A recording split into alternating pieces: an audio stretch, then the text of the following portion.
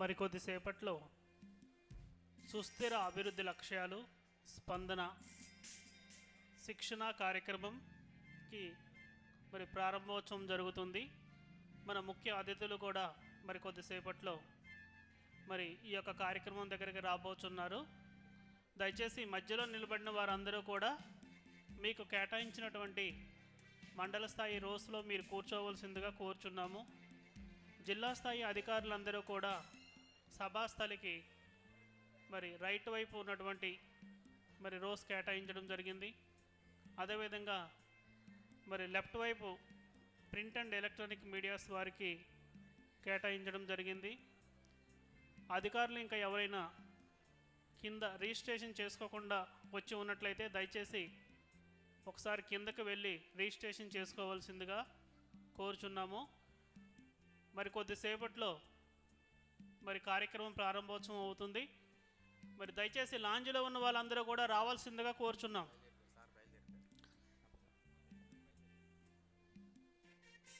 Collector గారు అదేవిధంగా secretary గారు కూడా కొద్దిసేపట్లో ఇక్కడికి రావడం జరుగుతుంది. ఆ సెంటర్లో నిలబడిన వాళ్ళందరూ కూడా దయచేసి మీకు కేటాయించిన స్థలాల్లో మీరు కూర్చోవాలి.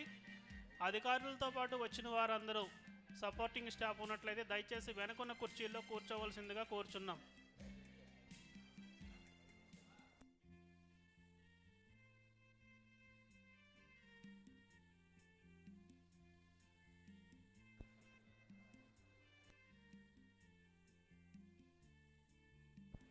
దయచేసి బయట ఉన్నటువంటి అధికారులందరూ కూడా ఈ కార్యక్రమానికి విచ్చేసినట్లయితే దయచేసి లోనకు వచ్చి కూర్చోండి.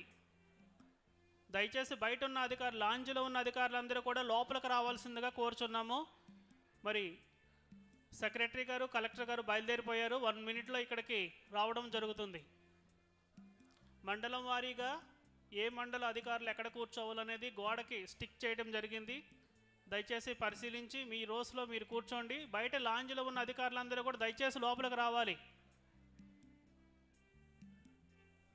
సెంటర్లో ఉన్న వారందరూ కూడా మీకు కేటాయించిన రోస్లో మీరు కూర్చోవాలి.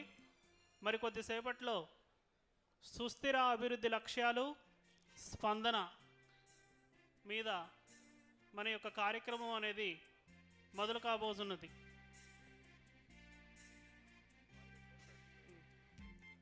అదేవిధంగా వాష్రూమ్స్ అనేవి 3rd ఫ్లోర్లో ఉన్నవి.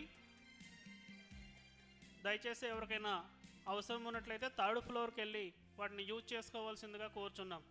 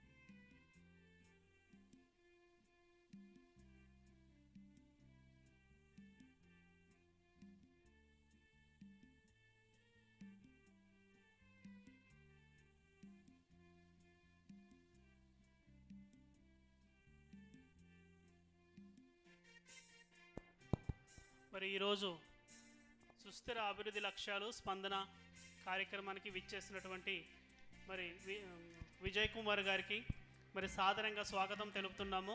అదేవిధంగా మన జిల్లా కలెక్టర్ గారు శ్రీకేష్ లటాకార్ గారికి, అదేవిధంగా పిఓ ఐటీడీఏ జేసీ మేడం గారి నవ్య గారికి, అదేవిధంగా మన టెక్కలి సబ్ కలెక్టర్ రాహుల్ గారికి, అడిషనల్ ఎస్పీ గారికి సాదరంగా స్టేజ్ మీదకి రావాల్సిందిగా కోరుచున్నాము. ఇతర జిల్లా అధికారులు అదేవిధంగా రాష్ట్ర స్థాయి అధికారులందరినీ కూడా సాదరంగా స్టేజ్ మీదకి రావాల్సిందిగా కోరుచున్నాం. అదేవిధంగా జిల్లా ఫారెస్ట్ అధికారి వారిని కూడా స్టేజ్ మీదకి రావాల్సిందిగా కోరుచున్నాం.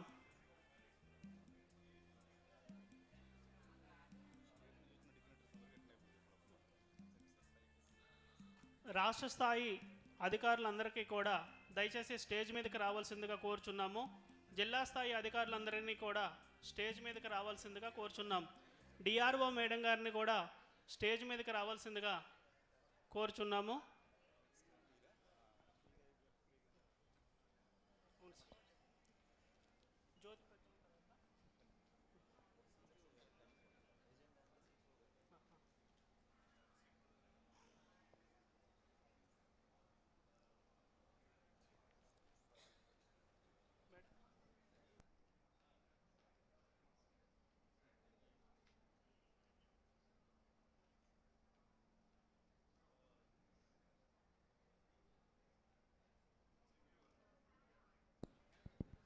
దయచేసి అక్కడ చాలామంది స్టాండింగ్ పొజిషన్లో ఉన్నారు. దయచేసి మీరు సీట్స్ ఆక్యుపై చేయాలండి, కూర్చోవాలి. బ్యాక్ సైడ్ అందరూ కూడా ఉన్నాం. ప్లీజ్, చాలామంది నిలబడి ఉన్నారు, సీట్స్లో కూర్చోవాలి. మీరు ఆ లాంజ్ వాటిలో మొత్తం అందరూ కూడా అటు ఇటు తిరుగుతున్నారు. ప్లీజ్.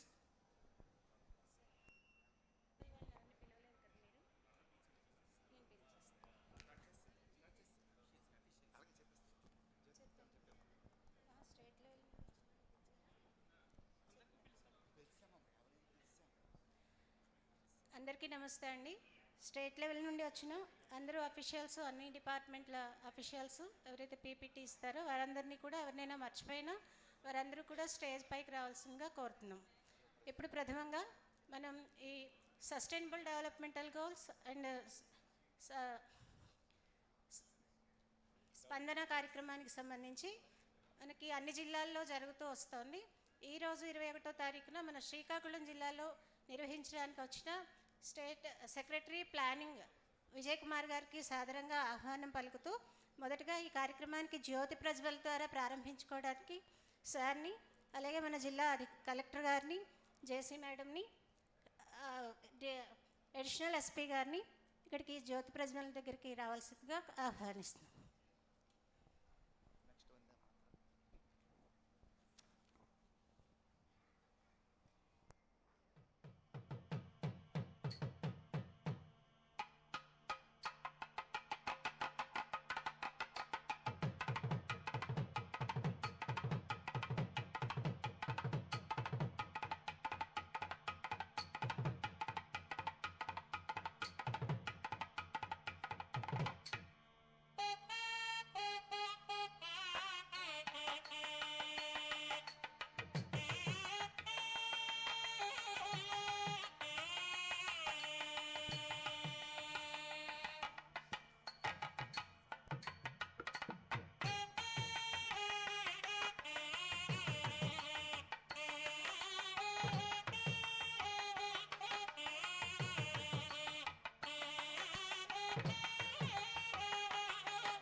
జ్యోతి ప్రజ్వల కార్యక్రమం పూర్తయింది.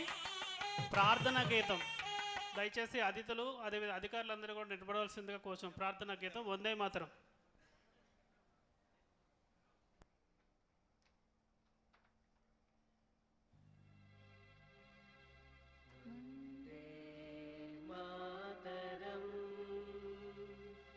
వందే మాతరం సుజలాం సుఫలాం మలయజ శీతలాం సస్యశ్యామలాం మాతరం వందే మాతరం శుభ్రజ్యోత్స్న పులకితయామినీ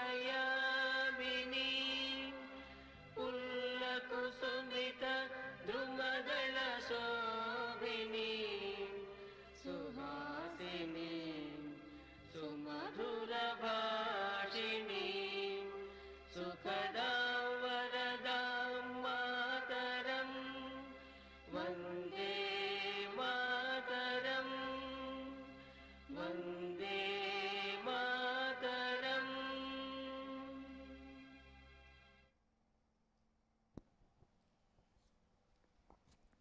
తదుపరి కార్యక్రమాన్ని మన కలెక్టర్ గారు చెప్తారు. అందరికీ నమస్కారాలు. Very good morning to all. At the outset, I welcome our respected senior officer, Secretary Planning, Vijay Kumar sir, to Srikakulam district. మన అందరికీ తెలుసు ఉండొచ్చు, sir got retired from the service recently, but government has put trust in him and also continued him in the same post on extension. So that shows that planning department మీద సార్కి ఉన్న his commitment or his dedication we can understand through that, and government's trust in him also we can understand.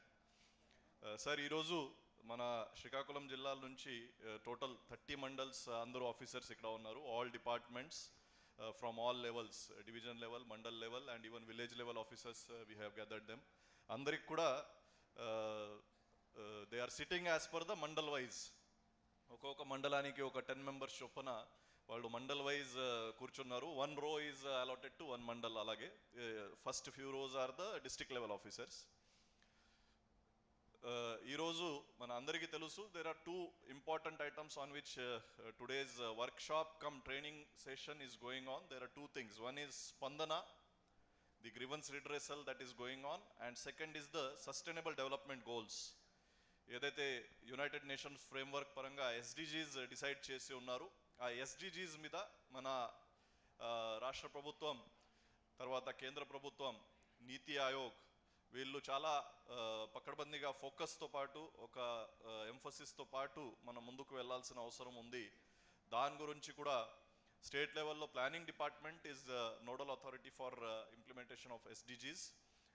దీనికి ప్రత్యేకంగా మన అందరికీ తెలుసు, ex chief secretary Sameer Sharma sir also ఇప్పుడు chief executive to CM ఆఫీస్గా పనిచేస్తూ ఈ సస్టైనబుల్ డెవలప్మెంట్ గోల్స్ మీద ఆయన కూడా కలెక్టర్లకి every week, planning secretary Vijay Kumar sir, chief executive to CM Sameer Sharma sir, వీళ్ళు ఇద్దరు కూడా కంటిన్యూస్గా రివ్యూస్ కూడా జరుగుతున్నాయి.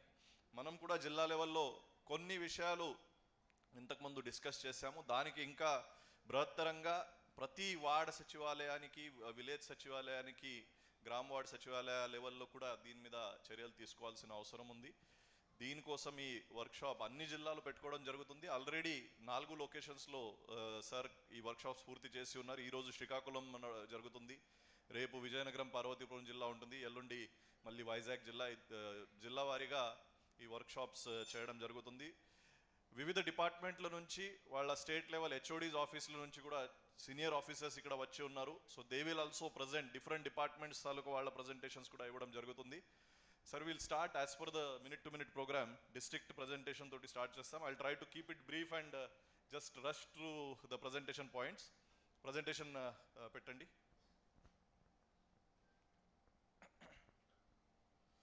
Next.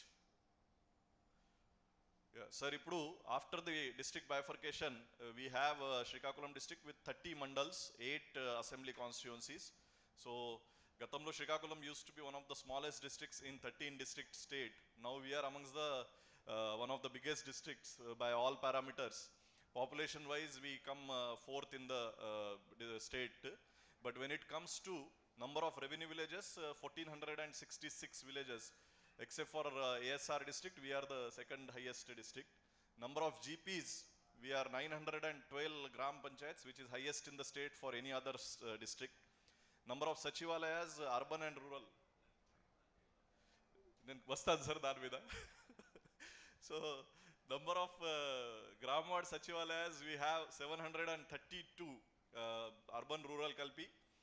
Urban lo 75 sachivalayas, rural lo 667 sachivalayas. So by all parameters sir, and planning secretary ga ee district bifurcation lo 13 జిల్లాల నుంచి 26 district చేయడంలో మీ పాత్రం చాలా కీలకంగా ఉంది. సో ఈరోజు ఈ శ్రీకాకుళం జిల్లా పెద్ద జిల్లాగా ఉండడంలో కూడా I must thank you and credit to you that exercise of district bifurcation చాలా స్మూత్గా వితౌట్ ఎనీ ప్రాబ్లమ్స్ ఇక్కడ నడిచింది. So I thank you on that line sir. Now coming to other statistics, ఇంతకుముందు నేను చెప్పినాక sir, we have highest number of establishments in the district. Around 22 lakh population is there. One more thing is the number of constituencies చాలా జిల్లాలో ఇప్పుడు 7 కానీ దానికంటే తక్కువ ఉన్నాయి. Srikakulam is one of the only districts where 8 constituencies are there. So that makes it a very important district also. Next sir, ఇప్పుడు మన అందరికీ తెలుసు సస్టైనబుల్ డెవలప్మెంట్ గోల్స్ మీద యునైటెడ్ నేషన్స్ తరఫు నుంచి ఇచ్చిన టోటల్ 17 గోల్స్ ఉన్నాయి. బ్రాడ్గా చూస్తే 17 గోల్స్ ఉన్నాయి. ఆ 17 గోల్స్కి మళ్ళీ if we divide them into smaller parts there are 440 indicators which are to be monitored. దాంట్లో కూడా ఇప్పుడు రాష్ట్ర ప్రభుత్వం చేస్తున్న ఎక్సర్సైజ్లో ఆ 440లో which are to be dealt at the district level, Gram ward సచివాలయాల దాంట్లో ఒక 61 ఇండికేటర్స్కి మనం కొంత స్ట్రీమ్ లైన్ చేసి ఆ 61 మీద ఫోకస్ పెడతామని జరిగింది. Within that 61, 8 indicators which are pertaining to health department, women and child welfare department and education department. ఆ 8 indicators మీద ఇంకా ఫోకస్ తోటి, ఎంఫసిస్ తోటి మనం ఇంప్లిమెంట్ చేసి ఆ SDGsకి ఉన్న టార్గెట్స్ ఖచ్చితంగా అచీవ్ చేస్తామని రాష్ట్ర ప్రభుత్వం నిర్ణయించి దాని మీద మనం చర్యలు తీసుకుంటున్నాము. ఇప్పుడు చాలా విధాలుగా సంక్షేమ పథకాలు మన రాష్ట్రంలో అన్ని జిల్లాల్లో నడుస్తున్నాయి. ఆ సంక్షేమ పథకాలు నడుస్తున్నప్పుడు ఖచ్చితంగా దానికి ఫలితం రావాలంటే ఏదైతే లైఫ్ స్టైల్ చేంజెస్ ఉన్నాయి, జీవన ప్రమాణాలు ఏదైతే ఉన్నాయో అది మారిపోవాలి. అదర్వైజ్ ఆ సంక్షేమ పథకాల మీద మనం పెడుతున్న ఫోకస్కి ఫలితం లేకుండా ఉంటుంది. దానికోసం అన్ని పథకాలు నడుస్తున్నప్పుడు whether the schemes are achieving the desired goals or not, that will be evident only if the SDGs are achieved. All those welfare schemes will be useful if the SDGs మీద మన టార్గెట్స్ అచీవ్ అవుతూ మనం దాని మీద కొంత ఏదైతే bench mark numbers ఉన్నాయి దానికి అచీవ్ చేయడానికి చర్యలు తీసుకోవాల్సి ఉంది. Already all schemes are working, but reporting విషయంలో ఇంకా కొంత క్లారిటీ వచ్చి ఇంకా విలేజ్ లెవెల్ వరకు, వార్డ్ లెవెల్ వరకు correct reporting, correct statistics upload చేయడము, కరెక్ట్ డీటెయిల్స్ పంపడము, దీని మీద మనం ఫోకస్ పెడుతూ ముందుకు వెళ్ళాల్సిన అవసరం ఉంది. I hope this workshop will be very useful for all of us for this particular aspect. Next, these are the 8 indicators. So there are 2 indicators related to education department, net enrollment ratio for elementary education and gross enrollment ratio for higher education. Then 2 indicators are related to medical and health, anemia ఉన్నట్టు adolescent females లో 10 to 19 years age గ్రూప్లో ఎంతమంది anaemic ఉన్నారు, plus 15 to 49 years విమెన్లో కూడా ఎంతమంది anaemic ఉన్నారు. Women and child welfare డిపార్ట్మెంట్లో percentage of children under 5 years who are stunted, so stunting ఎంతమందిలో ఉంది, percentage of children under 5 years who are underweight అది ఎంతమందిలో ఉంది. Percentage of schools, again schools related another 2 topics is basic infrastructure in the schools, electricity, drinking water అక్కడ అందుబాటులో ఉందా లేదా, and functional girls toilets అన్ని చోట ఉన్నాయి. సో ఈ డాటా చూస్తే first net enrolment ratio, each indicator wise will go in to the details in the next few slides. So this is just abstract. What is the target given by the United Nations SDG goals in this particular indicator? What is the Andhra Pradesh state average and where does Srikakulam district lie? So for example, first elementary education lo chuste every single child should be part of the education system. Nobody should be dropouts. Out of school children okkaru kuda undakudu ani idi 100% target undi. State average 88% as on today undi. Mana jilla as per the data reported by the school education department at the village ward level also మనం కొన్ని surveys చేయించుకున్నాం. దాని పరంగా 98% మన దగ్గర ఉంది. Whatever 2% out of school children ఉంది, అది కూడా పూర్తి స్థాయిలో we have to ensure that they are brought to the schools. So gross enrollment ratio we have almost 95% in Srikakulam. But when it comes to anemia in 10 to 19 years old age group, so target by the SDGs is 20%. Only 20% girls of 10 to 19 years should be anemic. While hemoglobin should be always more than 11. But దాంట్లో మనం చూస్తే our district's performance is still lagging behind. 27% female girls, ఈ adolescent girls, they are still anemic. So అక్కడ మనం కొంత focus పెట్టి మనం ఇస్తున్న పౌష్టికాహారం, మనం ఇస్తున్న ఏదైతే న్యూట్రిషనల్ ఫుడ్ ఉంది, టాబ్లెట్స్, ఐరన్ ఫాలిక్ టాబ్లెట్స్ ఇస్తున్నాము. అది అంత చేసిన తర్వాత కూడా అనేమియా ఉండడానికి కారణాలు ఏంటి? Whether the awareness at the household level awareness ఉందా లేదా, ఆర్ మనం చేస్తున్న పథకాల మీద ఫలితం రావట్లేదు అంటే is there any requirement of changing the route? Results రావట్లేదు అంటే మనం ఎఫర్ట్స్ కొంత మారాల్సిన అవసరం ఉంటుంది తప్ప సేమ్ ఎఫర్ట్స్ తోటి రిజల్ట్స్ మారడానికి అవకాశం తక్కువ ఉంటుంది. So that work we have to still do.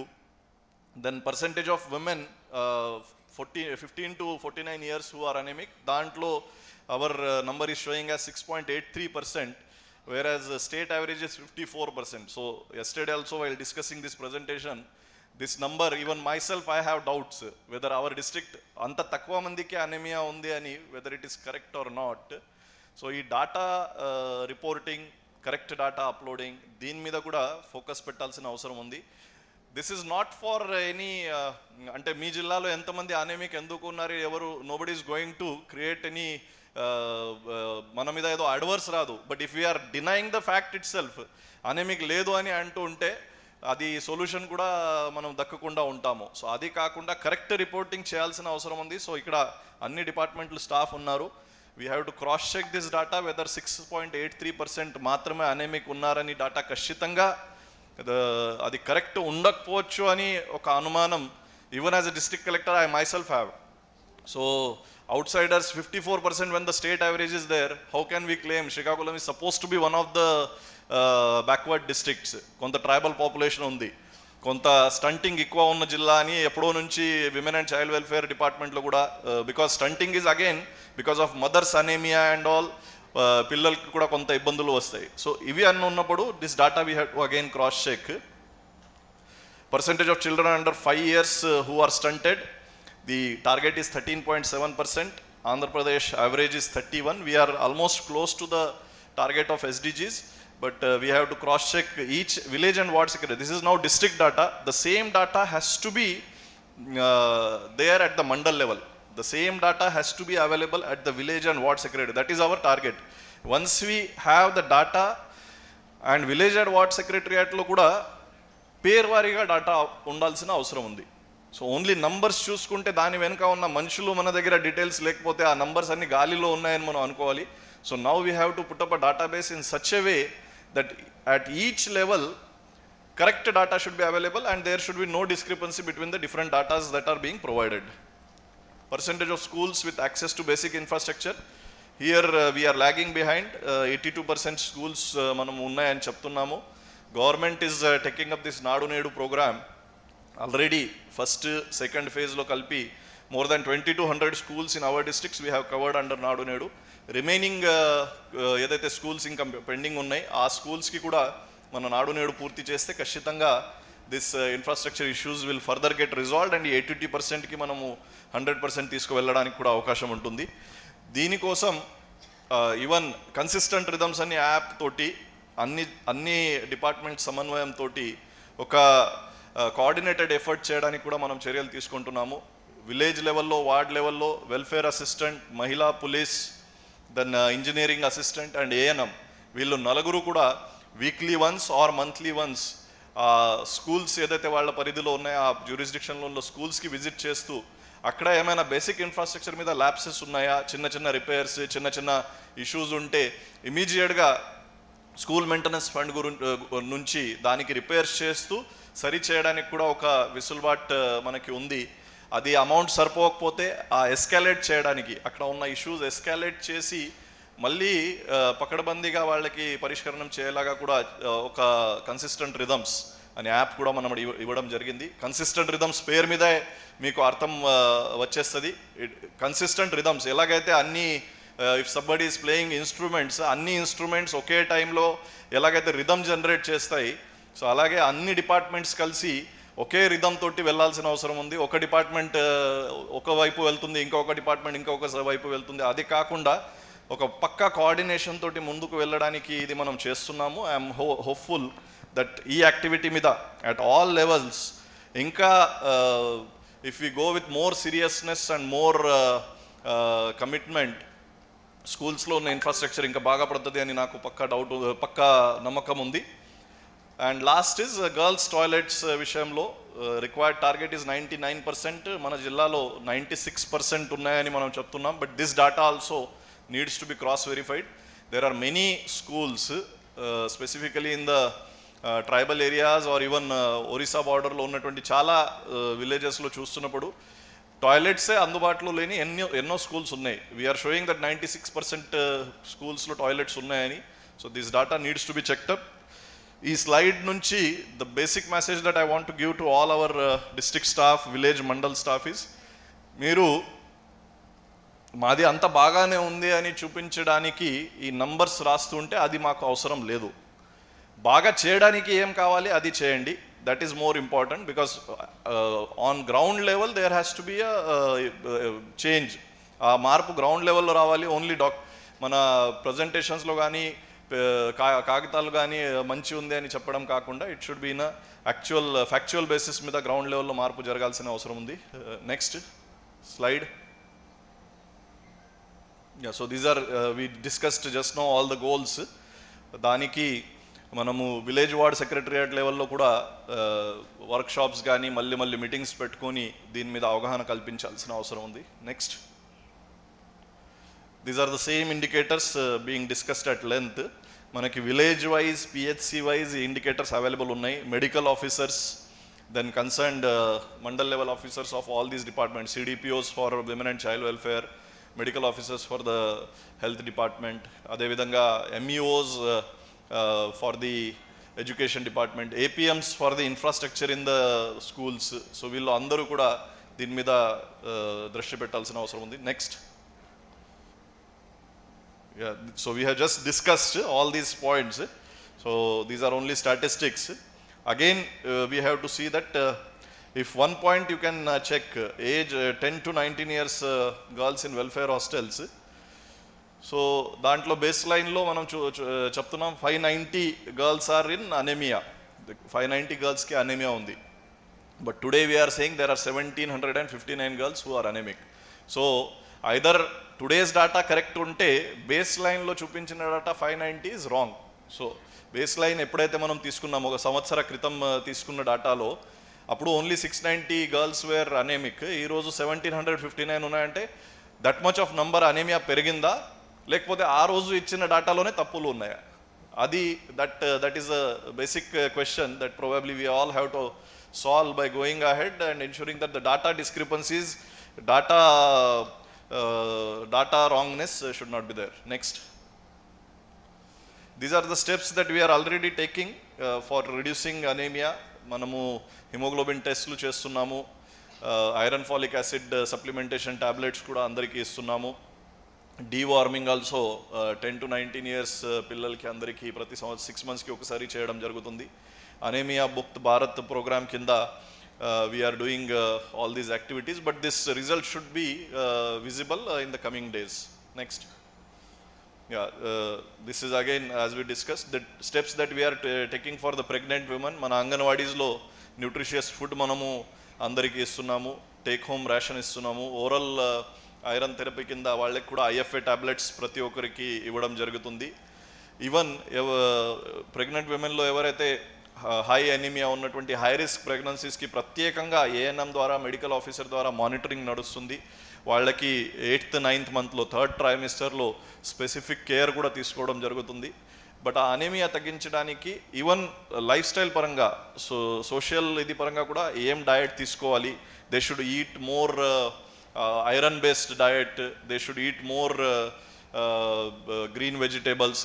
ఇది అన్నీ కూడా ఇది అలవాటు పడే వరకు we cannot stop. We have to keep doing these activities. Next. So these are some of the photos that presently work going on in the district, sir. So just we have taken some representative photos. Hemoglobin testing. So this data is about stunted and underweight children. Next. We have 13% under 5 years children who are stunted and 7% who are underweight. So వీటన్నిటికీ కూడా we have to ensure that the అంగన్వాడీస్లో nutrition food ఇస్తూ ఈ still ఎందుకు stunting ఉంది, ఎందుకు under weight ఉంది, అది మనం ముందుకు వెళ్ళాల్సిన ఉంది. దాని మీద అవగాహన కూడా కల్పించాల్సిన అవసరం ఉంది. Next. So these are the steps that we are taking for reducing the malnutrition. Early registration of pregnant women, మదర్కి చక్కగా న్యూట్రిషన్ ఇస్తే ఖచ్చితంగా పుట్టిన బేబీకి కూడా మంచి వెయిట్ ఉంటుంది, మంచి హైట్ డెవలప్ అవుతుంది. సో దానికోసం మదర్ కేర్ తీసుకోవడం చాలా ముఖ్యము. Regular health checkups, convergence with the line departments, involvement of the village ward Sachivalaya staff in the form of ASHA workers, ANMs. ఇప్పుడు ప్రతి విలేజ్ వార్డ్ సెక్రటరియేట్లో మనకి విహెచ్సి ఆధ్వర్యంలో ఒక ఎంఎల్హెచ్పి కూడా అవైలబుల్ ఉన్నారు, మిడ్ లెవెల్ హెల్త్ ప్రొవైడర్ ఒక అవైలబుల్ ఉన్నారు. సో వాళ్ళ ద్వారా కూడా ప్రత్యేకంగా ఏమైనా చర్యలు తీసుకోవాల్సి ఉంటే, ఫ్యామిలీ ఫిజిషియన్ లాగా అక్కడ ఏదైనా ప్రాబ్లమ్స్ ఉంటే ఆ కన్సర్న్ మెడికల్ ఆఫీసర్ కూడా 10 వెహికల్లో వెళ్ళి ఇమీడియట్గా చెకప్ చేస్తూ వాళ్లకు ప్రిస్క్రిప్షన్ ఇస్తూ what is the corrective steps to be taken up, దాని మీద కూడా యాక్టివిటీ నడుస్తుంది. These are the these are the activities that we are doing for the malnourishment to be subsided. Next, this is Anganwadi level food nutrition portion plus kinda manu istunna food, both mothers as well as kids. Next, this is regarding the out of school children. So last June July lo manam oka baseline survey nadipinchamu jillalo. Aa survey lo ఐఈఆర్పీస్, అక్కడ ఉన్న cluster resource persons, HMs, teachers, మన village ward volunteers అందరు కలుపుకొని we identified as a number 4392 students who are supposed to be in the schools but they are out of the schools. So అప్పుడు ఒక 2 నెలల కోసం, తర్వాత దసరా సెలవుల తర్వాత ఇంకొకసారి డ్రాప్ అవుట్ నెంబర్ పెరుగుతుంది. సో అప్పుడు ఒకసారి అండ్ మళ్ళీ అగైన్ ఆఫ్టర్ సంక్రాంతి పండగ, బికాజ్ ఎప్పుడైతే గ్యాప్ వస్తుంది తర్వాత స్కూల్లో వెళ్ళడం చాలామంది పిల్లలు మానేస్తారు. సో ఫస్ట్ సమ్మర్ వ్యాకేషన్ తర్వాత 1 డ్రైవ్, దెన్ దసరా వ్యాకేషన్ తర్వాత 1 డ్రైవ్ అండ్ సంక్రాంతి వ్యాకేషన్ తర్వాత 1 డ్రైవ్, 3 డ్రైవ్స్ తీసుకోవడం జరిగింది. ఇయర్ బిగినింగ్లో 4392 స్టూడెంట్స్ మనం ఐడెంటిఫై చేసాం. As on today that number is somewhere around 431. Next slide. So these are the students who are children with some special needs. ఏదైనా వికలాంగులు ఉంటే వాళ్ళ కోసం భవిత సెంటర్స్కి పంపించి అక్కడ ఎడ్యుకేషన్ ఇవ్వడము. తర్వాత మైగ్రేట్ పేరెంట్స్, కొంతమంది సీజనల్ మైగ్రేషన్ మన జిల్లాలో కొంత ఉంటుంది. ఫిషర్మెన్ సొసైటీలో వాళ్ళు 6 months కోసం వేరే ప్రాంతంలో వెళ్తూ పిల్లలు ఇక్కడ ఉండిపోతారు. అలాంటి పిల్లలు కొంతమంది పేరెంట్స్ తోటి వెళ్ళి స్కూల్ మానేస్తారు. సో అలాంటి పిల్లల కోసం seasonal hostels only for 4 months, only for 3 months అలాంటి కొన్ని హాస్టల్స్ కూడా మన జిల్లాలో ఏర్పాటు చేసి we have as of now 16 seasonal hostels మన జిల్లాకి అలాట్ అయి ఉన్నాయి. సిమిలర్గా NRSTCs, non residential special training centres, ఇదిలాగా పిల్లలు if they are willing to come, parents migrated ఉన్నారు, వాళ్ళకి ఫుడ్తో పాటు అన్ని డీటెయిల్స్ అక్కడే మనం ఇస్తూ, ఇది మన జిల్లాలో యాజ్ ఆఫ్ నౌ NRSTCs 21 ఎన్ని ఉన్నాయి? 21 NRSTCs ఇప్పుడు జిల్లాలో నడుస్తున్నాయి. 283 students are presently enrolled in these NRSTCs. So these are all the efforts being made to ensure that out of school children ఎవరైతే ఉన్నారో ఒక్కరు కూడా ఉండకూడదు. Next, these are some students who are because of health issues, అంటే bedridden ఉన్నారు or they have some health issues because of which they cannot attend the school. So దానికి health department నుంచి కూడా ప్రత్యేకంగా వాళ్ళకి ఆ లిస్ట్ ఇచ్చి medical ఆఫీసర్స్కి attach చేస్తూ ఆ పిల్లలకు కూడా రాబోయే రోజులో they should shift to first, if required they should shift to the Bhavitha centres, మళ్ళీ ఇంప్రూవ్మెంట్ అయ్యి they should shift to the regular schools. ఇవి అన్ని యాక్టివిటీ కూడా చేయడం జరుగుతుంది. ఎవరైనా ఓవర్ ఏజ్ చిల్డ్రన్ ఉంటే, అంటే వాళ్ళు ఇప్పుడు 14 years ఏజ్ దాటిపోయారు, దట్స్ వై మళ్ళీ స్కూల్కి రావడానికి ఇష్టపడట్లేదు, అలాంటి వాళ్ళ కోసం NRSTCs ఉన్నాయి. In addition to that adult education department కూడా ఆ లిస్ట్ ఇవ్వడం జరిగింది. ఎవరైనా పిల్లలు కానీ if they are willing to further ensure that their education is continued, so convergence with all the departments we have to take this coordinated effort. Next,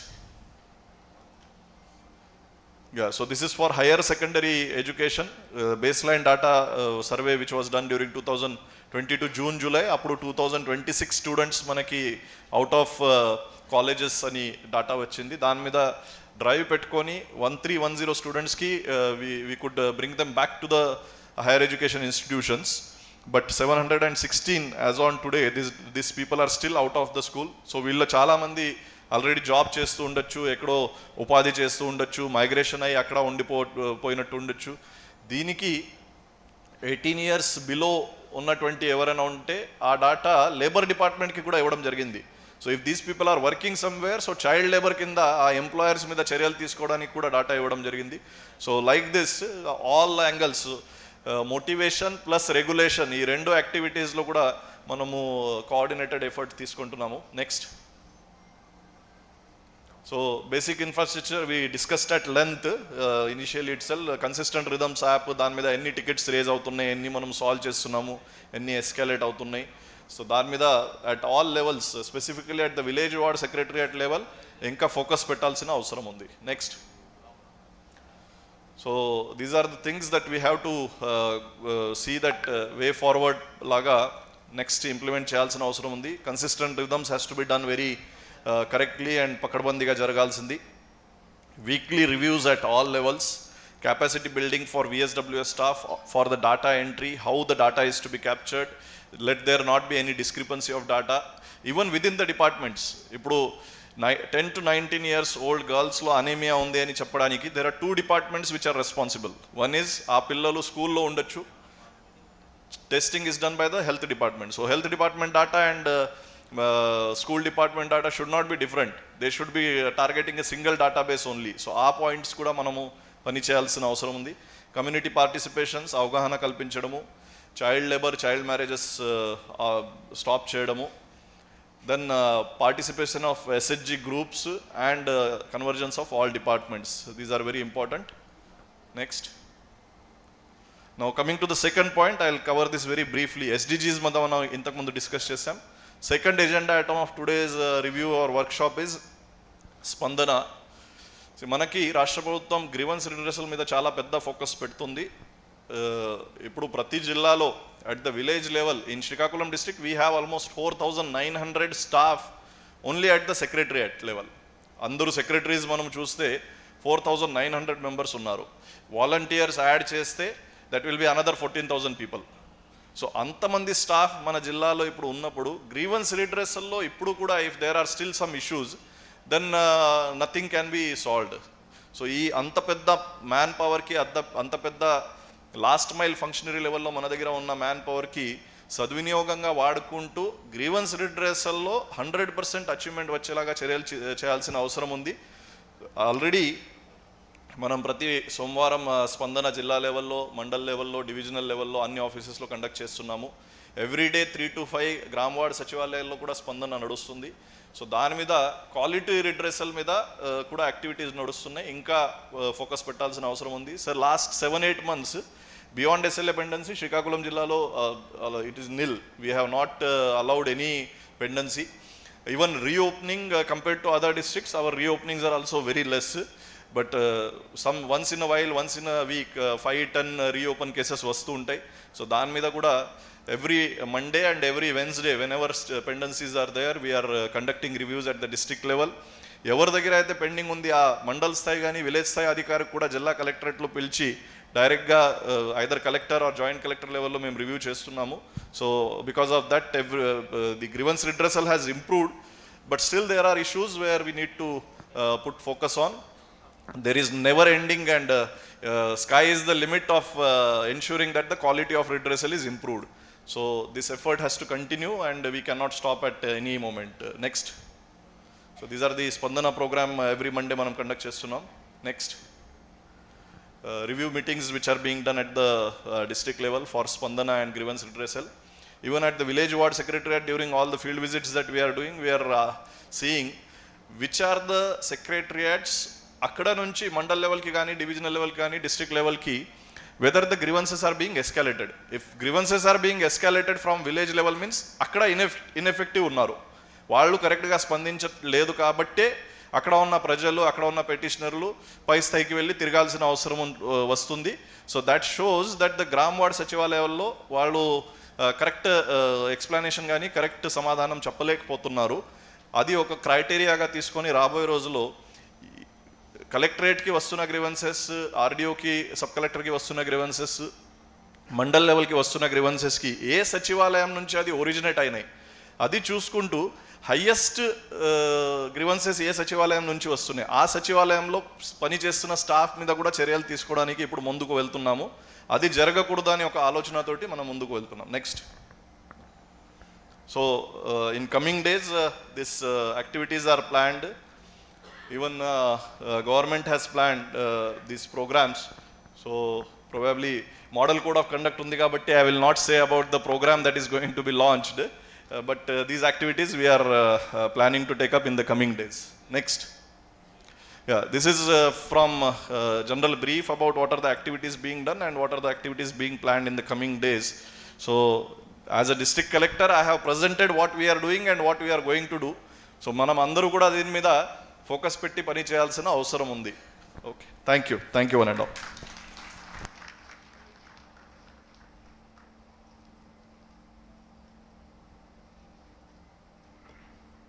Now I request our secretary sir to give his presentation on SDGs and Spandana.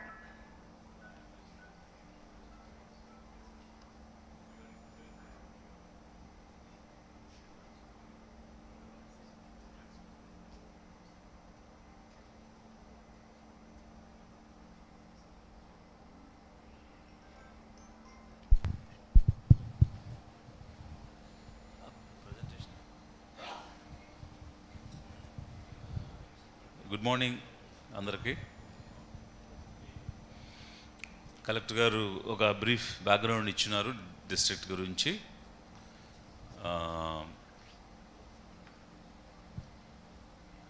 District status కూడా అలాగే ఎస్డిజీస్లోను స్పందనలోను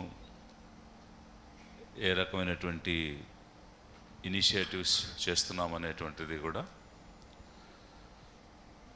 So he is taking, keen interest as we see from day one.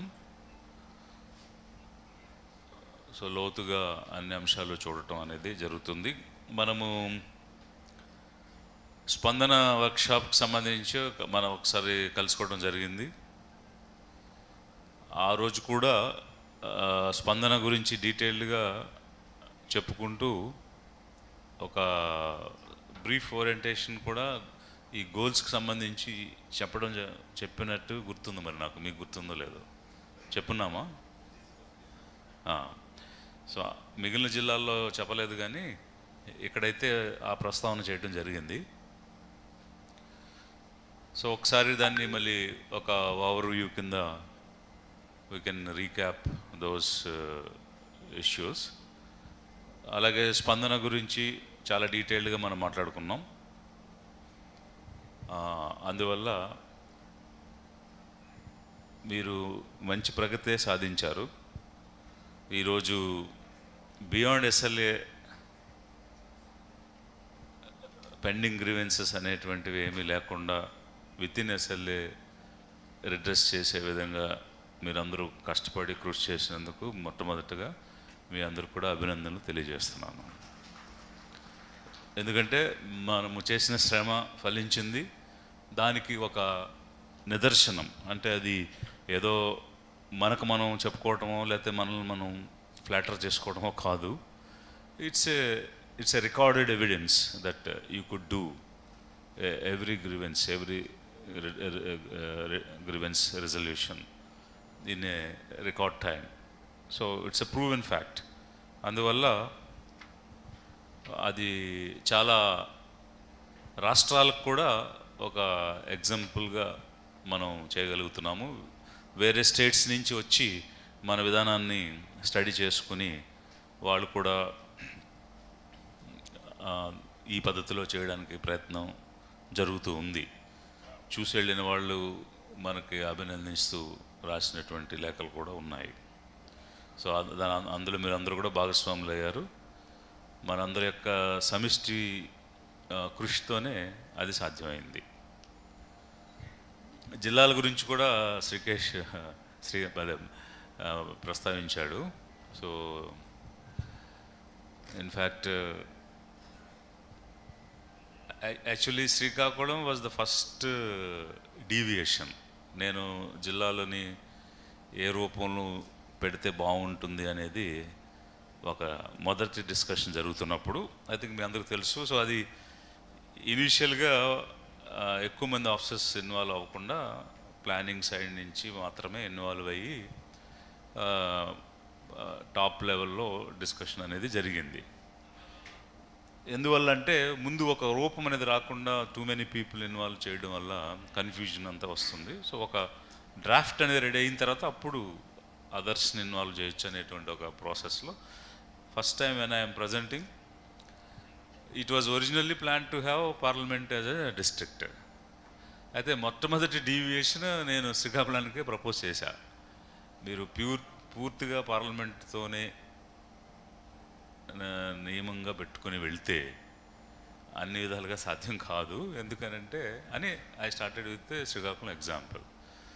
So all institutions, development, industries, economy అంతా కూడా extension, migration ఇవన్నీ ఉన్న ప్రాంతం close to the town అది వేరే parliament అని చెప్పి మనం తీసేస్తే మళ్ళీ వెనకబడిన జిల్లా అని మళ్ళీ వెనక్కి నెట్టేసిన పరిస్థితి అవుతుంది. కేవలం ఒక్క ప్రాతిపదిక మీదే మనం చేస్తే చాలా ఇబ్బంది వస్తుంది. మనం సాంఘిక, ఆర్థిక, రాజకీయ, సామాజిక, చారిత్రక అన్ని కోణాలు చూడాలి. కాబట్టి 7 అనే నియమం కాకుండా ఇక్కడ 8 పెట్టాల్సి వస్తుంది. ఆ డీవియేషన్కి మీరు ఒప్పుకోవాలి అని మొట్టమొదట దీనికోసమే నేను ప్రతిపాదించడం జరిగింది.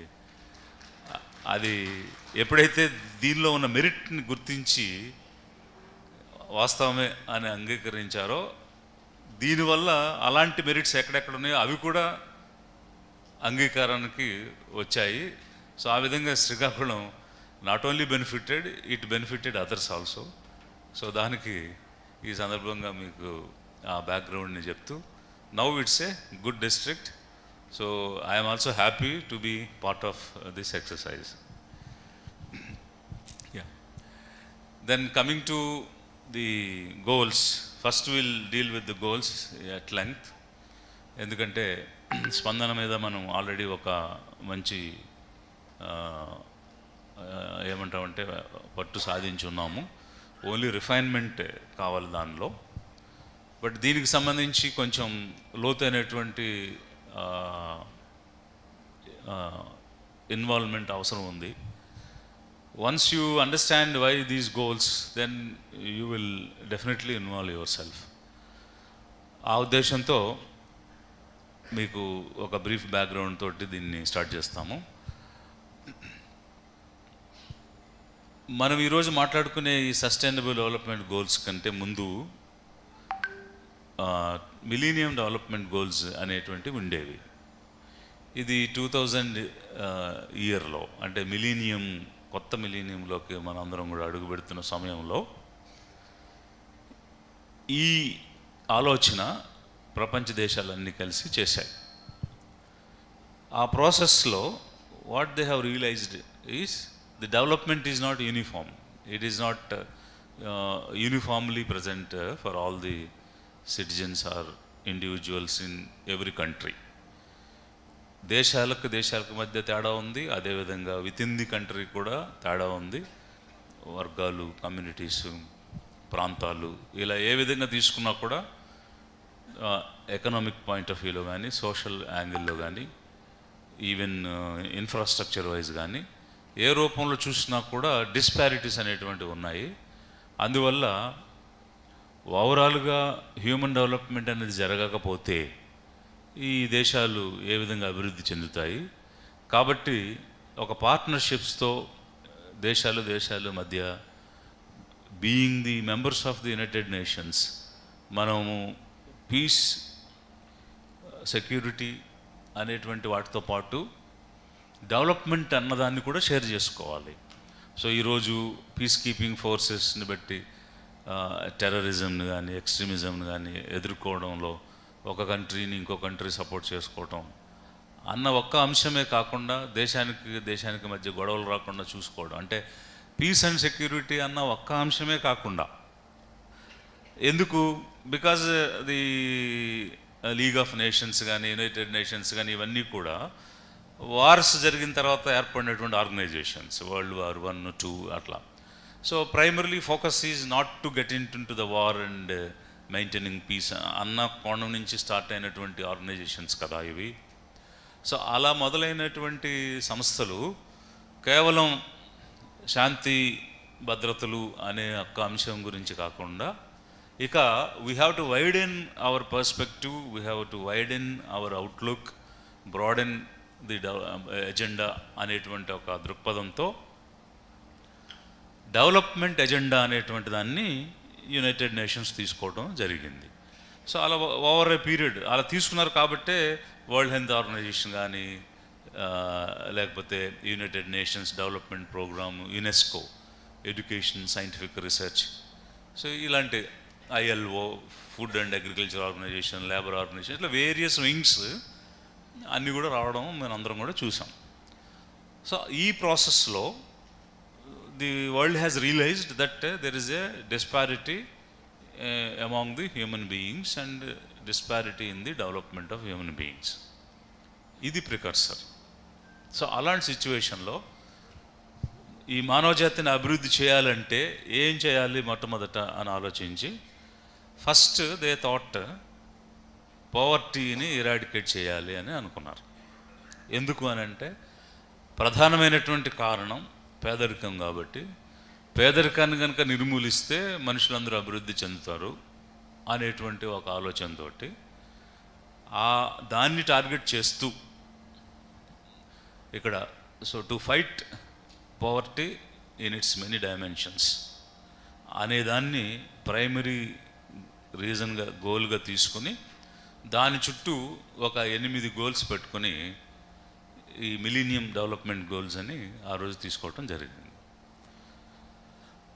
తీసుకుంటే దానికి ఒక 15 సంవత్సరాల ఫ్రేమ్వర్క్ పెట్టుకున్నారు. ఈ 15 ఇయర్స్లో అది సాధించాలని చెప్పి అనుకున్నారు.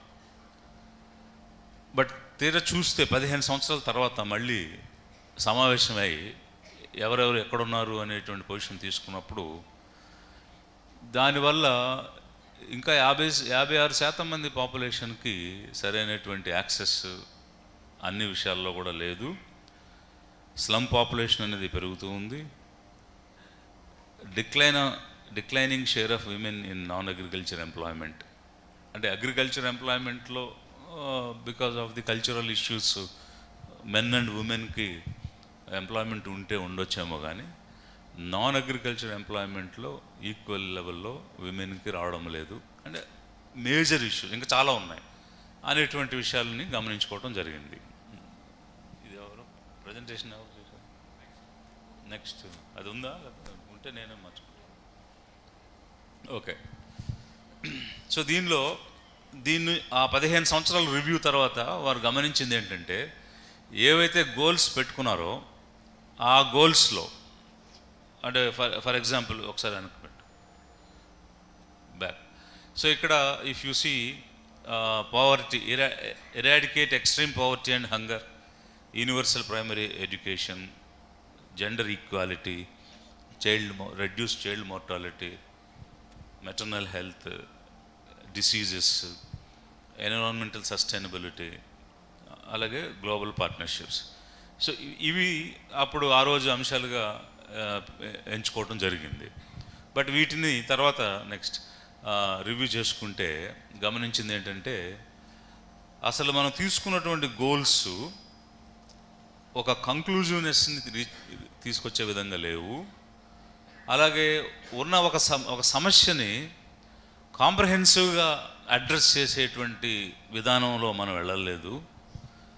మనం పెట్టినటువంటి ఇనిషియేటివ్స్ ఏవైనా కూడా యూనివర్సల్గా అప్లై చేసే విధంగా చేయలేదు.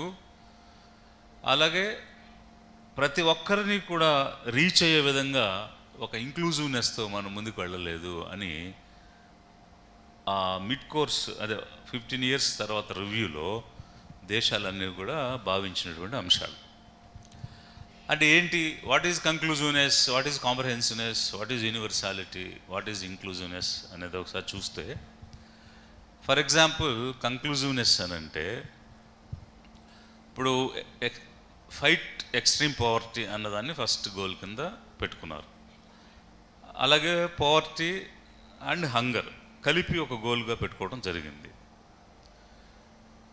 అయితే మరి 15 సంవత్సరాలు పనిచేసిన తర్వాత ఒక్క పేదవారు కూడా ఈ దేశంలో లేరు అని కంక్లూజివ్గా చెప్పగలిగేటువంటి పరిస్థితికి మనం రాలేకపోయాము. So we couldn't reach. ఎందువల్ల అంటే పెట్టుకున్న గోల్ ఏ విధంగా ఉందంటే టు ఫైట్ ఎక్స్ట్రీమ్ పవర్టీ అని రాసుకున్నారు వాళ్ళు. సో ఎక్స్ట్రీమ్ పవర్టీని, భయంకరమైనటువంటి పేదరికాన్ని మనం ఫైట్ చేద్దామని రాసుకున్నారు తప్ప పేదరికాన్ని నిర్మూలిద్దామని రాసుకోలేదు. సో రాసుకున్న దానిలోనే తేడా ఉంది. దాంతో అంటే నిర్మూలించడం అంటే it's a conclusion. So it cannot be repeated, it should B eradicated for ever. అలాంటి కంక్లూజివ్నెస్ అనేటువంటి దాన్ని మనం ఒక్కొక్క గోల్లో పెట్టుకోలేకపోయాం, దాన్ని అచీవ్ చేయలేకపోయాం. So whatever initiative you do that should be comprehensive. ఎందువల్లనంటే ఆ కాంప్రహెన్సివ్గా ఫైట్ చేస్తే తప్ప కంక్లూజివ్నెస్ రాదు. ఒక ఒక ఒక సమస్యని పూర్తి స్థాయిలో మనం నిర్మూలించాలనుకుంటే, అంటే ఇప్పుడు సతీ సహగమనం లేదు అని ఈరోజు మనం కంక్లూజివ్గా చెప్పగలము అని అంటే, అలాంటివి లేకుండా అరికట్టడమే కాకుండా దానికి చట్టాన్ని చేయటం, ఆ చట్టాన్ని అతిక్రమిస్తే శిక్షణ వేయడం, అలాంటి ప్రోత్సహించే వాళ్ళ మీద చర్య తీసుకోవడం, ఈ రకమైనటువంటివన్నీ కూడా అంటే కాంప్రహెన్సివ్గా చెయ్యొద్దు అని చెప్పడం,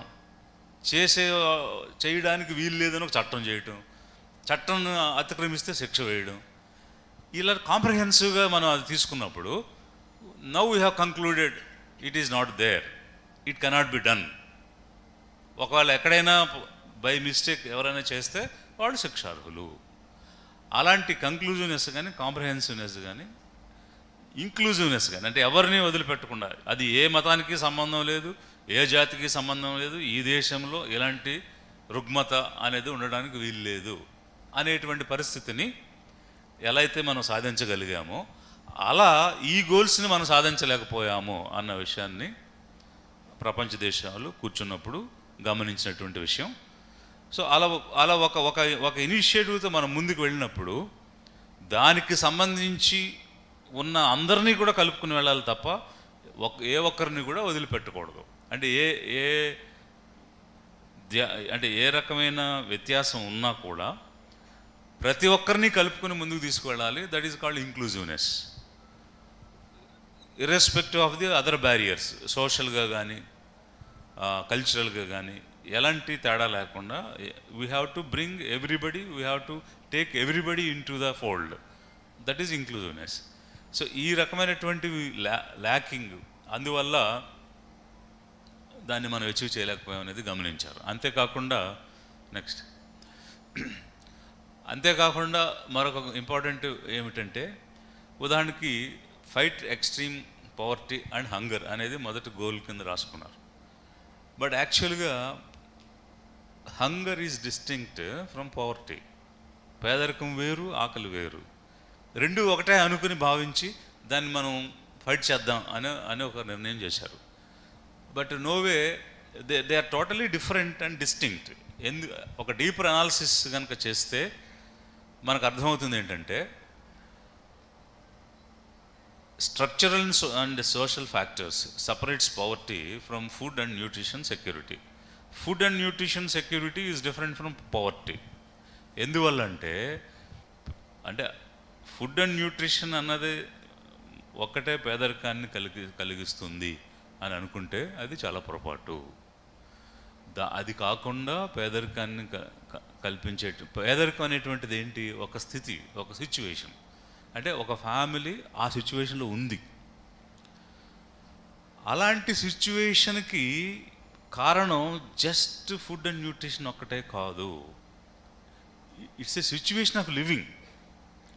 you are living in that situation, you made to live in that situation because of so many factors. అవి ఏమిటి అని కనుక మనం చూస్తే అవి సాంఘికమైనటువంటి ఉన్నాయి, సాంస్కృతికమైనటువంటి ఉన్నాయి, ఆర్థికమైనటువంటి ఉన్నాయి, రాజకీయమైనటువంటి ఉన్నాయి. ఇలా social, religious, cultural, political, economic, so many factors అన్ని కలిపితే అలాంటి పరిస్థితిలోకి ఒక కుటుంబాన్ని నెట్టివేయబడింది తప్ప కేవలం ఆకలి అన్న ఒక్క ఫ్యాక్టర్ వల్ల పేదరికం అనేది కాదు అన్న విషయాన్ని అంత డీపర్ అనాలిసిస్ చేస్తే సో 2015 సంవత్సరాలు పట్టింది ఎందుకు ఈ రకమైనటువంటి నిర్భాగ్యంలో పేదరికంలో జనాలు ఉన్నారు అన్నదాన్ని అర్థం చేసుకోవడానికి అంతకాలం పట్టింది ఈ దేశాలకి. ఇప్పుడు మొత్తం 195 దేశాలు ఉంటే ఐక్యరాజ్య సమితిలో 193 దేశాలు సభ్యత్వం కలిగి ఉన్నాయి. మానవ జాతి అభివృద్ధి సూచికలో ప్రపంచంలో అత్యధిక జనాభా కలిగిన దేశం 140 కోట్లు ఉన్న భారతదేశం యొక్క స్థానం ఎక్కడుంది అనేది చూస్తే 132 స్థానంలో ఉన్నాం. జనాభాలో 1వ స్థానంలో ఉన్నాం, అభివృద్ధిలో 132 స్థానంలో ఉన్నాం. మొత్తం ఉన్నదే 190 దేశాలు. ఆ మిగిలిన 60 దేశాలు కూడా చాలా చిన్నవి. శ్రీకాకుళం లాంటి జిల్లా ఒకటి, హెచ్చర్ల లాంటి దేశం ఒకటి, అంతంత దేశాలే ఆ మిగిలిపోయినాయి. పెద్ద దేశాలన్నీ కలిపితే ఒక 50-60 దేశాలే పెద్దవి, మిగిలిన చిన్న చిన్న దేశాలు. ఆ చిన్న దేశాల కన్నా కూడా వెనకబడి ఉన్నటువంటి పరిస్థితి ఈరోజు మనకు ఉంది. ఎందుకంటే ఇలాంటి హార్డ్ ఫ్యాక్ట్స్ని అర్థం చేసుకుని ఎక్కడ కొట్టాలి, ఇప్పుడు you hit on the nail then it will pierce. So అక్కడ కొట్టకుండా అక్కడెక్కడ కొడితే ఏం ప్రయోజనం ఉంటుంది? ఎక్కడ జబ్బు ఉందో అక్కడ మందు వేయాలి. సో వేరులో జబ్బు ఉంటే కాండానికి మందేస్తే ఎలా తగ్గుద్ది? వేరుకి మందేస్తే తగ్గుతుంది. అలాంటి విషయాన్ని గమనించి ఆ విధంగా అంటే కంక్లూజివ్నెస్, కాంప్రహెన్సివ్నెస్, ఇంక్లూజివ్నెస్ ఇవన్నీ ఉంటేనే ఒక సమస్యని మనం పరిష్కరించగలుగుతాము అనేటువంటి కోణంలోకి, ఆ ఆలోచనలోకి దేశాలు వచ్చాయి. వచ్చినటువంటి క్రమంలో they have done a deeper analysis. So even poverty అనేటువంటిది ఆ స్థితిలో నువ్వు ఉన్నప్పుడు ఇట్ కెన్ బి ఒక లోకల్ అడ్మినిస్ట్రేషన్, ఒక మున్సిపల్ కార్పొరేషన్, ఒక మున్సిపాలిటీ, ఒక గ్రామ పంచాయతీ, if they do not provide a safe drinking water and proper sanitation, that will also enhance the poverty levels. ఇప్పుడు ఒక పేద కుటుంబం నివసిస్తుంది అనుకుందాం. వాళ్ళు నివసిస్తున్నటువంటి ప్రదేశానికి పరిశుభ్రమైనటువంటి నీరు అందకపోతే, కలుషితమైనటువంటి నీరు తాగితే, నీ పంపులు, నీ డ్రైనేజీలు సరిగ్గా పనిచేయకపోతే, ఆ కలుషితంగా అయినటువంటి నీరు తాగడం వల్ల వాళ్ళకి జబ్బు వస్తుంది. అది డయేరియా రావచ్చు, అమీబియాసిస్ రావచ్చు, లేదా ఇంకేదైనా బ్యాక్టీరియల్ డిసీజెస్ రావచ్చు, మళ్ళీ లేదా మురిక్కుంట్ల ఉంటే మలేరియా రావచ్చు, డెంగ్యూ రావచ్చు, ఇట్లా రకరకాలైన జబ్బులు వస్తాయి. సో ఈ జబ్బులు ఎవరికి వస్తాయి? ధనవంతులకి రావు. ఎందువల్లంటే వాళ్ళకు ఉన్నటువంటి access to resources is different, whereas the access to resources of the poor is different. So అంటే అక్కడ పేదవాళ్ళకి వనరులకు కావలసినటువంటి అందుబాటులో లేకపోవడం అన్నది పేదరికానికి కారణం. పేదవారికి కావలసినటువంటి అవసరాలు తీర్చుకోవడానికి ఇవ్వాల్సినటువంటి పాలనలో కానీ, ఇవ్వాల్సినటువంటి సేవల్లో కానీ అందుబాటులోకి తేకపోవడం అనేది ఒక కారణం. సో దీంతో ఏమైంది? జబ్బు వచ్చింది. జబ్బు వస్తే దాన్ని నయం చేసుకోవాలి. నయం చేసుకోవాలంటే ఏం చేయాలి? డబ్బు వెచ్చించాలి. డబ్బు వెచ్చించాలంటే ఆ కుటుంబానికి వచ్చేటువంటి ఆదాయం తక్కువ కాబట్టి పేదరికంలో ఉన్నారు. అలా తక్కువ ఆదాయం వచ్చేవాడికి ఎక్కువ ఖర్చు అయ్యే పనిని నువ్వు కల్పించావు, పరిశుభ్రమైన నీరు ఇవ్వకపోవడం వల్ల, కొత్త జబ్బు తీసుకురావడం వల్ల. ఆ జబ్బును నయం చేసుకోవడం అప్పు చేయాలి. అప్పు చేసిన దాన్ని తీర్చడానికి ఇంకా కష్టపడాలి. ఉన్నటువంటి చేతులతో చేసిన కష్టంతో వచ్చే ఆదాయం సరిపోకే వాళ్ళు పేదరికంలో ఉన్నారు. మరి తెచ్చిన అప్పుని తీర్చడానికి ఇంకెక్కడి నుంచి తేవాలి ఆదాయం? ఇంకెలా తెస్తారు అంటే అప్పటికి సంపాదించిన ఏదైనా అమ్ముకోవాలి, ఉన్నటువంటి ఆస్తుల్ని తాకట్టు పెట్టుకోవాలి. It's a vicious circle. So what way it is related? అసలు వాస్తవంగా మనం ఏమనుకున్నాం? వాళ్ళకి పౌష్టికాహారమును ఆకలి తీరిస్తే పేదరికం నుంచి బయటకు వస్తారు అనుకున్నాం. బట్ ఇక్కడ అసలు ఆకలి ఆహారంతో సంబంధం లేని విషయాలు కదా. ఇన్ని రకాలైనటువంటి ఫ్యాక్టర్స్ ఒక కుటుంబాన్ని పేదరికంలో నుంచి బయటకు రానియకుండా ఒక విషయస్ సర్కిల్లో పెట్టి తిప్పుతూ ఉంటుందన్నమాట. అంటే పేదవాళ్ళకు ఉన్నారు, అప్పులు చేశారు, తీర్చలేకపోతున్నారు, తాకట్లు పెట్టారు, అవి తీర్చడానికి చివరికి ఎలాంటి పరిస్థితికి వెళ్ళిపోతారంటే ఇక వాళ్ళని వాళ్ళు తాకట్టు పెట్టుకునే పరిస్థితి, లేదంటే ఎక్కడికన్నా పోయి తాకట్టు ఉండి అంటే ఉన్న ప్రదేశం, ఇల్లు, వాడు అన్నీ అమ్మేసుకుని ఎక్కడైతే పని దొరుకుతుందో అక్కడికి వలస వెళ్ళిపోయి అక్కడ కూడా వీళ్ళు తాకట్టు పెట్టుకుని వాళ్ళని అమ్ముకుని పనిచేసేటువంటి పరిస్థితికి తీసుకెళ్ళిపోద్ది. That is the vicious circle of poverty, పేదరికం. ఇది గమనిస్తే కాంప్రహెన్సివ్గా అడ్రస్ చేయాలి దాన్ని. మనం కాంప్రహెన్సివ్గా అడ్రస్ చేయాలన్నప్పుడు దానికి దారి తీసే కారణాలు అన్నిటినీ కూడా అడ్రస్ చేయాలి మనం. అలా అడ్రస్ చేస్తే ఒక్క సమస్య నుంచి మనం ప్రజల్ని బయటకు తీసుకురాగలుగుతాం. ఒక్క విషయంలో వాళ్ళందరినీ కూడా అభివృద్ధి వైపు నడిపించగలుగుతాం. అలా అన్ని రకాలుగా అభివృద్ధి చేయాలంటే ఇంకా చాలా విషయాల మీద మనం అడ్రస్ చేయాల్సిన పరిస్థితి వస్తుంది. ఇది దేశాలన్నీ కూడా గమనించాయి.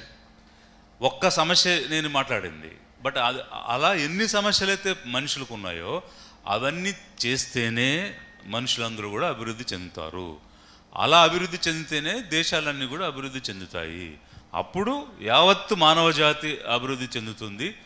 దానివల్ల ఇలాంటి ఒక యునైటెడ్ నేషన్స్ అంటే దేశాలన్నీ కలిసి ఐక్యమై ఏర్పాటు చేసుకున్నటువంటి ఒక సంస్థకు ఒక ప్రయోజనం ఉంటుంది అన్న దృక్పథంలోకి ఈ బాడీ అంతా కూడా రావడంతో ఇలాంటి ఒక ఆలోచన చేసి, దాంతోపాటు మనం అనుకున్నటువంటి peace building, that was the main reason for organisation. ఆ తర్వాత రిసోర్సింగ్.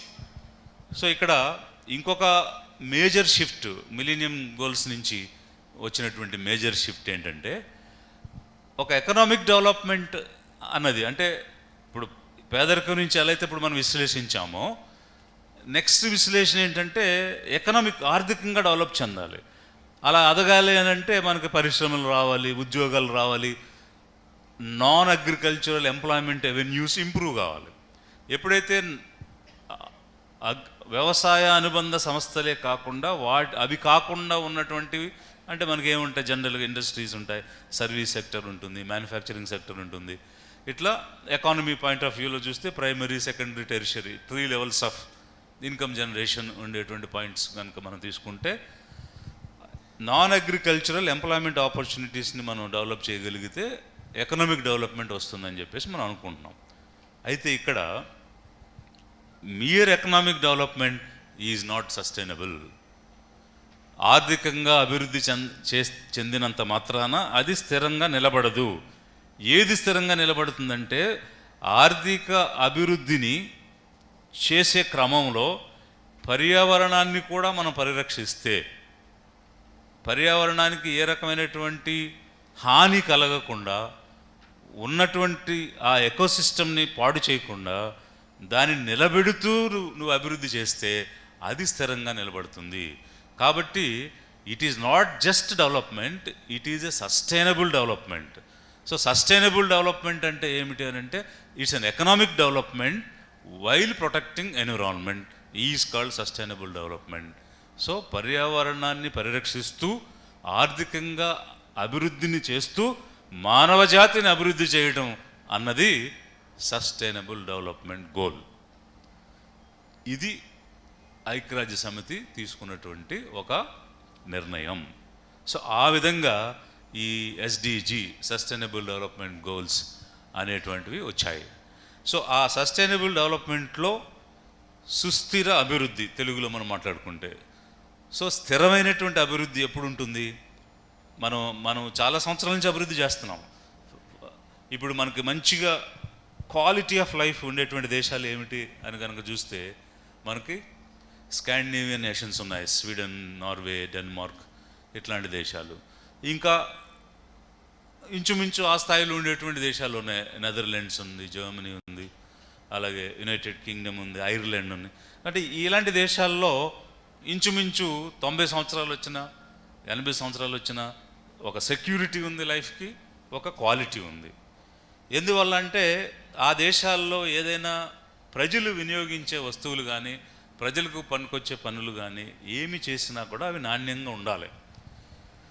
అలా నాణ్యంగా లేకపోతే అలా చేసిన వాళ్ళ మీద చర్య తీసుకోవడం ఆ దేశాలు చేస్తాయి. అంటే ఇప్పుడు ఉదాహరణకి మనం కొన్ని పరికరాలు వాడుతుంటాం. సో మనం వాడేటువంటి పరికరాల్లో నాణ్యం లేకపోతే అది తయారు చేసిన వాళ్ళ మీద చర్య తీసుకునేటువంటి చట్టాలు ఆ దేశాల్లో ఉన్నాయి. అది ఒక ఇంజెక్షన్ చేసే సిరంజి కావచ్చు, లేదా ఇంకా ఏదైనా మనం పొలంలో పనిచేసే పరికరాలు కావచ్చు, లేదు మనం రోజువారీగా ఇంట్లో వాడుకునే వస్తువులు కావచ్చు, ఏ వస్తువైనా సరే, లేదా మనం రోజు వంటకు ఉపయోగించుకునేటువంటి కూరగాయలు కావచ్చు, దానికి సంబంధించిన ఆహార ధాన్యాలు కావచ్చు, ఏదైనా కూడా దానికి ఒక షెల్ఫ్ లైఫ్ ఉంటుంది, దానికి ఒక క్వాలిటీ ఉంటుంది. అది తేడా వస్తే దాని మీద చర్య తీసుకునేటువంటి చట్టాలు ఆ దేశాల్లో ఉన్నాయి.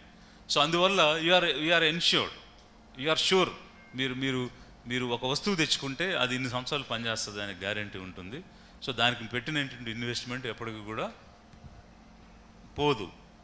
బట్ ఇక్కడ ఆ విధంగా ఉండదు పరిస్థితి. మనం ఒకటి కొంటే 10 రోజులకి పాడైపోతే మళ్ళీ ఇంకోటి కొనుక్కోవాల్సిన పరిస్థితి వస్తుంది. సో ఎందువల్ల అంటే క్వాలిటీ ఆఫ్ లైఫ్ లేదు ఇక్కడ, నాణ్యమైనటువంటి జీవితం ఇక్కడ లేదు. అదే వేరే దేశాల్లో ఆ పరిస్థితి ఉండదు. సో ఆ రకమైనటువంటి పరిస్థితి అన్ని దేశాల్లోనూ ఉండాలి. అందరు ప్రజలకి రావాలి, అందరు ప్రజలకి కూడా అందుబాటులోకి తేవాలి. ఇది ఈ సస్టైనబుల్ డెవలప్మెంట్ గోల్స్ యొక్క ఉద్దేశం. సో ఈ డెవలప్మెంట్ ప్రాసెస్లో మనం ఏం చేసాము, రకరకాల వస్తువులు, రిఫ్రిజిరేటర్స్ వాడుతున్నాము, ఏసీలు వాడుతున్నాము, ఇట్లా so many industries, so much of pollution, ఇవన్నీ చేయడంలో ఒకరోజు రియలైజ్ అయ్యారు ఏమిటి అని అంటే, సన్ నుంచి వచ్చే రేస్ అన్నీ కూడా ఫిల్టరేట్ అవ్వడం లేదు. ఫిల్టర్ అవ్వకపోవడం వల్ల డైరెక్ట్గా మనుషుల మీద పడి దాటి నుంచి కొత్త జబ్బులు వస్తున్నాయని కనుక్కున్నారు. ఏం జబ్బులు వస్తున్నాయి అంటే రకరకాలు క్యాన్సర్లు వస్తున్నాయి, కొత్త డిసీజెస్ వస్తున్నాయి, ఆటో ఇమ్యూన్ డిసీజెస్ వస్తున్నాయి. ఇవన్నీ ఎందుకు వస్తున్నాయని గమనిస్తే, ఫిల్టర్ అవ్వాల్సిన రేస్ సన్ నుంచి ఫిల్టర్ అవ్వకుండా నేరుగా పడదు. ఎందువల్ల పడుతున్నాయని అంటే, ఆ ఫిల్టర్గా యాక్ట్ చేసే ఓజోన్ ఏదైతే ఉందో అది రంధ్రం పడింది అన్న విషయం. సో అందులో ఓజోన్ అంటే మనందరూ తెలుసు కదా, మూడు ఆక్సిజన్ మాలిక్యూల్స్ ఉంటాయి. సో అవి 3 కలిసి ఉంటే O3, అది ఉన్నంతసేపే ఓజోన్. దాన్ని బ్రేక్ అయిపోతే అది ఆక్సిజన్గా, ఇంకా దేంతో కలిస్తే దాంతో, నైట్రోజన్తో కలిసిందా, కార్బన్తో కలిసిందా. సో కార్బన్తో కలిస్తే CO అయిపోద్ది, అది కార్బన్ మోనాక్సైడ్. కార్బన్ మోనాక్సైడ్ అంటే it is a dangerous gas that ఎక్కువసేపు కార్బన్ మోనాక్సైడ్లో ఉంటే ప్రాణం పోయి చచ్చిపోవడం జరుగుతుంది.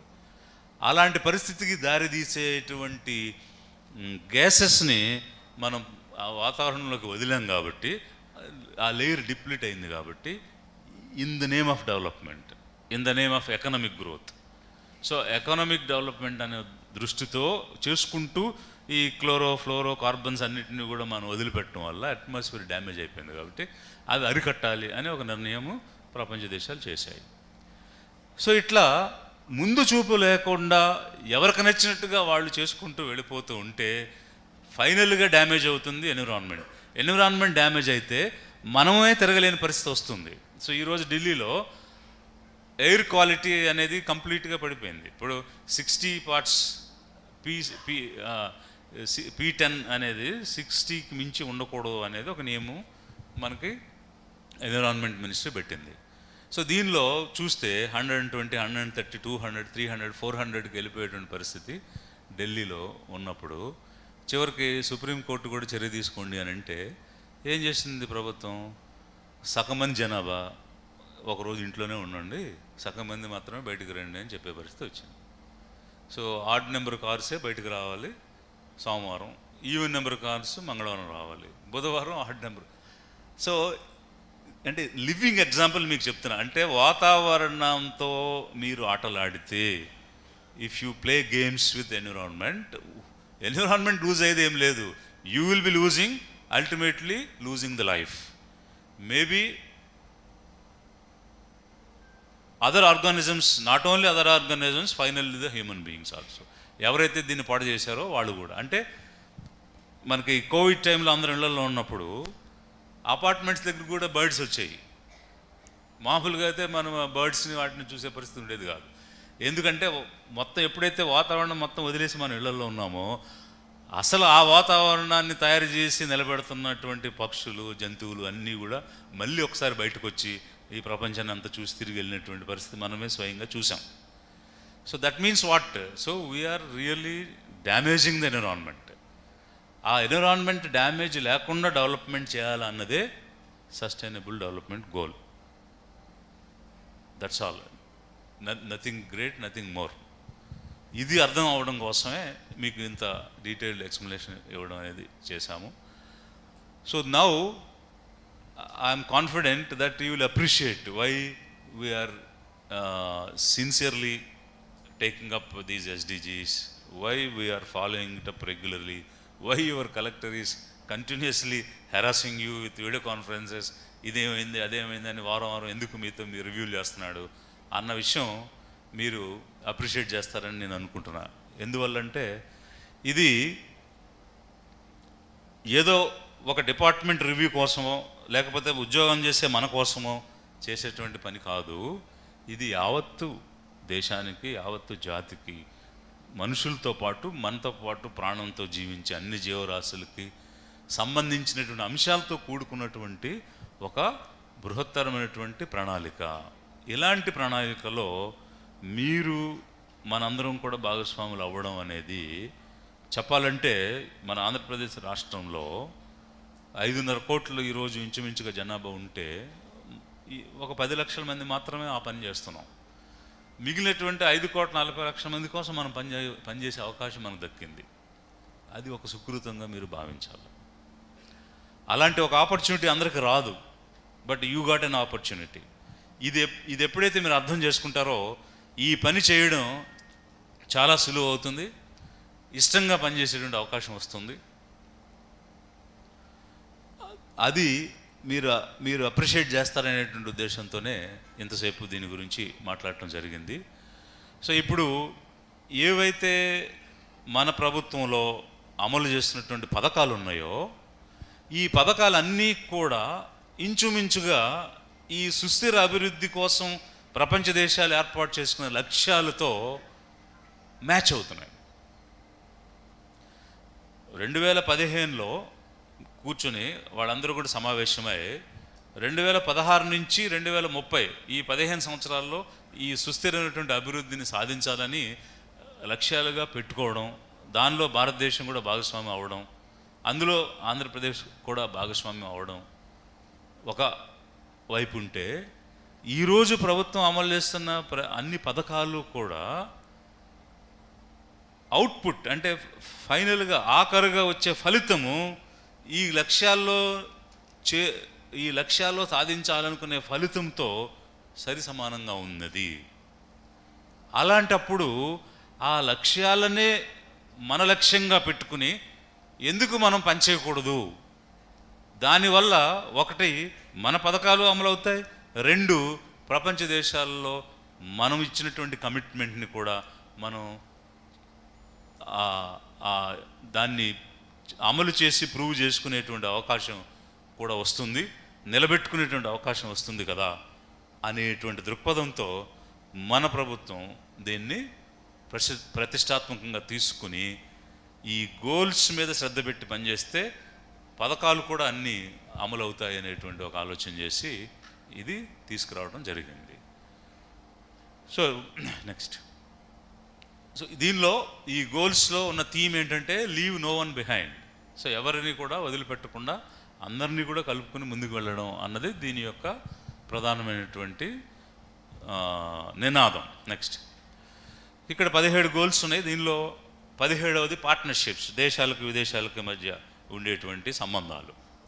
ఇక మిగిలినటువంటి 16 గోల్స్ ర్యాంకింగ్కి ఉపయోగించేటువంటి గోల్స్.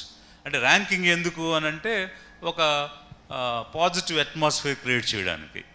అంటే మనం కన్విన్స్ అయ్యి ఇది మనందరికీ సంబంధించింది, మనం పనిచేయాలని మనం అనుకున్నా కూడా పనిచేసేటువంటి క్రమంలో బాగా చేసినటువంటి వాళ్ళకి ఎంకరేజ్ చేయడానికి ఉన్నటువంటి ఒక స్పిరిట్ని ఇవ్వడానికి ఉన్నటువంటి ఒక విధానం ర్యాంకింగ్ అనేది. ఆ ర్యాంకింగ్కి మిగిలినటువంటి 16ని కూడా మనం తీసుకోవడం జరిగింది.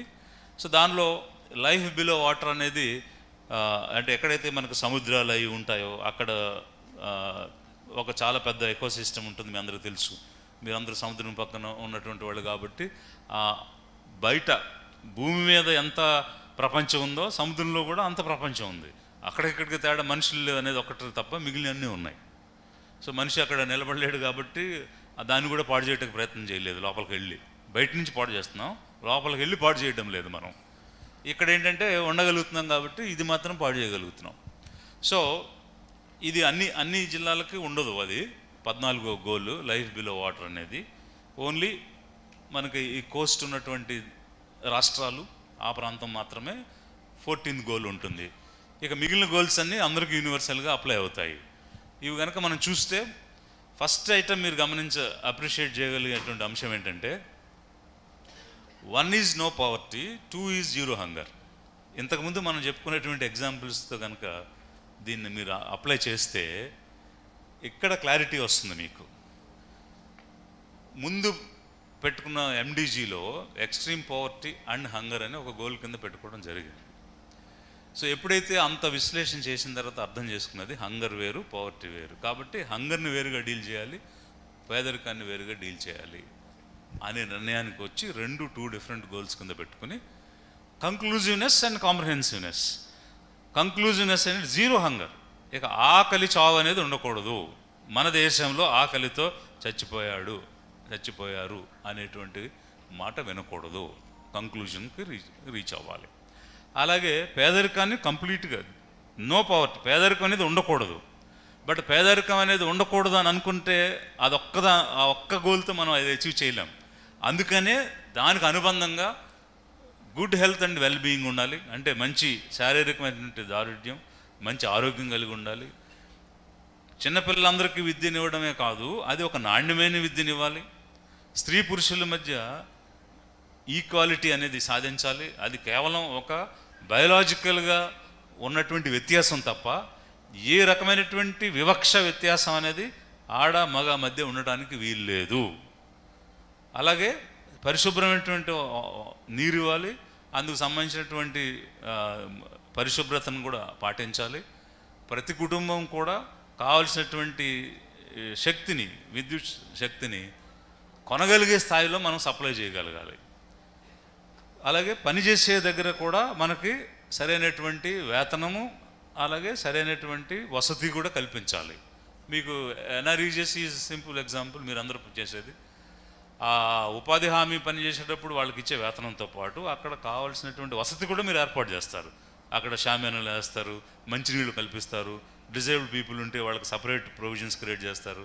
అంటే డీసెంట్ వర్క్ అట్మాస్ఫియర్ని క్రియేట్ చేయటం, అవన్నీ దీనిలో నుంచి వచ్చినాయి. ఇలాంటి గోల్స్ ఉండడం వల్ల మన పథకాల్లో ఆ రకమైనటువంటి వెసులుబాటు. అంతకుముందు ఎంప్లాయ్మెంట్ అష్యూరెన్స్ ప్రోగ్రామ్ చేసినప్పుడు అట్లా కమ్యూనిటీ కోసం పనిచేసే ప్రొవిజన్ ఉండేది కాదు కదా. గతంలో ఎంపీడీఓస్గా పనిచేసిన వాళ్ళు ఉంటే మీకు అవగాహన ఉండేది. అంటే మిలియన్ వెల్ స్కీమ్ అని, జవహర్ రోజ్గార్ యోజన అని ఇట్లా చాలా స్కీమ్స్ ఉండేవి. ఆ స్కీములు ఇదేం లేదు. బట్ ఎన్ఆర్ఈజెస్లో ఎందుకు వచ్చింది అని అంటే ఇది ఈజ్ ఎవల్యూషన్. సో అట్లా ఇన్ని కలిపితే కానీ అది కాంప్రహెన్సివ్నెస్ తోటి మనం పేదరికాన్ని ఫైట్ చేయలేము. ఆ విధంగా ఇన్ని గోల్స్ కింద దాన్ని విభజించుకోవడం జరిగింది.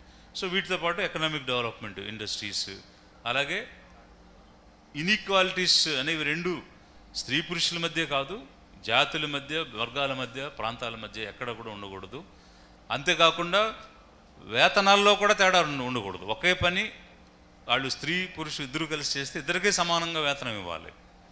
ఇలాంటి ఈక్వాలిటీస్ కూడా ఉండకూడదు. అది 10వ గోల్.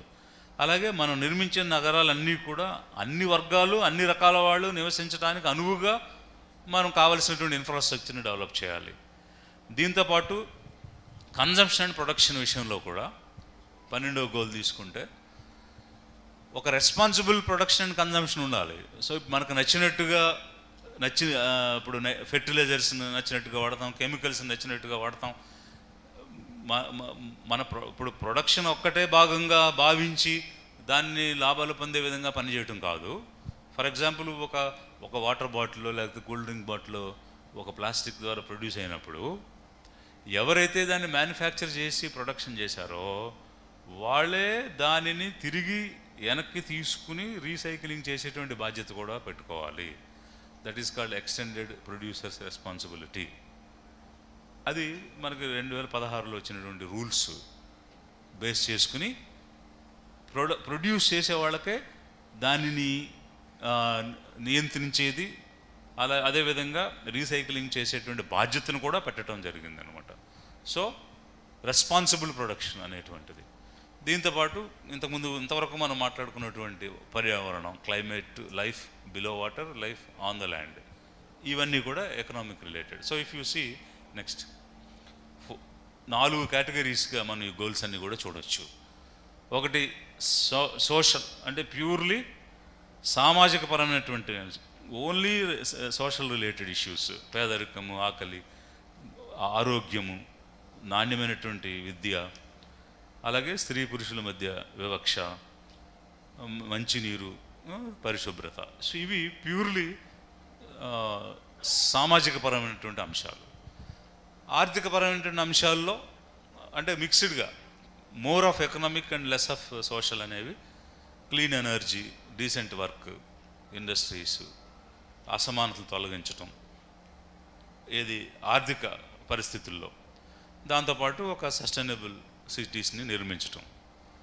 ఇంకా ప్యూర్లీ ఎన్విరాన్మెంట్ రిలేటెడ్ అంటే ఇంతకుముందు మనం చెప్పుకున్నట్టుగా ప్రొడక్షన్లో కూడా, అంటే ఇండస్ట్రీస్ ప్రొడ్యూస్ చేసే అంశాల్లో కూడా ఒక రెస్పాన్సిబిలిటీతో ఉండడం, దాంతోపాటు వాతావరణాన్ని పరిరక్షించడం. అలాగే 4వది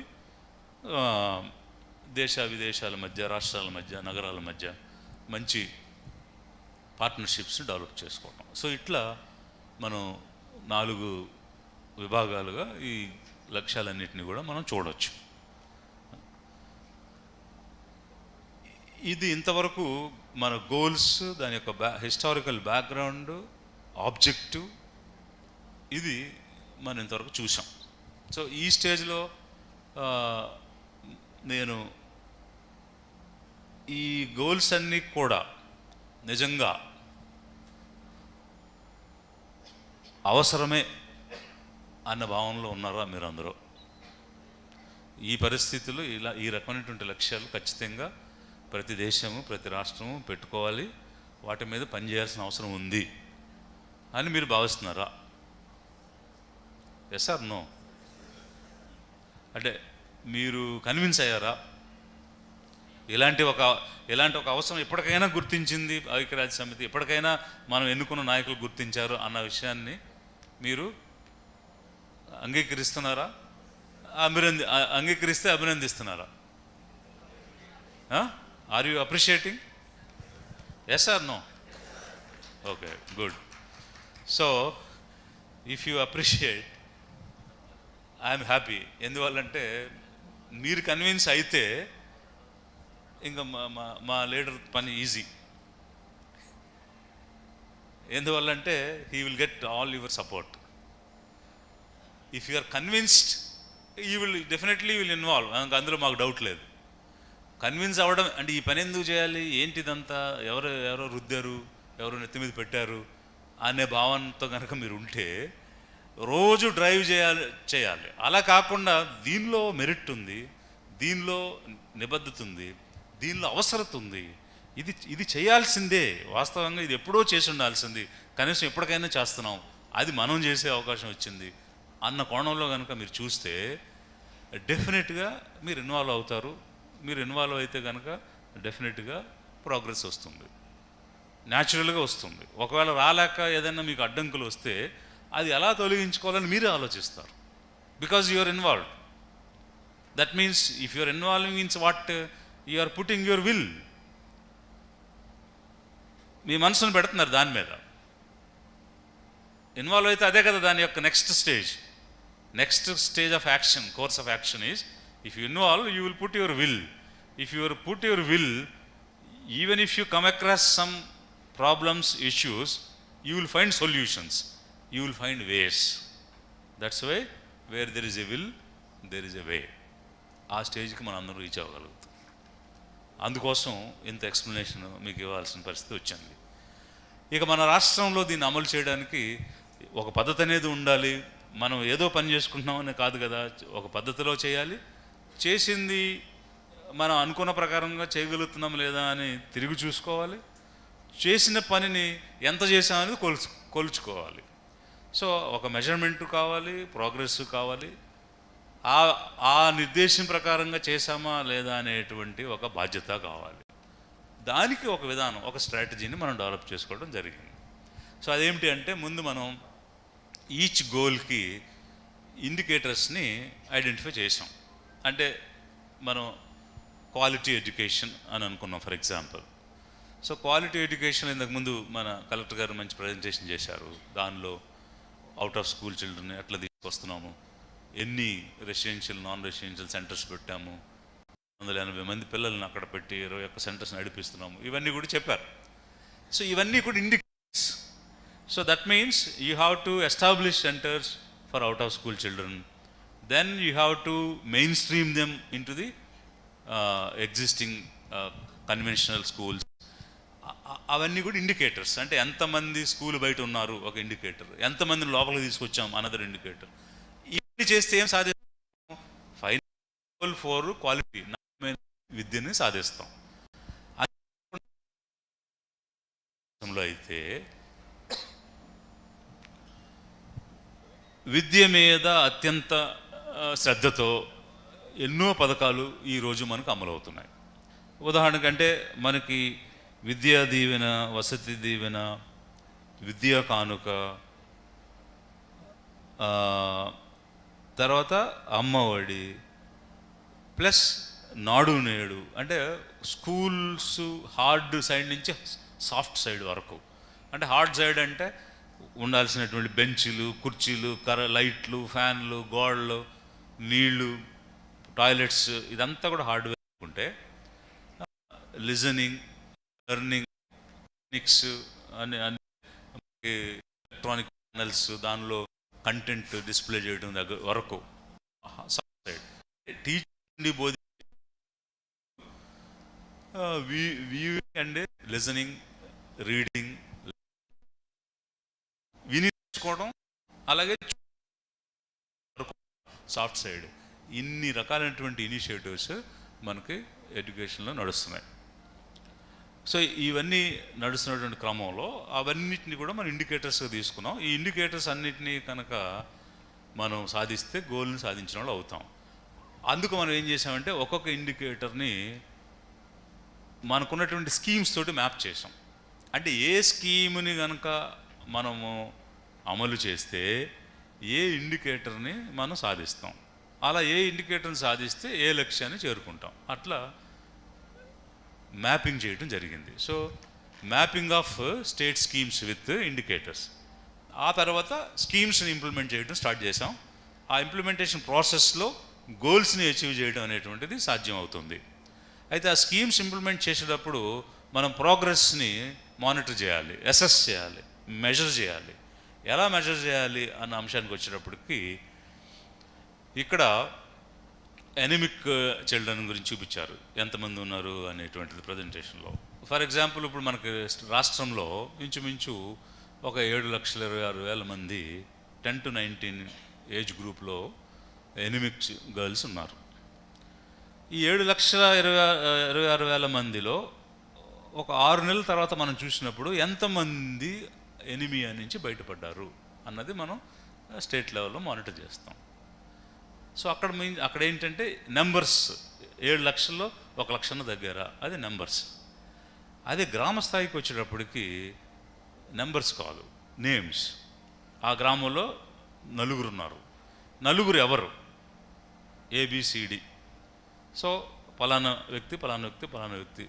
ఆ 4 పేర్లు పెట్టుకుని 4తోనూ ఈ ఇన్పుట్స్ అన్నీ ఇచ్చి, ఇంతకుముందు మీరు కలెక్టర్ ప్రజెంటేషన్లో చెప్పారు, సప్లిమెంట్స్ ఇస్తున్నాము, ఫోలిక్ యాసిడ్స్ ఇస్తున్నాము, ట్యాబ్లెట్స్ ఇస్తున్నాము, ఇవన్నీ కూడా చెప్పున్నారు. ఆ రకంగా ఇచ్చేది ఎవరంటే ఆ మనుషులు ఎవరో మీరు గుర్తించినాడు, ఆ మనుషులకి ఇస్తారు మీరు. ఆ మనుషుల్ని ఒక స్థితిలో నుంచి ఇంకొక స్థితిలోకి ట్రాన్స్ఫర్మేషన్ తీసుకొస్తారు. అది మీ స్థాయిలో జరుగుద్ది. ఎంతమందిని తెచ్చారు అన్న రివ్యూ, సమీక్ష మా స్థాయిలో జరుగుద్ది. అది తేడా. అందుకోసం మన డేటా అంతా కూడా విలేజ్ వార్డ్ సెక్రటేరియట్ లెవెల్కి డిజాగ్రిగేట్ చేయడం జరిగింది. సో అక్కడ మీరు you will deal with human beings, we deal with numbers. ఆ రకంగా కెపాసిటీ బిల్డింగ్ అనేది ఇవ్వాలి. ఇప్పుడు ఈరోజు జరుగుతున్న కార్యక్రమం అదే.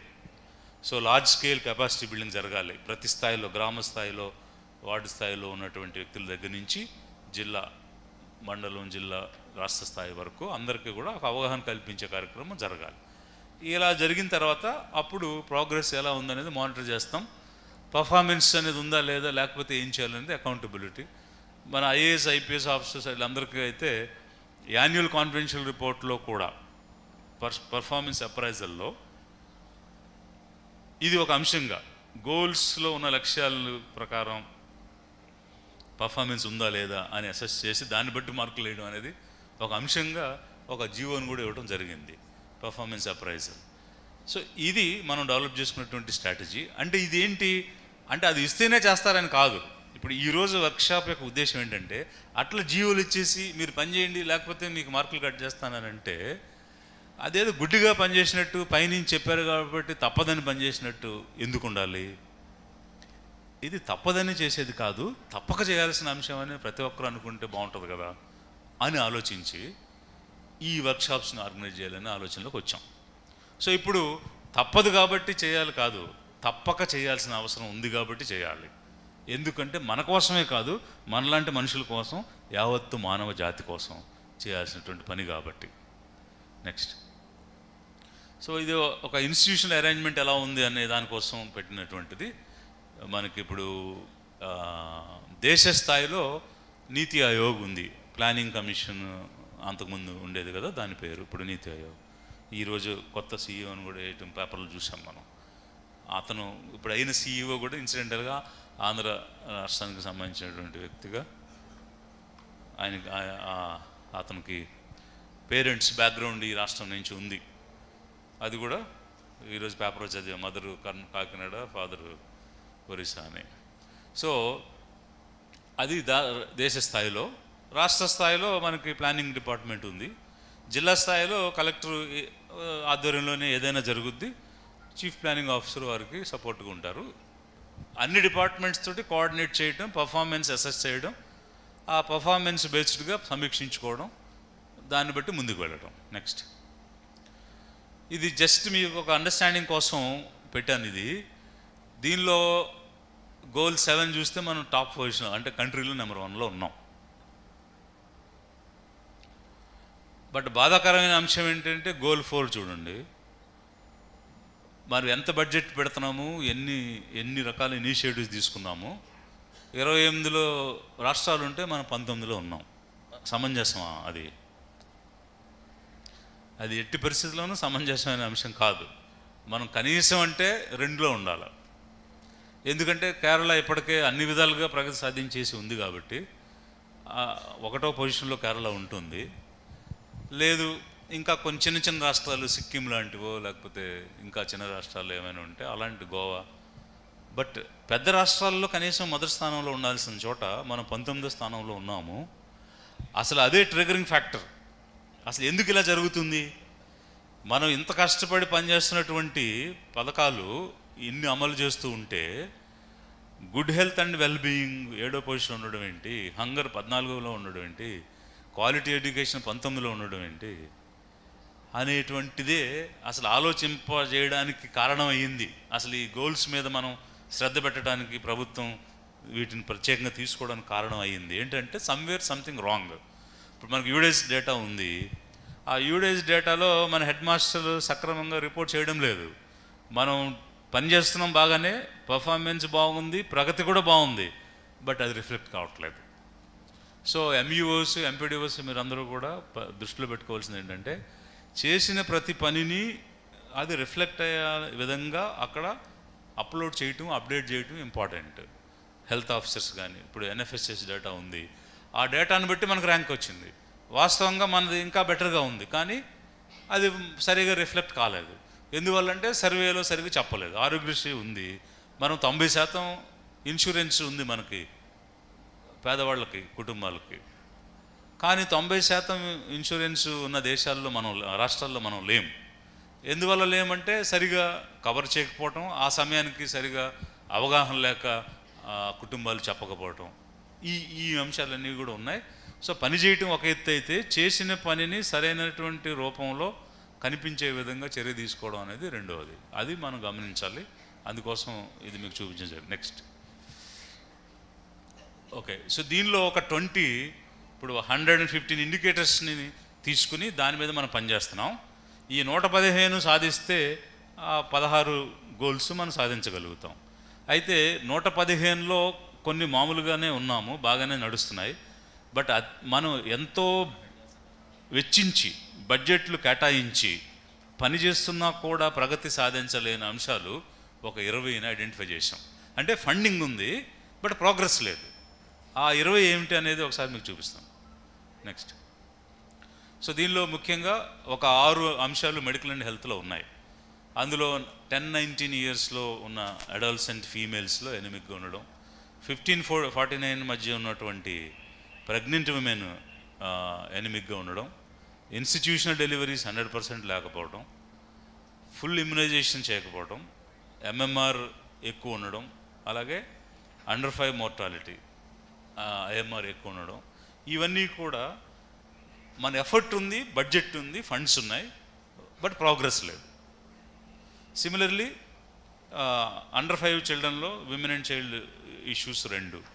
అలాగే నెక్స్ట్ ఎడ్యుకేషన్లో ఎన్రోల్మెంట్ రేషియోస్ +1 +2 లెవెల్లో గ్రాస్ ఎన్రోల్మెంట్ రేషియో 11-12 క్లాసుల్లో. దాంతోపాటు బేసిక్ ఇన్ఫ్రాస్ట్రక్చర్ ఇంతకు ముందు చెప్పారు 96-98% చెప్పాడు మన కలెక్టర్ గారు. సో అది బేసిక్ ఇన్ఫ్రాస్ట్రక్చర్ అనేది 100% ఉండాలి.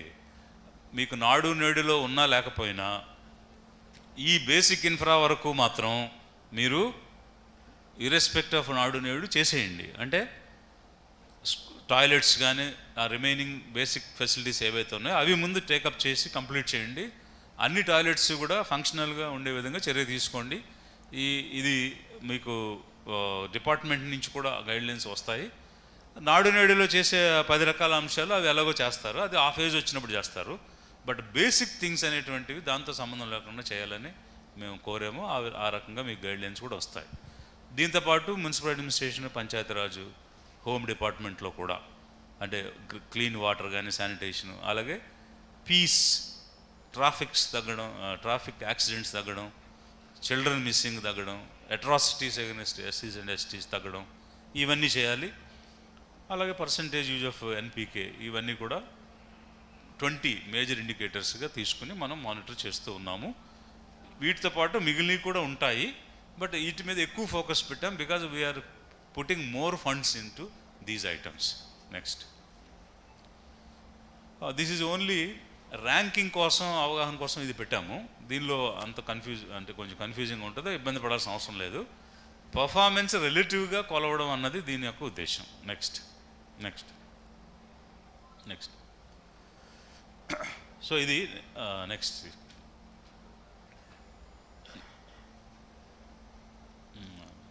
అంటే ఫర్ ఎగ్జాంపుల్ ఇప్పుడు ఈ స్లైడ్ మీరు చూస్తే హెల్త్ మెటర్నల్ మోర్టాలిటీ రేట్ 58 మనం ఏపీ ఉంటే 43తో కేరళ బెస్ట్ స్టేట్గా ఉంది. అండర్ 5 31 ఉంటే 9తో కేరళ టాప్ పొజిషన్లో ఉంది. ఫుల్లీ ఇమ్యునైజ్డ్లో మనము we are the best state in the country. Similarly institutional deliveries 99.97 తోటి తెలంగాణ టాప్ పొజిషన్లో ఉంది.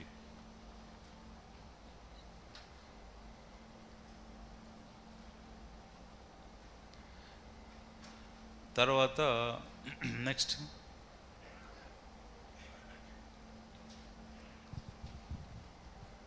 ఓకే, సో ఇది స్కూల్ ఎడ్యుకేషన్. సో ఇట్లా ఒక్కొక్క ఇండికేటర్కి సంబంధించి ఉన్నటువంటి అంశాలు. ఇది డిపార్ట్మెంట్ వైజ్ వారు మాట్లాడినప్పుడు వివరాలు చెప్తారు, అందుకని నేను ఆ డీటెయిల్స్లోకి వెళ్ళడం లేదు. జస్ట్ ఫర్ యువర్ అండర్స్టాండింగ్ ఒక స్నాప్షాట్ చూపించడం జరిగింది. సో ఇది ఈ గోల్స్కి సంబంధించి ఎంతవరకు మనం విస్తృతంగా చర్చించడానికి ఉన్నటువంటి కారణం. సో ఈ ప్రాసెస్లో నేను మిమ్మల్ని అందరినీ కోరేది ఏంటంటే, ఇది ఒక పనిగా భావించి చేయడం కాదు, ఏదో మనం చేసేటువంటి జాబ్లో ఇచ్చేటువంటి డ్యూటీస్లో ఒక డ్యూటీ అని అనుకుని చేయడం కాదు. ఇది ఒక బృహత్తర కార్యక్రమం. ఇది యావత్తు మానవజాతికి సంబంధించినటువంటి కార్యక్రమం. ఇందులో ఉన్నటువంటి అంశాలను మనం చేయడం ద్వారా సమాజానికి ఎంతో తోడ్పాటునిచ్చిన వాళ్ళం అవుతాము. సమాజంలో వెనుకబడిన వాళ్ళకి, సమాజంలో అట్టడుగున్నటువంటి వాళ్ళకి చేయూతనిచ్చినటువంటి వాళ్ళం అవుతాము. As part of duty, though you are doing for earning your livelihood. మీ జీవనోపాధి కోసం మీరు చేసే పని అయినా కూడా, మీకు జీవన భృతి కల్పించే అంశమే అయినా కూడా, బట్ ఎంతోమందికి కొత్త జీవితాన్ని ప్రసాదించేటువంటి అంశం ఇది. సో అట్లా కొన్ని వందల మందికి క్రొత్త జీవితాలు ప్రసాదించి, అంటే ఇప్పుడు మీ దగ్గర ఒక 1000 మంది ఎనిమిక్ గర్ల్స్ని మీరు బయటికి తీసుకొస్తే, వాళ్ళు రేపు కన్సీవ్ అయినప్పుడు, ప్రెగ్నెంట్ అయినప్పుడు వాళ్ళు మంచి బిడ్డను ప్రసవించగలుగుతారు. అలా మంచి బిడ్డను ప్రసవిస్తే వాళ్ళ యొక్క మంచి భవిష్యత్తు ఉంటుంది. అదే మాల్న్యూట్రిషన్ తోటి, పౌష్టికాహార లేమితో ఒక బిడ్డను ప్రసవిస్తే ఆ బిడ్డ జీవితం పాడైపోతుంది. అంటే ఒక తరం మనం కొత్తగా నిర్మించే క్రమంలో ఒక చిన్న ఇనిషియేటివ్, మనం చేసేటువంటి చిన్న ఇనిషియేటివ్ ఒక కొత్త తరానికి కొత్త జీవితాన్ని ఇచ్చేటువంటి ఇనిషియేటివ్గా అవుతుంది. బట్ దానిలో మనకు జీతం వస్తుంది, మనం బ్రతుకుతున్నాం, మనం చేసేది మన జీతం కోసమే. కానీ ఆ ప్రాసెస్లో జీవితాలను నిలబెడతాయి, కొత్త కొత్త జీవితాలను నిలబెడతాయి, కొత్త తరాలను నిర్మిస్తాయి. దాన్ని దృష్టిలో పెట్టుకుని ఆ భావంతో మీరు పనిచేస్తారని చెప్పేసి మనసారా కోరుకుంటూ ఈ అవకాశానికి ధన్యవాదాలు తెలుపుతూ సెలవు తీసుకుంటారు.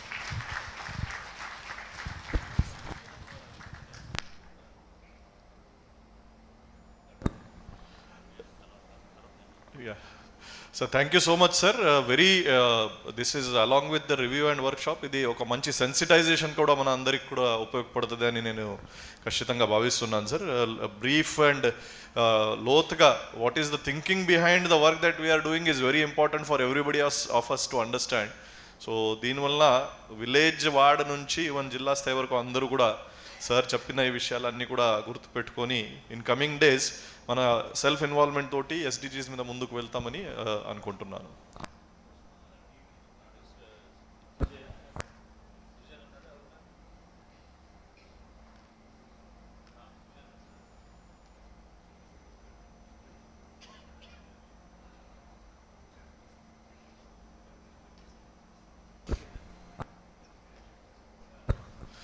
We'll have a 10 minutes break. So all participants మీరు 10 minutesలో బయట టీ స్నాక్స్ అరేంజ్మెంట్ ఉంటే, but within 10 minutes you have to come back. There should not be any delay in that, not more than 10 minutes. Okay.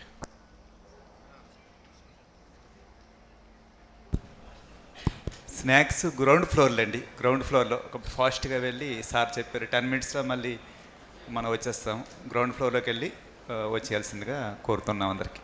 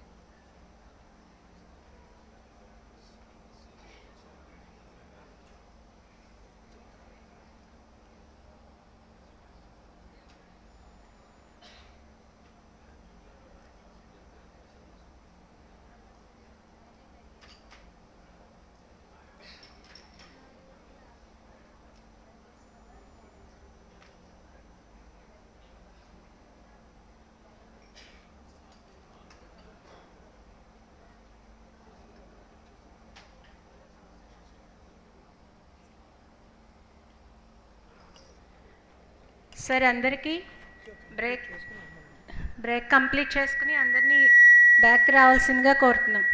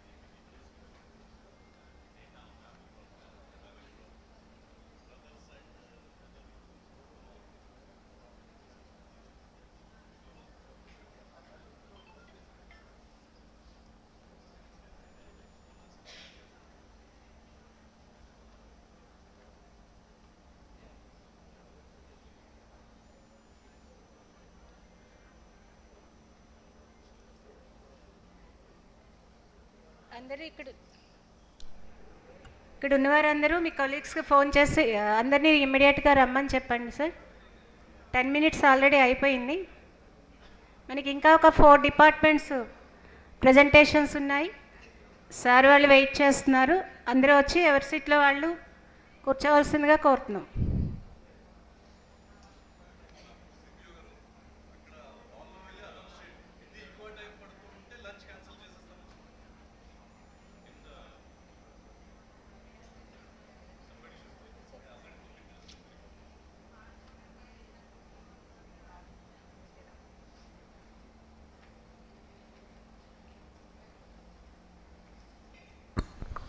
Please inform your mandal team members.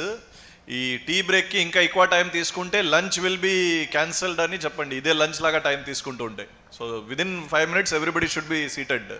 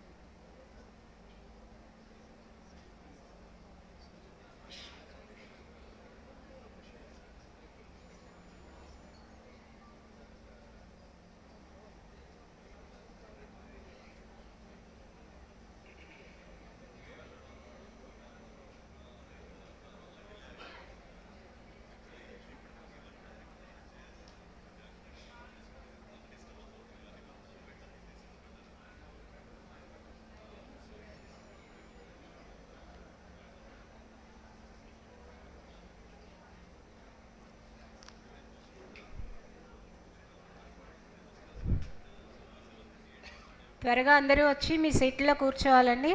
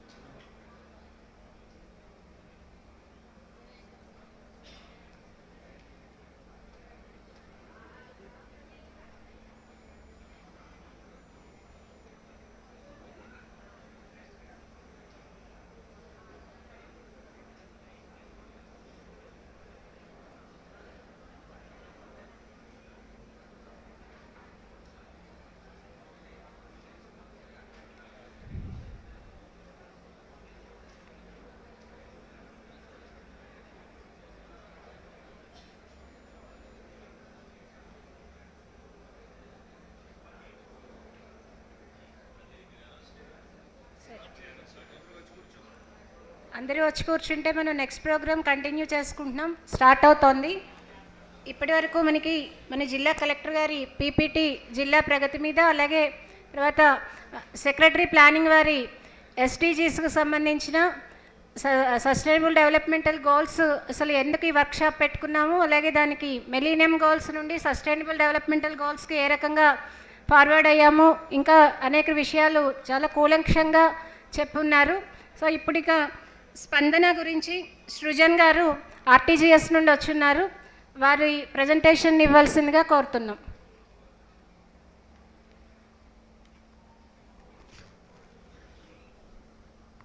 Thank you madam. So ఇప్పుడు మనకి స్పందన అనేది first స్లైడ్కి వెళ్ళండి. So మనకి స్పందనలో మెయిన్గా 2 aspects ఉంటాయండి. ఒకటి వచ్చేసి క్వాలిటీ రిడ్రెసల్, ఇంకోటి వచ్చేసి టైమ్లీ రిడ్రెసల్. క్వాలిటీ రిడ్రెసల్ ఏంటంటే మనకి ప్రతి ఒక్క గ్రీవెన్స్ని మనం ఎవరైతే రిడ్రెసల్ అధికారులు ఎండార్స్మెంట్స్ జనరేట్ చేస్తున్నారో అవి క్వాలిటేటివ్గా ఉండాలండి. అలాగే రిడ్రెస్ చేసే ప్రతిదీ కూడా సిటిజన్కి ఏదైతే అడుగుతున్నారో దానికి సంబంధించి మాత్రమే ఇవ్వాలి. సో అట్లాంటి కేసెస్నే మనం క్వాలిటీ యొక్క రిడ్రెసల్ అంటారండి. నెక్స్ట్ ఏంటంటే మనకి టైమ్లీ రిడ్రెసల్. టైమ్లీ రిడ్రెసల్ ఏంటంటే ప్రతి ఒక్క గ్రీవెన్స్కి ఒక ఎస్ఎల్ఏ టైం ఉంటుందండి. ఒక 7 days ఎస్ఎల్ఏ ఉంటుంది, 10 days ఉంటుంది, అలాగే 15 days ఉంటుంది. ఏ గ్రీవెన్సీ కూడా మనం పెండింగ్ బియాండ్ ఎస్ఎల్ఏకి వెళ్లకుండా ముందలే రిడ్రెస్ చేయాలండి. రిడ్రెస్ చేసే గ్రీవెన్స్ని కూడా వితిన్ టైంలోనే ఎంక్వైరీ రిపోర్ట్ తెప్పించుకోవాలండి.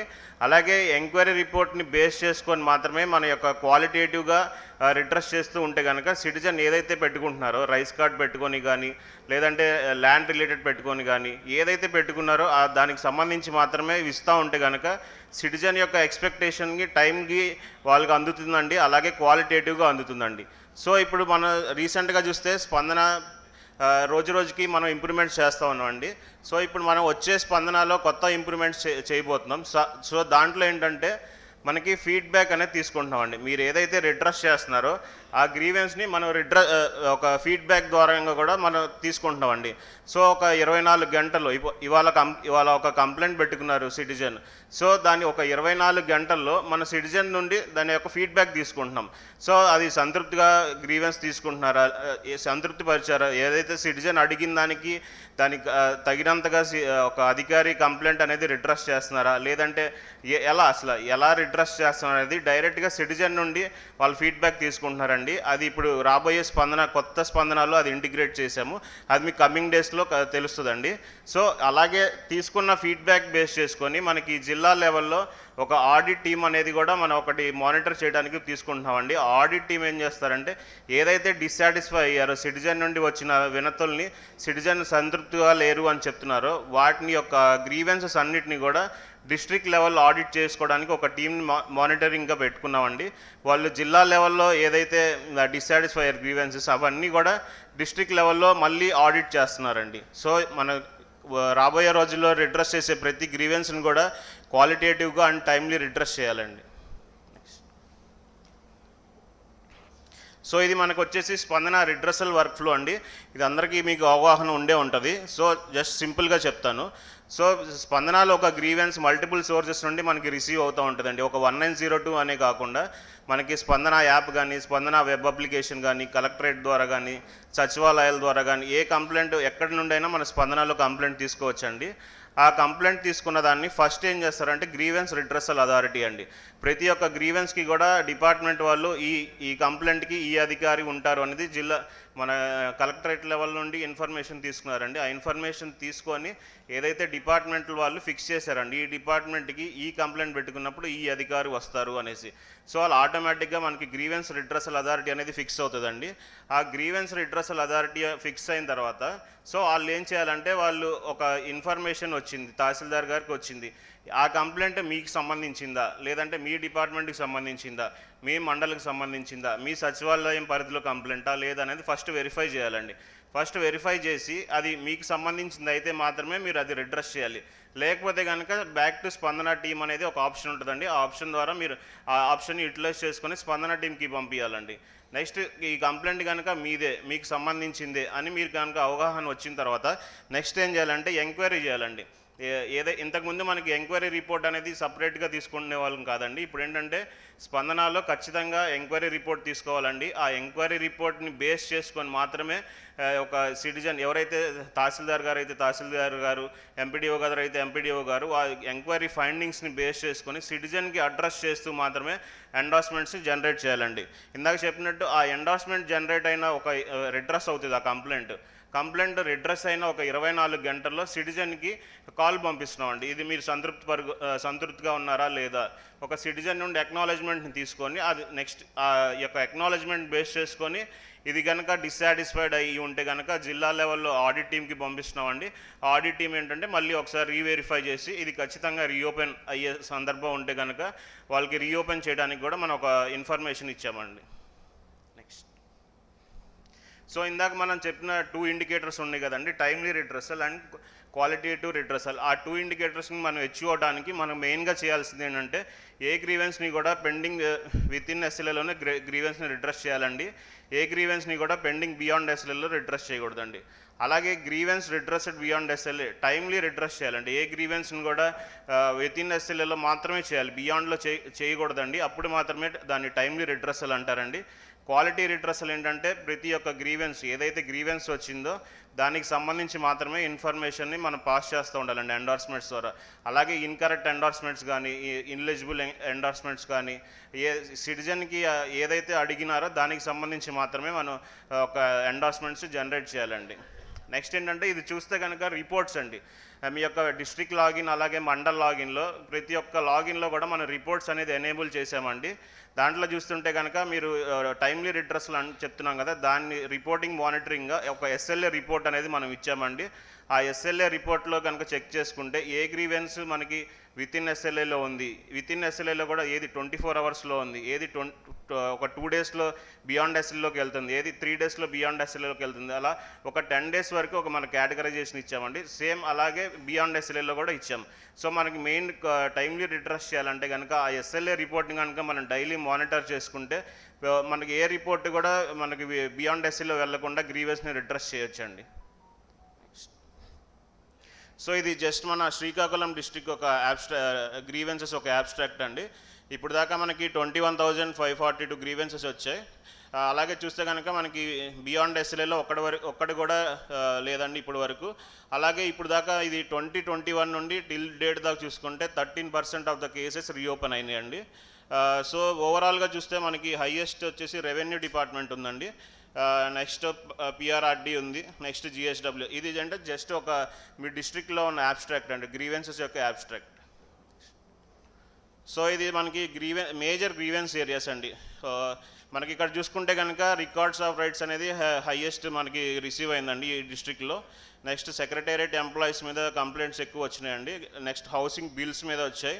అలాగే ల్యాండ్ గ్రాబింగ్, శానిటేషన్, ఇలా మనకి ఒక టాప్ 20 మేజర్ గ్రీవెన్స్ ఏరియాస్ వచ్చాయండి. సో ఇది మనకి మేజర్ గ్రీవెన్స్ ఏరియా వచ్చినప్పుడు సో మనం ఏం చేయాలంటే ప్రతి ఒక్క డిస్ట్రిక్ట్ ఆఫీసర్కి కూడా ఈ రిపోర్ట్ అంతా ఎనేబుల్లో ఉందండి. సో మన డిస్ట్రిక్ట్లో మన డిపార్ట్మెంట్ పరంగా ఈ గ్రీవెన్సెస్ ఎక్కువ వస్తున్నాయి. సో ఎందుకు ఎక్కువ వస్తున్నాయి అనేది మీరు ఎప్పటికప్పుడు ఒక అనాలిసిస్ చేసుకుంటానికి మేము దాంట్లో కూడా ఇన్ఫర్మేషన్ క్లియర్గా ఇచ్చామండి. ఏ మండలంలో ఎక్కువ కంప్లైంట్స్ వస్తున్నాయి, అలాగే ఏ సచివాలయంలో ఎక్కువ కంప్లైంట్స్ వస్తున్నాయి అనేది మీకు అక్కడ చెక్ చేసుకోవచ్చండి ఈజీగా. 1 by 1 చెక్ చేసుకుంటే కనుక ఒక్క కంప్లైంట్ మల్టిపుల్ టైమ్స్ కనుక అదే పర్సన్ ఎందుకు రైజ్ చేస్తున్నారు అనేది కూడా మీ యొక్క డిస్ట్రిక్ట్ లాగిన్లో ఈ యొక్క మేజర్ గ్రీవెన్స్ ఏరియాస్ అనే ఒక సబ్జెక్ట్ ద్వారా మీరు చూసుకుంటే కనుక మీకు ఒక ఐడెంటిఫికేషన్ వస్తుందండి. సో ఎప్పటికప్పుడు మీ యొక్క వీక్లీ వన్స్ కానీ 10 daysకి 1 time కానీ మీ యొక్క లాగిన్ ఓపెన్ చేసి డిస్ట్రిక్ట్ లాగిన్లో మీ యొక్క డిస్ట్రిక్ట్లో ఏ సచివాలయంలో ఎక్కువ కంప్లైంట్స్ వస్తున్నాయి, ఏ మండలంలో ఎక్కువ కంప్లైంట్స్ వస్తున్నాయి అనేది మీరు ఎప్పటికప్పుడు చెక్ చేసుకుంటూ ఉండాలండి. నెక్స్ట్ ఇది చూస్తే కనుక మనకి రిడ్రెస్డ్ బియాండ్ ఎస్ఎల్ఏ అండి. ఇప్పుడు దాకా మనకి 2021 నుండి టిల్ డేట్ దాకా ఒక బియాండ్ ఎస్ఎల్ఏలో ఎక్కువ ఏ ఆఫీసర్ ఇలా రిడ్రెస్ చేశారు అనేది ఇక్కడ చూస్తే మనకి డిఎం డిస్ట్రిక్ట్ మేనేజర్ అనేవాళ్ళు 8% ఆఫ్ ద గ్రీవెన్సెస్ని బియాండ్ ఎస్ఎల్ఏలో రిడ్రెస్ చేశారండి.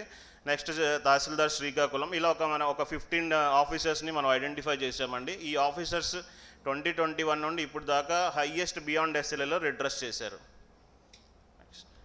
సో ఇది మనకి ఆడిట్ రిపోర్ట్ అండి. ఇందాక చెప్పినాం కదా ఒక 24 hours మనం ఫీడ్బ్యాక్ కాలింగ్ అనేది తీసుకుంటున్నామని, అది ఒక రిపోర్ట్ అండి. మన ఈ జిల్లాలో చూసుకుంటే కనుక నియర్లీ ఒక 1605 గ్రీవెన్స్ని కాల్ చేస్తే ఒక 275 members సాటిస్ఫై అయ్యారండి, 413 members డిస్సాటిస్ఫై అయ్యారండి. ఆ 413 ఎవరైతే ఉన్నారనేది మీ యొక్క డిస్ట్రిక్ట్ లాగిన్స్లో ఎనేబుల్ చేసామండి. మీ డిపార్ట్మెంట్లో మీకు ఒక 100 గ్రీవెన్స్ వస్తే ఆ 100లో ఎన్ని సాటిస్ఫై అయ్యారు, ఎన్ని డిస్సాటిస్ఫై అయ్యారు అనేది ఈచ్ అండ్ ఎవ్రీ రిపోర్ట్ మీకు లాగిన్లో ఇచ్చామండి. అలాగే ఏ సోర్స్ నుండి డిస్సాటిస్ఫై అవుతున్నారు, అలాగే ఏ మండలంలో ప్రజలు డిస్సాటిస్ఫై అవుతున్నారు అనేది ఇన్ డీటెయిల్గా మీకు లాగిన్స్లో అవైలబుల్గా ఉన్నాయండి. రిపోర్ట్స్ అన్నీ కూడా మీరు ఎప్పటికప్పుడు చెక్ చేసుకుంటూ ఉండొచ్చు. Yeah. So as I already told you, so there is substantial improvement in timelines. With regard to quality, I think we have to focus. There is a need to focus on quality redressal. మీకు అందరికీ తెలిసినట్టు మనం ఎప్పటికప్పుడు ఈ పోర్టల్ను కూడా revamp చేస్తున్నాము. టైమ్లీగా issues, technical issues ఉంటే అడ్రస్ చేస్తున్నాము. మీకు ఇంకా ఏమైనా దీని మీద డౌట్స్ ఉన్నా కూడా ఇప్పుడు అడగొచ్చు. ఎక్కడైనా ఇష్యూస్ ఉన్నా, టెక్నికల్ ఇష్యూస్ ఉన్నా కూడా రైజ్ చేయొచ్చు. ఫొటోస్ అప్లోడింగ్లో కానీ, రిపోర్ట్ జనరేషన్లో కానీ, అలాగే ఇంతకుముందు మాట్లాడిన ఎస్డిజి కానీ, ఈ రెండు సంబంధించి జనరల్ ఇష్యూస్ ఏమైనా ఉంటే you can raise now. We can have discussion, then will move to next subject.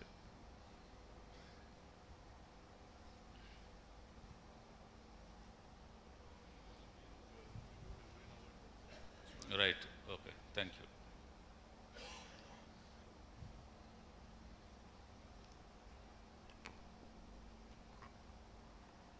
Srujan garu Spandana గురించి, స్పందనలో వచ్చిన కొత్త ఫీచర్స్, అలాగే వెబ్సైట్లో చేసిన అప్డేట్స్ గురించి, అలాగే మన జిల్లాలో గ్రీవెన్సెస్ ఏ విధంగా వస్తున్నాయో, ఏ డిపార్ట్మెంట్స్ నుండి ఎక్కువగా రేజ్ అవుతున్నాయో, అలాగే audit reports, satisfaction level, Srikakulam జిల్లా పబ్లిక్ తాలూకా సాటిస్ఫాక్షన్ రిపోర్ట్స్ గురించి చాలా చక్కగా పీపీటీ ద్వారా వివరించారు. ఇక ఇప్పుడు శ్రీమతి అనూష గారు, project lead, village secretariat and ward secretariat department నుండి వారి యొక్క ప్రజెంటేషన్ని ఇవ్వాల్సిందిగా కోరుతున్నాం.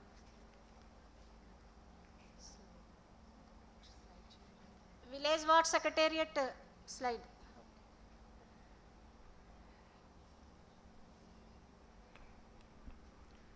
అందరికీ నమస్కారం. So sir, thanks Vijay sir for explaining everything about the SDGs. Now the whole purpose of GSWS showing this dashboard is like sir mentioned,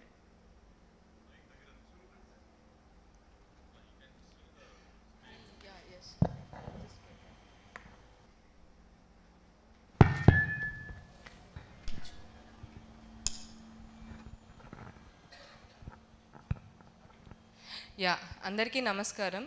Thank you Vijay sir for explaining the SDG goals, purpose, why do we have to focus on today's day-to-day life. As per the GSWS concern ఈ dash board మేము ఎందుకు చేసాము ఏంటి అన్న ఉద్దేశానికి వస్తే like Vijay sir mention every individual every focus group like sir mention 8 priority indicators ఏవైతే identify అయ్యాయో దాంట్లోని ఫోకస్ గ్రూప్స్ ఎవరైతే వాళ్ళని మనం ఐడెంటిఫై చేసామో వాళ్ళని అంటే ఇండివిజువల్ లెవెల్ ట్రాక్ చేయడం కోసం ఈ ఎస్డిజి డాష్ బోర్డ్ అన్నది క్రియేట్ చేయడం జరిగింది. So as you can see all the 8 indicators are shown at a single dashboard. So when you speak about aggregate levels, aggregate numbers at a district level or a mandal level, easyga meeru ikkada numbers chudochu. This is the mandal level numbers for that adjusted net enrollment ratio. Next, this is the secretariat, and now this is the individual level which main focus is. So at a individual level, so all the data is integrated. So for example, adjusted net enrollment ratio is an indicator which speaks about age 6 to 13 years age group children going to the school as a part of right to education.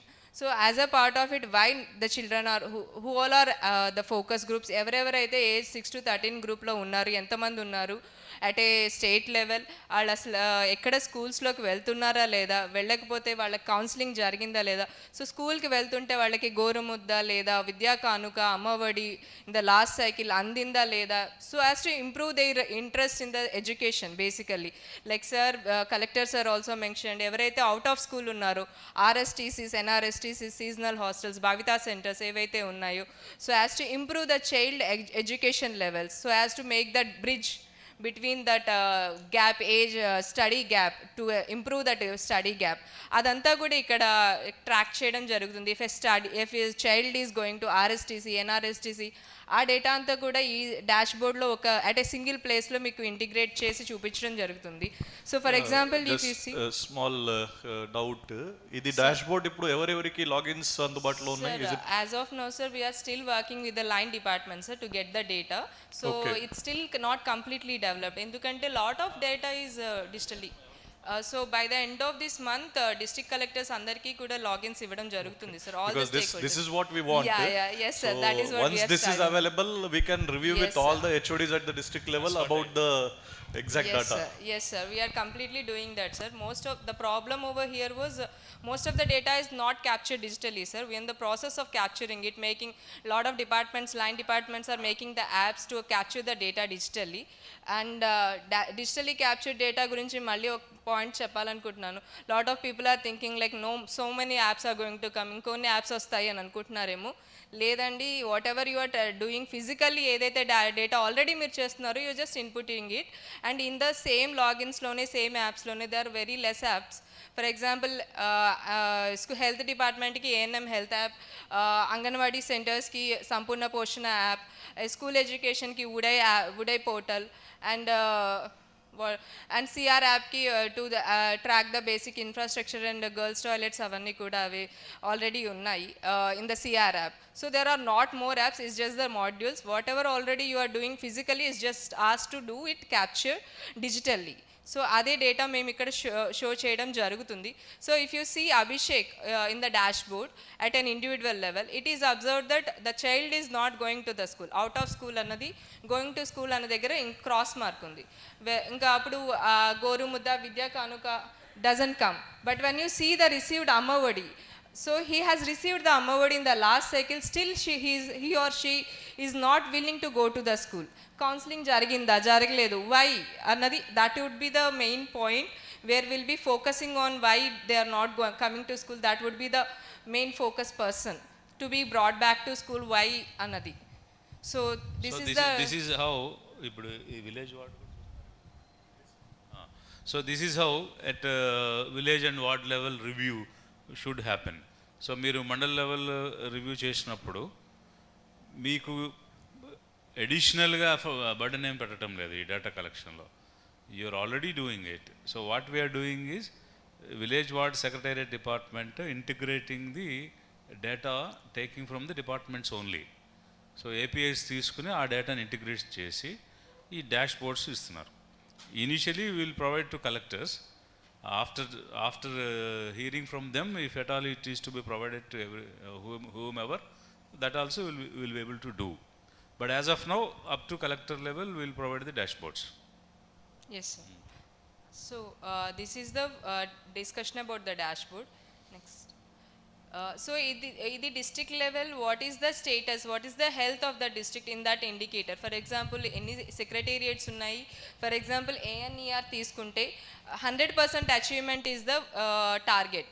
But దాంట్లో ఎన్ని below 90% secretariats ఎన్ని ఉన్నాయి, 90 to 100% below ఉన్నవి ఎన్ని ఉన్నాయి, and 100 achieving ఎన్ని ఉన్నాయి అన్నది ఇక్కడ ఆల్రెడీ మనం డేటా చూడొచ్చు.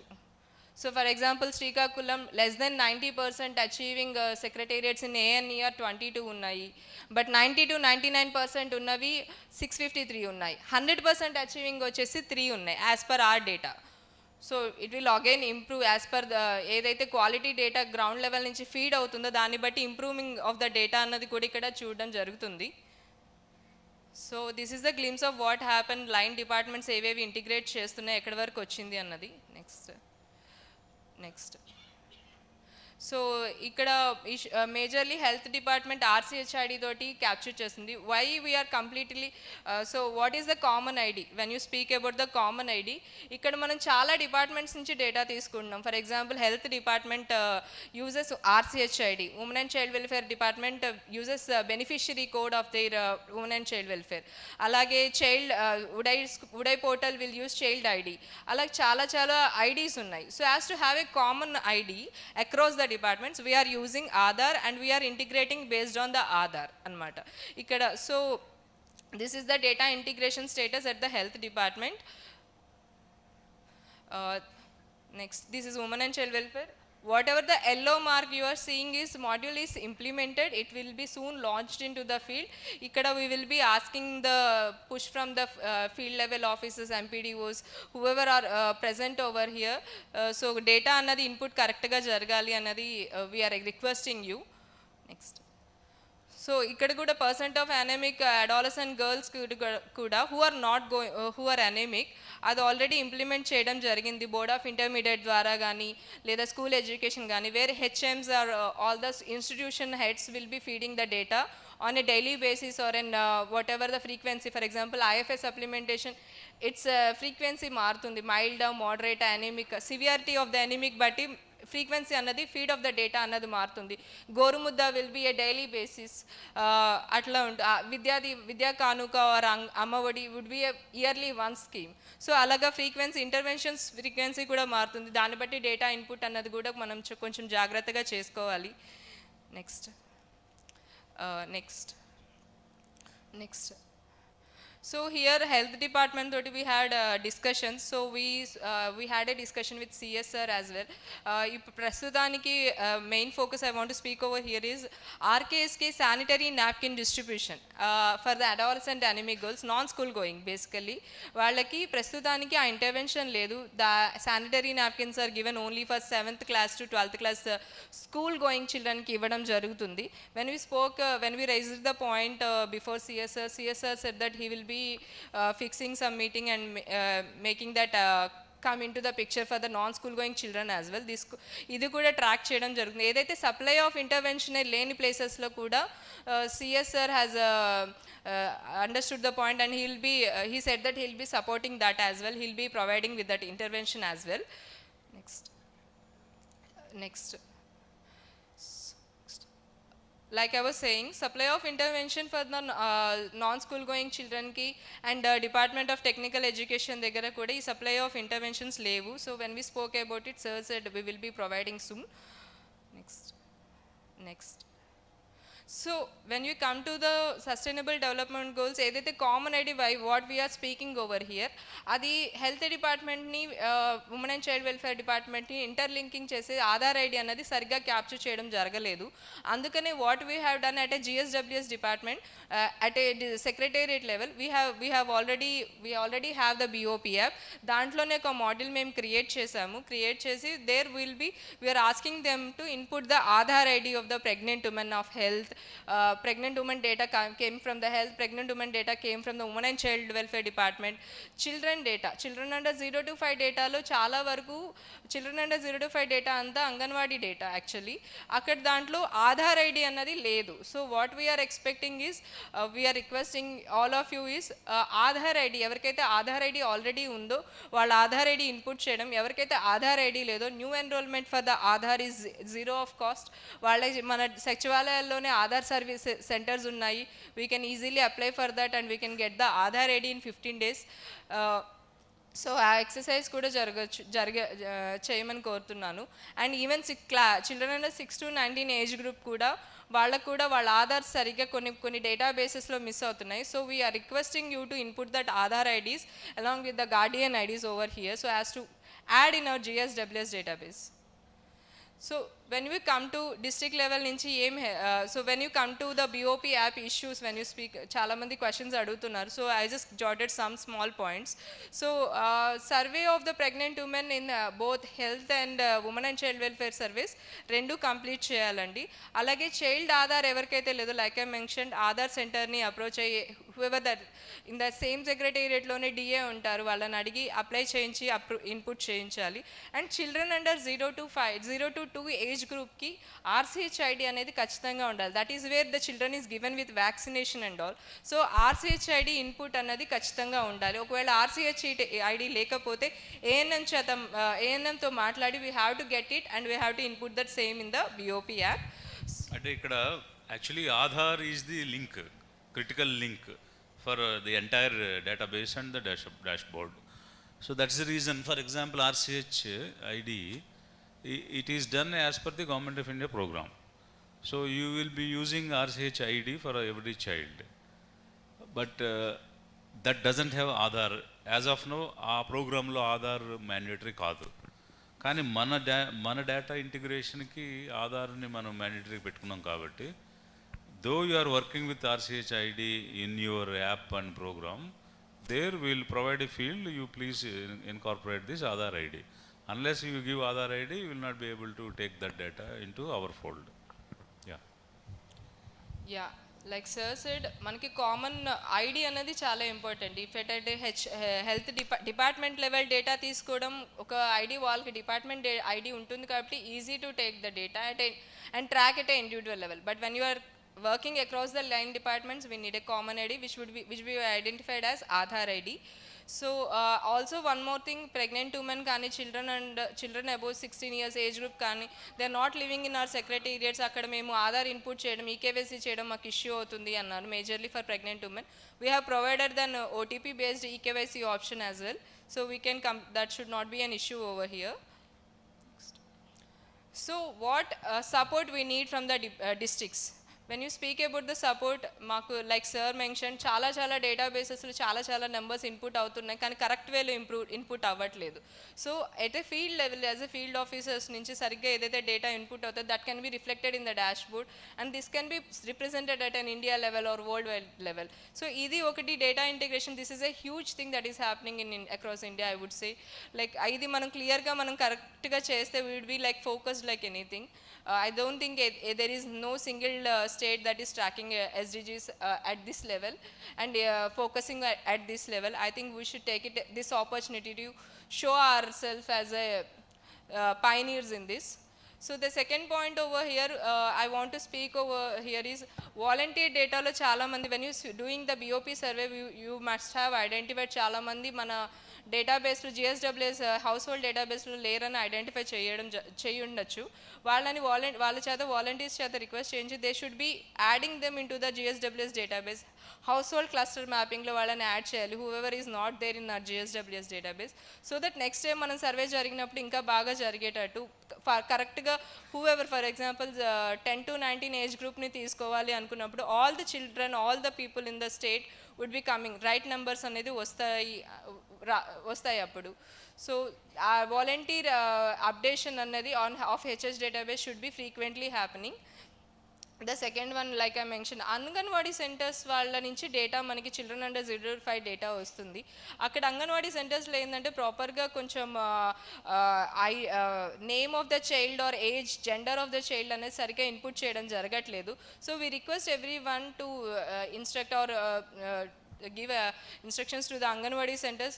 ఏదైనా బర్త్ సర్టిఫికేట్, ఏదైనా ప్రాపర్ డాక్యుమెంటేషన్తో ఉన్న డేటా నుంచి చూసి ఫిల్అప్ చేస్తే యాప్ నుంచి, సో అది మనకి యూస్ఫుల్ అవుతుంది. బికాస్ 0 to 5 ఏజ్ గ్రూప్ వాళ్ళకి మనం ఈకేవైసీ చేసి డీటెయిల్స్ తెచ్చుకోవడానికి కూడా ఆప్షన్ ఉండదు కాబట్టి, so we are requesting that.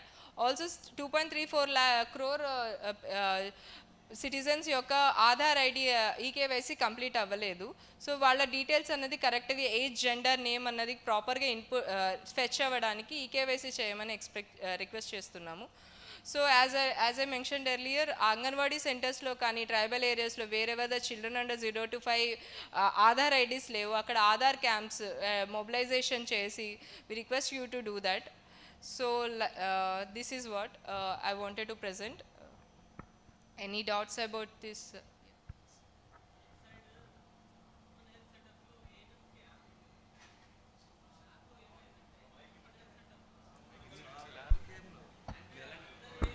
Okay. Mic istadu. Take a mic.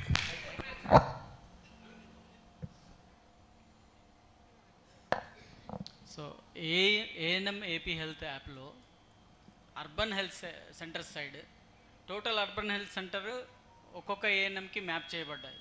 అందువల్ల urban health centre total data కూడా ఆమెకు రిప్రజెంట్ అవుతుంది. బట్ ఆమె సచివాలయం వరకే, ఆమె వార్డు వరకే రిప్రజెంట్ అయ్యేలాగా మ్యాపింగ్ చేయమని అడిగాము. ఈవెన్ మెయిల్స్ కూడా పెట్టాము. అలా స్ప్లిట్టింగ్ మాత్రం జరగట్లేదండి. టోటల్ అర్బన్ హెల్త్ సెంటర్ ఒకరికే మ్యాప్ అవ్వడం వల్ల ఆమెకి ఓవర్ టార్గెట్ కనిపిస్తూ ఉంది. సార్, ఈ డేటా అంతా కూడా మేము లైన్ డిపార్ట్మెంట్ నుంచి తీసుకుంటున్నాము. అంటే ఇప్పుడు యాక్చువల్గా ఒక సెక్రటేరియట్కి ఒక ఏఎన్ఎం ఉండాలి కదా? Yes sir, yes sir. మరి ఆ సెక్రటేరియట్కి ఏఎన్ఎం మ్యాప్ చేయబడితే బాగానే ఉంటుంది. అది okay, but how can see as per present existing arrangement each secretariat has an ANM. Yes sir. So మిగిలిన ఏఎన్ఎంలు ఏం చేస్తారు మరి? ఇఫ్ ఇట్ ఈజ్ అందరికీ టోటల్ హెల్త్ సెంటర్ మ్యాప్ అయిపోతుంది సార్. ఓకే, సో అప్పుడు అది వార్డ్ వైజ్ బైఫర్కేషన్ చేయాల్సిన ఉంది. అర్బన్లోనే we will ask the medical and health. ఈ ఇష్యూ అన్ని జిల్లాల్లో ఉంది కదా, so that has to be resolved. He will answer. యాక్చువల్గా మీరు అది ఆన్ చేయండి పర్లేదు. మీరు చెప్తుంది ఫస్ట్ టైం వింటున్నా అండి. స్టేట్ ఆఫీస్ కూడా sir, I'm Aarogyasri district coordinator sir. మాకైతే క్లియర్గా డంప్ అయింది కూడా ఏఎన్ఎంస్ చూపిస్తున్నారు సార్. టోటల్ హెల్త్ సెంటర్ది మాకు డంప్ అవుతుంది. ఏ యాప్లో? ఏఎన్ఎం ఏపీ హెల్త్ యాప్లో. అట్లా ఏముండదండి మాకు. Pregnant okay, we will examine. చూస్తాం. గ్రౌండ్ లెవెల్ రిపోర్ట్ అది చెక్ చేయండి. తప్పకుండా. DM and HO, please note this down. So whenever departmental VC is going on, I will also talk to Commissioner sir. If this issue is there, we will raise it. First you verify whether that is correct or not. If it is correct, we will raise it at the state level. Miss match అవుతున్నాయి sir. ఒక సచివాలయంలోని కొన్ని wards ఇంకో సచివాలయంలో reflect అవుతున్నాయి. అట్లా అవుతుంది sir. ఇది మేము ఆల్రెడీ పైకి కూడా చెప్పాము. మిస్ మ్యాచ్ అవుతుంది. That is our ground level problem, because correct mapping జరగలేదు. బట్ అసలు అందరికీ కూడా మొత్తం యూపీహెచ్సి ఏరియా అంతా కూడా అందరూ ఏఎన్ఎంస్ కి మ్యాప్ అయింది అంటే that is a systemic problem. So ఇది ఆల్రెడీ గ్రౌండ్ లెవెల్ మ్యాపింగ్ కూడా స్టేట్ లెవెలే చేయాలని చెప్పారు sir. So we are given already entire information అంతా కూడా ఇచ్చున్నాం. ఓకే. యాక్చువల్గా ఏం జరిగిందంటే సార్, కొన్ని యాప్స్లో వాలంటీర్స్ మ్యాపింగ్ జరిగింది సార్. ఈ వాలంటీర్స్ మ్యాపింగ్లో ఒక ఏఎన్ఎం వాలంటీర్ పరిధిలో ఉండే వాలంటీర్స్ ఇంకొక ఏఎన్ఎం పరిధిలోకి మ్యాప్ చేయడం జరిగింది. ఆ పొరపాటు జరిగి ఉంది, దాన్ని రిజాల్వ్ చేస్తుంది సార్. రెడీగా ఉన్నాయి సార్. రైట్. ఇంకా any other doubts or any other issues? Okay, thank you.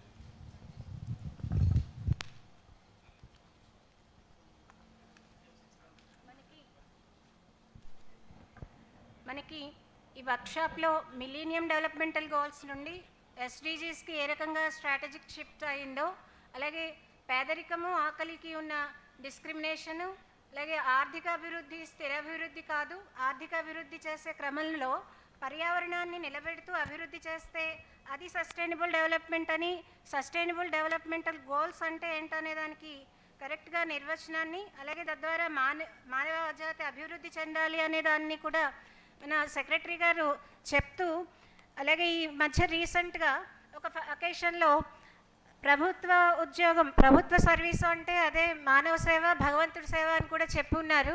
So దాంట్లో భాగంగానే ఈ స్పందన ఎస్డిజి ఇంటర్నల్గా ఇంక్లూడ్ అయి ఉన్నాయనేది మనందరం నమ్మేటట్టుగా ఉన్నాయి. అలాగే ఇదే సేమ్ ఇష్యూ మనకి భగవద్గీతలో కూడా ఒక, అంటే జస్ట్ ఫర్ రిక్రియేషన్ నేను చెప్తున్నా, భగవద్గీతలో కూడా చెప్పున్నారు, శ్రేయాన్ స్వధర్మో విగుణ పరధర్మాత్ భయావహ స్వధర్మే నిధనం శ్రేయ పరధర్మాత్ స్వనుష్ఠితాత్ అని. అంటే మనందరికీ ఏ సర్వీస్ అయితే నిర్వర్తించబడిందో ఆ సర్వీస్ని మనం చేస్తూ ఉంటే, మన పరిధిలో మన సర్వీస్ని చేస్తే అదే భగవంతుడి సేవ అని. సో ఇప్పుడు ఇంటర్నల్గా స్పందన చూసుకున్నా మనం, అలాగే ఈ ఎస్డిజీస్ చూసుకున్నా, అవన్నీ కూడా లీడ్స్ టు మానవ జాతి శుభంగా సుఖంగా ఉండడానికి అనేది తెలుస్తూ ఉంది. దానికి సంబంధించి ఇక్కడ మనకి ఎస్డిజీస్కి వచ్చేసరికి 8 ఇండికేటర్స్ని, మొదటిగా 444 ఇండికేటర్స్ని స్టేట్ లెవెల్లో మానిటర్ చేసేవారు మన సెంట్రల్ నుండి.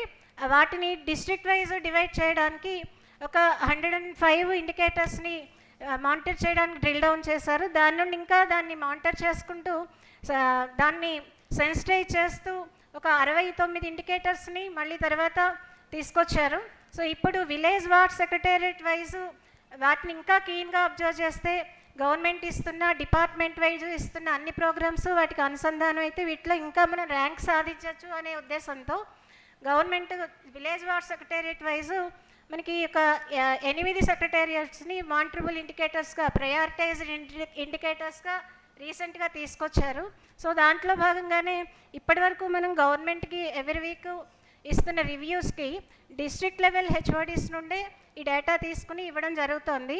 సో కానీ అక్కడ నుండి ఎవ్రీ టైము మనకి విలేజ్ వార్డ్ సెక్రటేరియట్ వైజ్ వాటిని మానిటర్ చేస్తే అక్కడున్న ఫంక్షనరీస్ వల్ల ఈ సర్వీస్ అంతా కూడా, అలాగే గవర్నమెంట్ ఇచ్చే బెనిఫిషరీస్ రెండింటిని ఇంటిగ్రేట్ చేసుకుంటూ అందరికీ అవుతుందని, వాటి గురించి ఈ విలేజ్ వార్డ్ సెక్రటేరియట్ వైజ్ ఉన్న వెబ్సైట్ ఇప్పటివరకు తీసుకోవడం కష్టం అవుతుంది ఆ డేటా.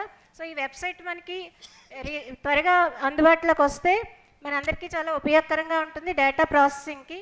సో ఇప్పుడు మనకి ఇప్పటివరకు శ్రీమతి అనూష గారు, project lead, village secretariat, ward secretariat madam ఒక మంచి ప్రజెంటేషన్ ఇచ్చారు. సో ఇప్పుడు deputy director, commissioner of health and family welfare office నుండి శ్రీ శివశంకర్ బాబు గారు వారి ప్రజెంటేషన్ ఇవ్వాల్సిందిగా కోరుతున్నాం.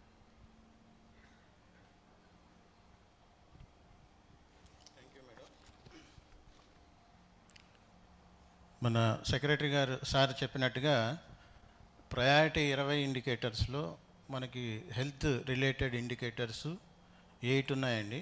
ఆ 8లో కూడా 4 ఇండికేటర్స్ని మనము కన్సిస్టెంట్ రిథమ్ క్రింద సిరా ఫ్రేమ్వర్క్లో every day or every week review చేసుకుంటూ ఇంప్లిమెంట్ చేస్తున్నాం. ఒకసారి పీపీటీ పెట్టు. సో ఆ 4 ఇండికేటర్స్ ఫస్ట్ ముందుకు వెళ్ళాం. ఈ 4 ఇండికేటర్స్ని ఒకటి pregnant women anaemia, 2 adolescent anaemia, 3వది వచ్చి children stunted and children under wait.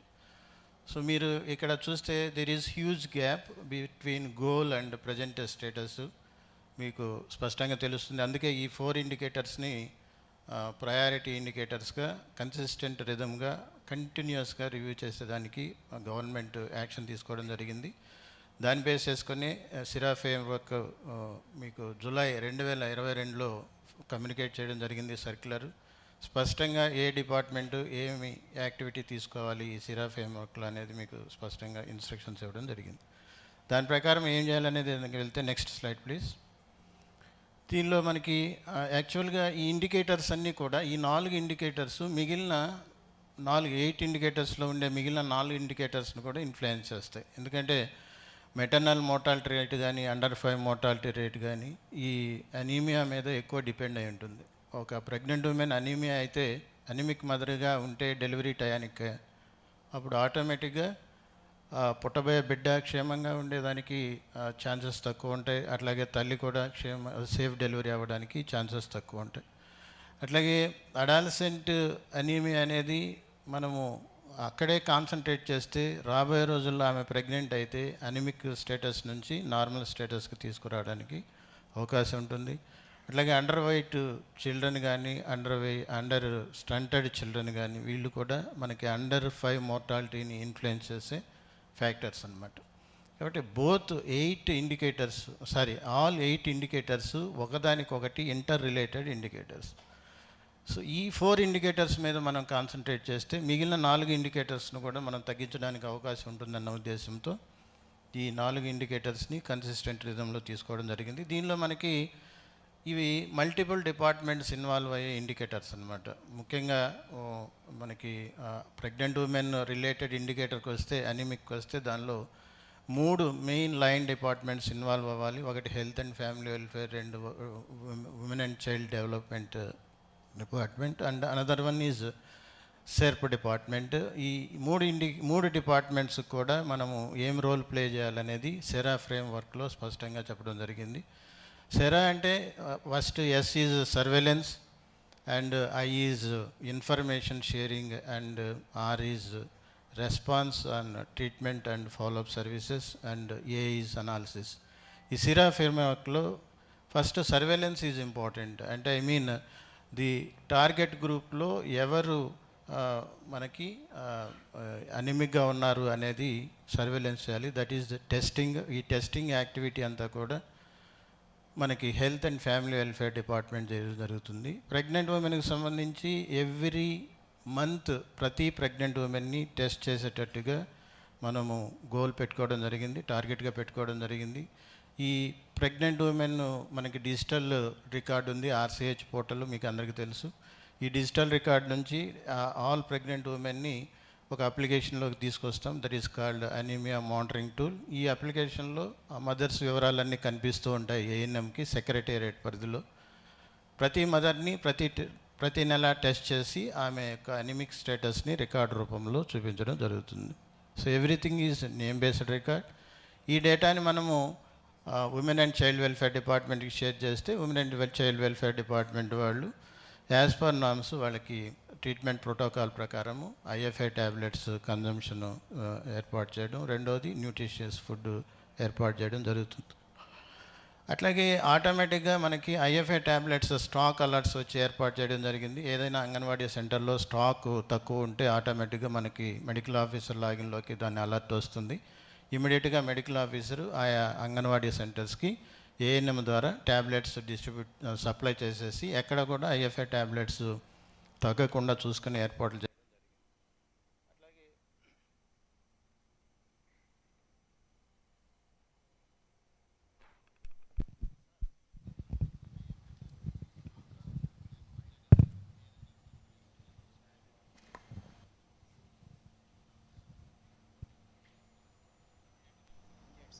Okay, తర్వాత ఎవరైతే మోడరేట్ సివియర్ అనిమిక్ మదర్స్ ఉన్నారో వాళ్ళ వివరాలన్నీ కూడా మనకి every medical officer family physician concept విలేజెస్కి విజిట్ చేస్తూ ఉంటారు మంత్లీ వన్స్. వాళ్ళకి కూడా షేర్ చేసి వాళ్ళకి ఏదైనా ట్రీట్మెంట్ అవసరమైతే ఐరన్ సుక్రోజ్ ఇంజెక్షన్ కానీ లేదా బ్లడ్ ట్రాన్స్ఫ్యూషన్ అవసరమైతే అది కూడా ఫాలోఅప్ చేసుకుంటూ మనము డెలివరీ టయానికి మదర్ ఈ 3 డిపార్ట్మెంట్ కోఆర్డినేషన్. దీనిలో సెర్ప్ కూడా రోల్ ఉంది. SERP is they have to counsel the mothers on nutritious food, taking nutritious food, and also village organization meeting లో వీటిల్లో ఎడ్యుకేట్ చేస్తూ లోకల్గా ఉండే ఎమ్మెల్హెచ్పిని అండ్ ఏఎన్ఎంస్ని ఇన్వాల్వ్ చేస్తూ మదర్స్కి ఎడ్యుకేట్ చేసి న్యూట్రిషియస్ ఫుడ్ తీసుకునేట్టుగా ఏర్పాట్లు చేస్తూ అల్టిమేట్గా ప్రెగ్నెన్సీ టయానికి ఆ మదర్ నార్మల్ హెచ్బి లెవెల్కి వచ్చేటట్టుగా చేయాల్సిన రెస్పాన్సిబిలిటీ ఈ 3 డిపార్ట్మెంట్స్ మీద ఉంటుంది. Next slide please. సో దీనికోసంగా ఎవ్రీడే మనం ఎవ్రీ మంత్ ప్రోగ్రెస్ రిపోర్ట్ చూసుకుంటూ ఉన్నాము. లాస్ట్ ఫిబ్రవరి చూస్తే జనవరి మంత్ చూస్తే 97% శ్రీకాకుళంలో టెస్టింగ్ జరిగింది. Out of these 31% of the mothers anaemic. But we have to ensure the quality of the data also. Please all medical ఆఫీసర్స్కి వాళ్ళ కంట్రోల్లో ఉండే ఏఎన్ఎంస్ టెస్టింగ్ రిజల్ట్ కరెక్ట్గా ఉందా లేదా అనేది కూడా మీరు శాంపుల్ టెస్ట్ చూసుకుంటూ జాగ్రత్తగా డేటా క్వాలిటీ మెయింటైన్ చేసుకుంటే మనకు యాక్చువల్ సిచ్యువేషన్ తెలుస్తుంది. మదర్స్ని ఎవరైతే యాక్చువల్గా అనిమిక్గా ఉన్నారో వాళ్ళ నుంచి కేర్ తీసుకోవడానికి మనకి ఏర్పాట్లు చేయడం జరుగుతుంది. Next slide please. సో ఇక్కడ సెక్రటేరియట్ వైజ్ అనాలిసిస్ చేశాము. మీకు దాదాపు 198 secretariats, more than 50% of the mothers అనిమిక్గా ఉన్నారు. You have to concentrate on that. అట్లాగే జీరో టెస్ట్ చేసిన సెక్రటేరియట్స్ కూడా ఉన్నాయి అన్ని కొన్ని జిల్లాల్లోతో పాటుగా శ్రీకాకుళంలో కూడా. ఆ సెక్రటేరియట్స్ మీద మనం కాన్సన్ట్రేట్ చేయాల్సిన అవసరం. Next slide please. These are all the zero tested secretariats. అంటే ఒక్క మదర్ని కూడా ఆ నెలలో టెస్ట్ చేయలేదు. ఆ ఏఎన్ఎమ్స్కి సంబంధించి మనము ఎందుకు టెస్ట్ చేయలేదు అనేది మెడికల్ ఆఫీసర్ కాన్సన్ట్రేట్ చేయాలి. నెక్స్ట్. సో దిస్ ఈజ్ ఫిబ్రవరికి సంబంధించి ఇప్పటి వరకు 75% అచీవ్ అయ్యారు. యూ హ్యావ్ టు కాన్సన్ట్రేట్ 100% అచీవ్మెంట్. Next slide please. The alerts, IFA ట్యాబ్లెట్స్కి సంబంధించి ఆల్రెడీ చెప్పా కదా, మెడికల్ ఆఫీసర్ లెవెల్లో ఒక అలర్ట్స్ వస్తాయి. దాన్ని టైం టు టైం రిజాల్వ్ చేస్తూ ఉండాలి. ప్రజెంట్ శ్రీకాకుళంలో 10 అలర్ట్స్ పెండింగ్గా ఉన్నాయి, దాన్ని రిజాల్వ్ చేసుకోండి. Next slide please. వీటన్నిటికి సంబంధించి web based reporting system, monitoring dash board పెట్టడం జరిగింది. ఇది అందరికీ తెలుసు, లాగిన్లో ఉన్నాయి హెల్త్ డిపార్ట్మెంట్కి సంబంధించి. You can go up to secretariat level. దయచేసి దాన్ని రెగ్యులర్గా రివ్యూ చేసుకుంటూ you can use it. Next. So this is regarding adolescent గర్ల్స్కి సంబంధించి మనము స్కూల్ ఎడ్యుకేషన్ నుంచి డేటా తీసుకొని మనము స్కూల్ స్క్రీనింగ్ యాప్లో పెట్టడం జరిగింది, ఏఎన్ఎం హెల్త్ యాప్లో. ఎవ్రీ అడాల్సెంట్ గర్ల్స్ని క్వార్టర్లీ వన్స్ టెస్ట్ చేసేటట్టుగా ఆబ్జెక్టివ్గా పెట్టుకోవడం జరిగింది. ఫస్ట్ టైం మనము ఇప్పుడు టెస్ట్ చేస్తున్నాము. ఇంకో 3 నెలల తర్వాత మళ్ళీ అగైన్ రిపీటెడ్ టెస్ట్ చేయడం జరుగుతుంది. ఇప్పటివరకు మనం మోర్ దాన్ 90% టెస్ట్ చేయడం జరిగింది. ఈ డేటాని మనం స్కూల్ ఎడ్యుకేషన్ డిపార్ట్మెంట్కి షేర్ చేయడం జరుగుతుంది. అక్కడ వాళ్ళు వారికి సంబంధించి ఐఎఫ్ఏ సప్లిమెంటేషన్ ఇవ్వడం, న్యూట్రిషన్ డైట్ ఇవ్వడం, ఇదంతా కూడా స్కూల్ ఎడ్యుకేషన్ డిపార్ట్మెంట్లో చేయడం జరుగుతుంది. Next slide please. Then this is the report of the school testing. శ్రీకాకుళంలో 95% టెస్ట్ చేయడం జరిగింది. అందులో 83% of the school children are అనిమిక్గా ఐడెంటిఫై చేయడం జరిగింది. దగ్గర 5 lakhs చిల్డ్రన్ అనిమిక్గా ఉన్నారు. దయచేసి వాళ్ళ మీద మనం కాన్సన్ట్రేట్ చేయాల్సి. Next slide please.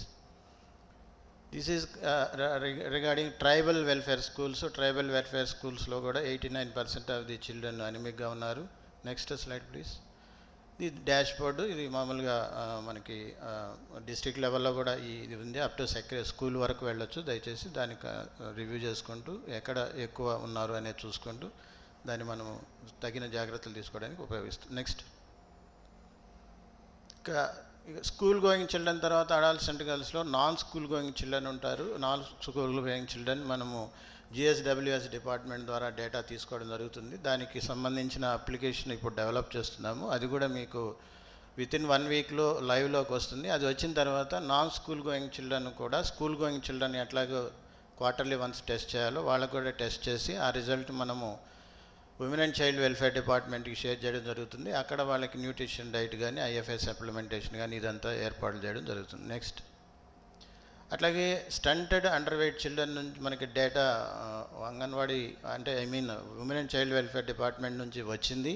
దానికి సంబంధించి కూడా మనము తీసుకోవాల్సిన యాక్టివిటీస్ ఉన్నాయి. వాళ్ళందరికీ కూడా కంప్లీట్ వ్యాక్సినేషన్ అయ్యేటట్టుగా ఎన్ష్యూర్ చేసుకోవాలి. అట్లాగే బైవీక్లీ సిరప్, ఐఎఫ్ఏ సిరప్ ఇచ్చే మనము ఎన్ష్యూర్ చేసుకోవాలి. విటమిన్ ఏ అడ్మినిస్ట్రేషను, డీవార్మింగ్ అని ఇవన్నీ కూడా చేయాలి. కాబట్టి వాటికి కూడా ఒక సపరేట్ న్యూ అప్లికేషన్ డెవలప్ చేయబోతుంది. That is also going to be live in 1 week.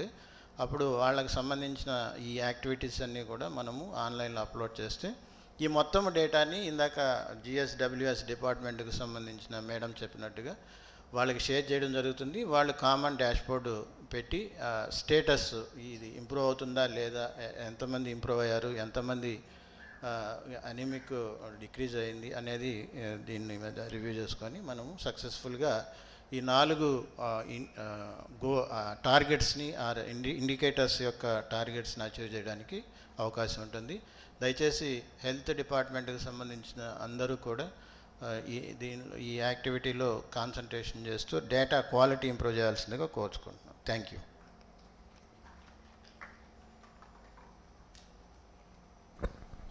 Just remark, మీరు చూసి ఉంటారు ది డిపార్ట్మెంటల్ డాటా చూస్తే planning department initially when I presented the data of anaemic girls and now health department data, there is a huge difference. So once this dashboard will be available with us, ఈ data discrepancies అన్నీ కూడా ఉండవు. So once that we have to ensure that డాటాలో ఎక్కడ కూడా తేడా లేకుండా ఉంటే the monitoring will be correct. So ఇక్కడ నేను చూసిన there is a difference of data between 2 departments. That should not be there going forward. Thank you sir. ఇప్పుడు మనం Shrimati V Vijayadurga garu SDG nodal officer school education నుండి వారి ప్రెజెంటేషన్ ఇవ్వాల్సిందిగా కోరుతున్నాను.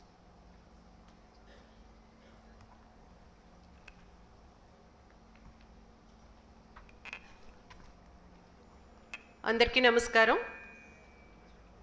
Sustainable development goals గురించి విజయ్ సార్ ద్వారా మిగతా డిపార్ట్మెంటల్ ఆఫీసర్స్ ద్వారా చాలా విషయాలు తెలుసుకున్నాం. As far as school education department is concern, మన indicator itself is quality education. Quality ఎడ్యుకేషన్లో మళ్ళీ మనకి 11 ఇండికేటర్స్ ఉన్నాయి. You're all familiar with them. మన గవర్నమెంట్ ప్రయారిటీగా తీసుకున్న ఇండికేటర్స్ వీటిల్లో dropout children, that means ANER, dropout is directly correlated with ANER, and girls toilets, functional girls toilets and basic infrastructure, that means provision of drinking water and electricity.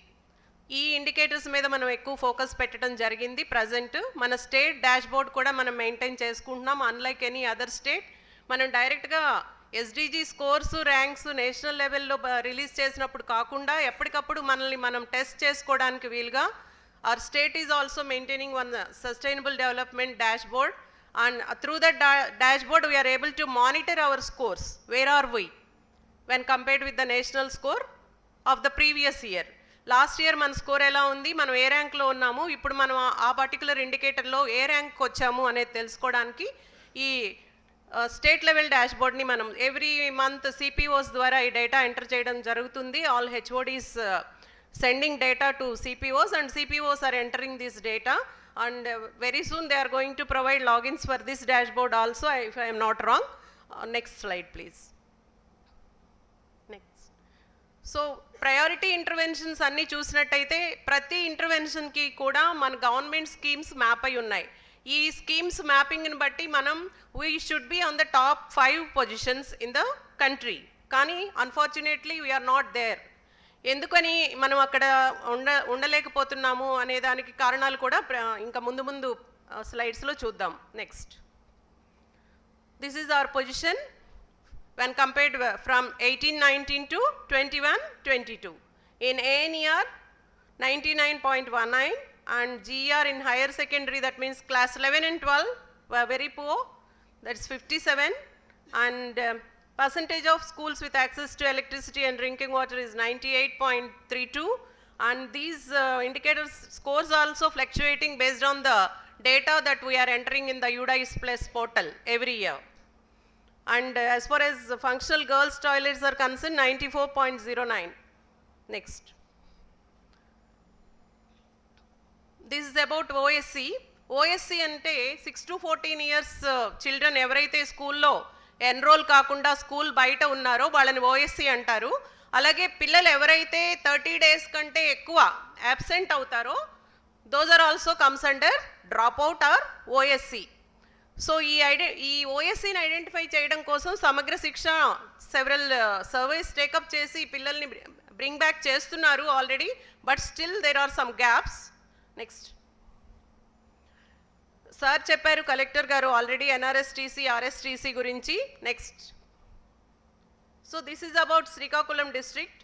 More then 10 map చేయబడిన గ్రామ వార్డు సచివాలయాలు ఏమీ లేవు శ్రీకాకుళం డిస్ట్రిక్ట్లో. Number of centres already opened are 16, అండ్ number of children enrolled 283, and less than 10 students వచ్చేసి 246 గ్రామ సచివాలయాలకు మ్యాప్ చేయబడ్డారు. Number of students only 368, and total children enrolled in NRSTCs is 283, and balance is 85. This particular indicator they are taking up in upcoming VC with collectors on Thursday, and our Commissioner of School Education is going to pick up the best district who has enrolled the maximum number or 100% children of OSC, that may be Srikakulam district, I hope. Next. This is very important as far as I told you about the UDICE data entry. Because of this erroneous data entry, we are getting very low scores in spite of all our government efforts and schemes. మనం top 5 పొజిషన్స్లో ఉండవలసిన వాళ్ళము బాటంలో ఉంటున్నాము. ఎందుకని అంటే మన schemes వలన జరిగిన రిజల్ట్స్ కానీ ప్రోగ్రెస్ కానీ ఈ యూడైస్ డేటా ఎంట్రీ స్కూల్ లెవెల్లో జరుగుతుంది. ఈ స్కూల్ లెవెల్లో డేటా ఎంట్రీ చేసే HM or teacher or data entry operator whoever it may be, they are committing mistakes, especially in case of private schools. For example, I'll tell you, one private school has entered, there are 160 toilets available and marked as 6 functional. That makes a huge difference in our scores and ranks. So please take care of UDI's data entry. So recently we supplied tabs also.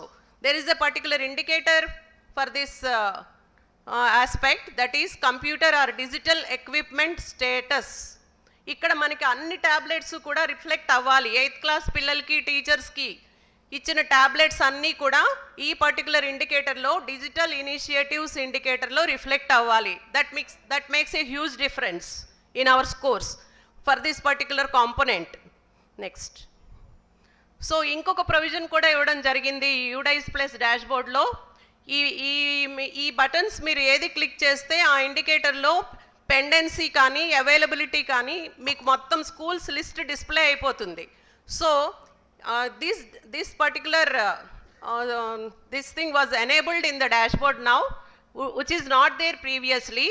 So all the mandal level officers, divisional level officers and district level officers can make use of this particular dashboard, and they can click on any of the buttons and they will get the entire list of schools, and you can cross check the data entry also, which school entered correct data, which school entered wrong data also easily with this dashboard now. Next. Regarding NRSTC, RSTC we already discussed. Next please.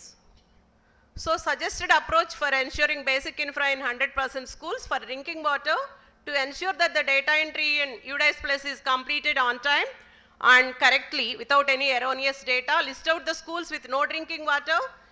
Even if there is potted drinking water, that should be treated as availability of drinking water. Visit to such schools and find out whether there is no such facility or wrong data is entered. If no facility, find out whether the school is covered in Nadu Nedu phase 2. If not, please cover. This step is happening from the state level also. And if not, if it is not possible to include in Nadu Nedu, we can search for some other sources also. Regarding electricity facility also, the same condition may be applicable.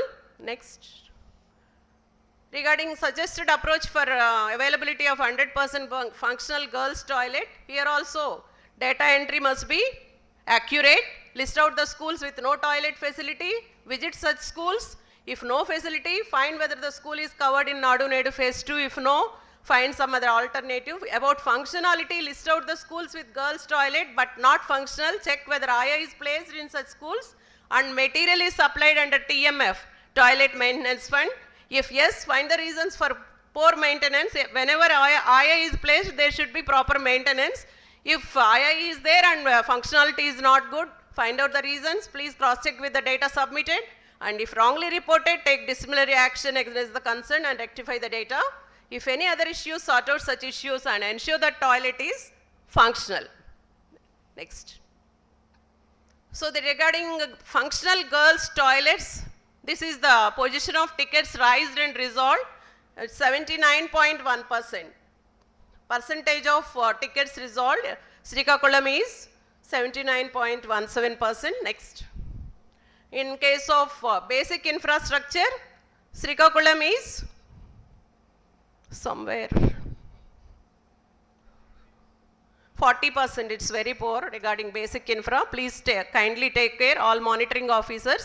Only 40% tickets are getting resolved in case of electricity and drinking water. Next. Regarding gross enrollment ratio of class 11 and 12, we are very poor, as I told you. 57% average children are getting enrolled in class 11 and 12. Next. As far as Srikakulam district is concerned, 66 is the GER. When compared with the state average, it's somewhat better, but still we need to have a good motivation for the children, conduct motivation for the children who are passing out class 10 and need to check with DVEOs all children who passed out class 10 should be enrolled in class 11 or some other course equivalent to class 11. Next. Suggested action points are these. Again, reiterating about the accurate data entry in UDICE Plus portal. UDICE Plus portal data entry is open now. It will be freezed by the end of this month or March 1st or 2nd. So please repair the data, edit the data. Byju's tabs data is filled only 10% as on yesterday. So please inform all your teachers and headmasters to complete the proper data entry of UDICE, especially in digital components. You should, yes, you should reconfirm that all Byju's data should be entered or not. And create awareness on the facilities provided in seasonal hostels, RSTCs, NRSTCs for mainstreaming of OSC. Ensure the convergence between all departments, 100% transition and 0% dropout. Ensuring retention is equally important with mainstreaming of OSC. To ensure that data entry in UDICE Plus is completed on time and filled with correct data, list out the schools with no drinking water, no electricity facility, and ensure that facility is provided in MBNN phase 2. Ensure that SMF is utilized for schools with facility but not in functional. Detailed district specific SOP for providing facilities and make them functional. Next. So please go through the guidelines, be aware of SDG priority indicators and practice the SDG driven monitoring mechanism. Thank you so much.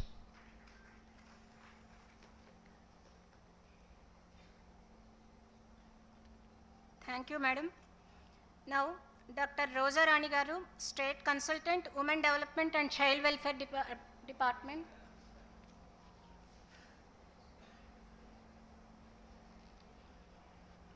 Good morning, everybody. Women Welfare Department నుంచి slide please. Women Welfare Department నుంచి focus చేస్తున్న SDG goal already sir already morning Vijay sir చెప్పున్నారు, under nutrition తగ్గించడము అనేది. So under nutrition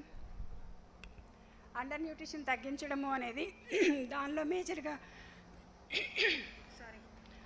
మేజర్గా focus చేస్తున్నది stunting and under వెయిట్కి ranking indicators కింద.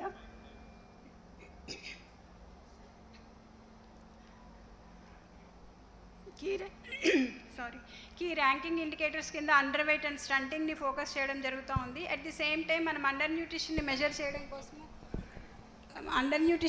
చేయడం కోసం wasting is also one of the indicator. So ఇది మనకి NFHS డేటా ఏం చూపిస్తుంది అనేది చూసినప్పుడు శ్రీకాకుళం జిల్లాలో అక్రాస్ ది స్టేట్ చూస్తే సర్ప్రైజింగ్లీ శ్రీకాకుళం డిస్ట్రిక్ట్లో stunting and under wait levels చాలా సిగ్నిఫికెంట్గా ఇంప్రూవ్ అయినాయి NFHS 4కి 5కి చూస్తే. బట్ వేస్టింగ్ రిలేటెడ్గా చూసినప్పుడు ఇట్ ఇంక్రీజ్డ్.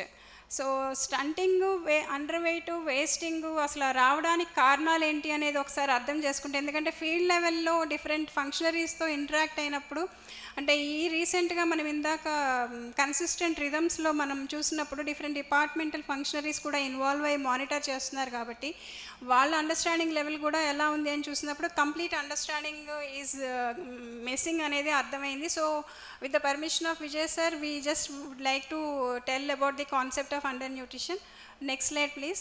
సో యాక్చువల్గా ఇప్పుడు చూసినప్పుడు డేటా అలా చూపించింది, బట్ ఏ ఏజ్లో మనకి పిల్లలు అండర్ న్యూట్రిషన్కి గురవుతున్నారు అని చూస్తే లెస్ దాన్ 6 months ఏజ్లోనే మనకి స్టంటింగ్ 8.5, మోడరేట్ స్టంటింగ్ వచ్చి 15.5 స్టార్ట్ అయిపోతుంది, వేస్టింగ్ 9.1, 24.2.